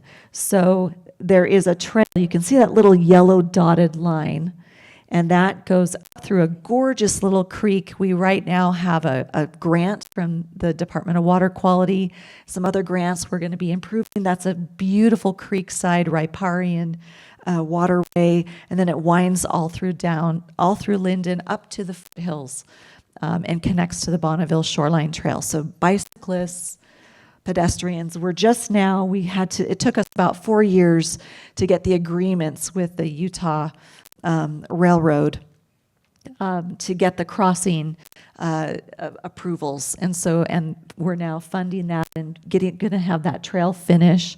Vineyard will help finish the trail there with us as well to the harbor. So these are exciting things that are happening. And then you're going to pull up that last thing. So finally, Nature Center. What is so thrilling about this is that Utah Lake Authority would love to have a home. We would love to have a place where we could bring back the cultural history of this state. So at Linden City, we developed this park master plan here before we ever had any concept of collaborating with all these other stakeholders. So we designed to have some ponds and wetland areas and bring back a pavilion, have bird towers, and then just have this be an amenity for the community at large, not just for people in Linden, but hopefully regionally, statewide, bring back some of the glory of this site. And then as I began to serve as mayor and started to talk and learn about some of the goals of some of these other entities, well, we need applied research location where we can have laboratories. We need to have a place where the community can come and learn about plants and animals and buy water-wise plants. So Hutchings Museum, we collaborated with them to do a butterfly release and become a monarch city. We want to create habitat for the monarch. So I started talking with them, and then they said, you know, we got this grant where we have a free greenhouse and we need to build it somewhere. We don't know where. And I said, bring it to our park. So we brought on Hutchings Museum. We're going to build their greenhouse there, have some outreach with the community there. And then serving with the Utah Lake Authority, learning that the original site where they thought they might want to first build this nature center was not really a place that everybody was getting on board with. Some of the Conserve Utah Valley folks had some concerns. And we decided, you know, this is a better spot where everybody is super happy. It's a win-win. And we went to UVU and said, hey, can we collaborate with you to bring in the research, the applied research? We'll have labs. So UVU got excited. Legislators Val Peterson, Brady Brammer serves on our board, Mike McKell. And then, of course, we need funding. So thank you so much to Congressman Curtis. He's gotten a federal earmark of $5 million. We're going to go, hopefully our legislators can go to the session this next January and pitch to get the state to fund the rest of what we need to build this site out and have that applied research. But really, what's going to be so exciting about this is going to be all things collaborative. It's going to have, you know, the first floor of the vision is it'll be like the wildlife center.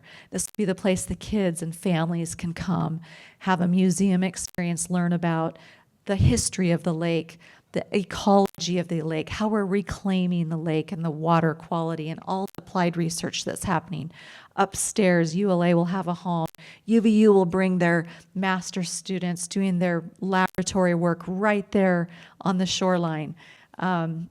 And so then they can go out, the public can go out through the park, the conservation park, through the pathways, seeing this natural beauty, fishing, the wetlands, the birds, the animals, the plants. So it's just, we're just so thrilled and so excited about it and ready to make this happen. So thank you all of you here for being here today, learning about the lake and what we're doing.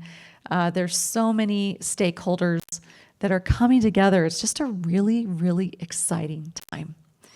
And so there's so much our lake has to offer. It truly is a gem. We need to uncover all that's going on with it.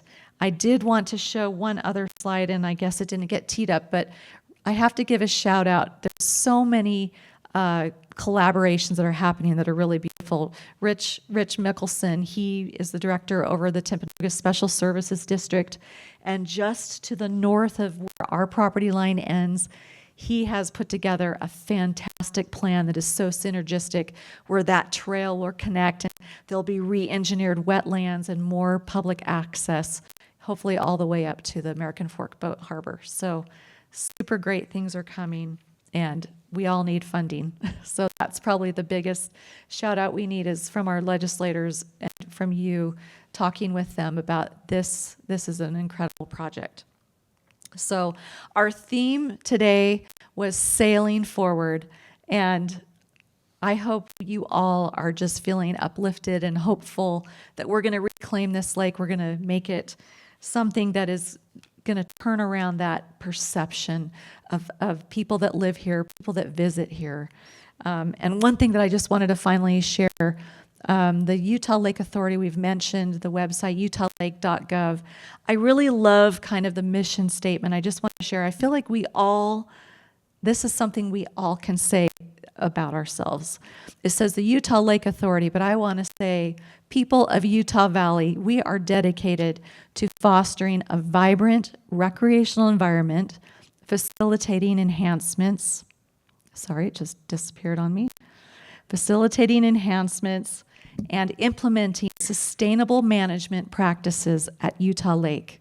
In collaboration with government entities, local property owners, and community members, our goal is to nurture a shared passion for the lake's natural beauty, environmental health, and recreational opportunities. So thank you everyone for joining us today. you obviously cherish, and we all want to protect this amenity for future generations. So thank you for being here today, and have a fantastic rest of your day.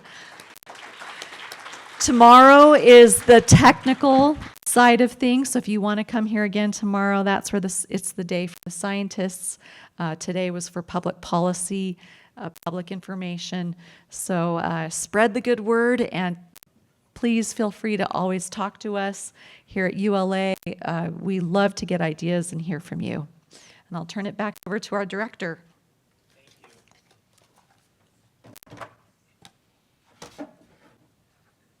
Wasn't sure I was going to be back. I just wanted to say, for anyone who is an advisory committee member, it's 410 downstairs. I know Sam said this. I'm going to be right outside this door. If you want to join me out there, I'll walk you down to where it's at, okay? Thank you, everybody, for coming today. It's been great.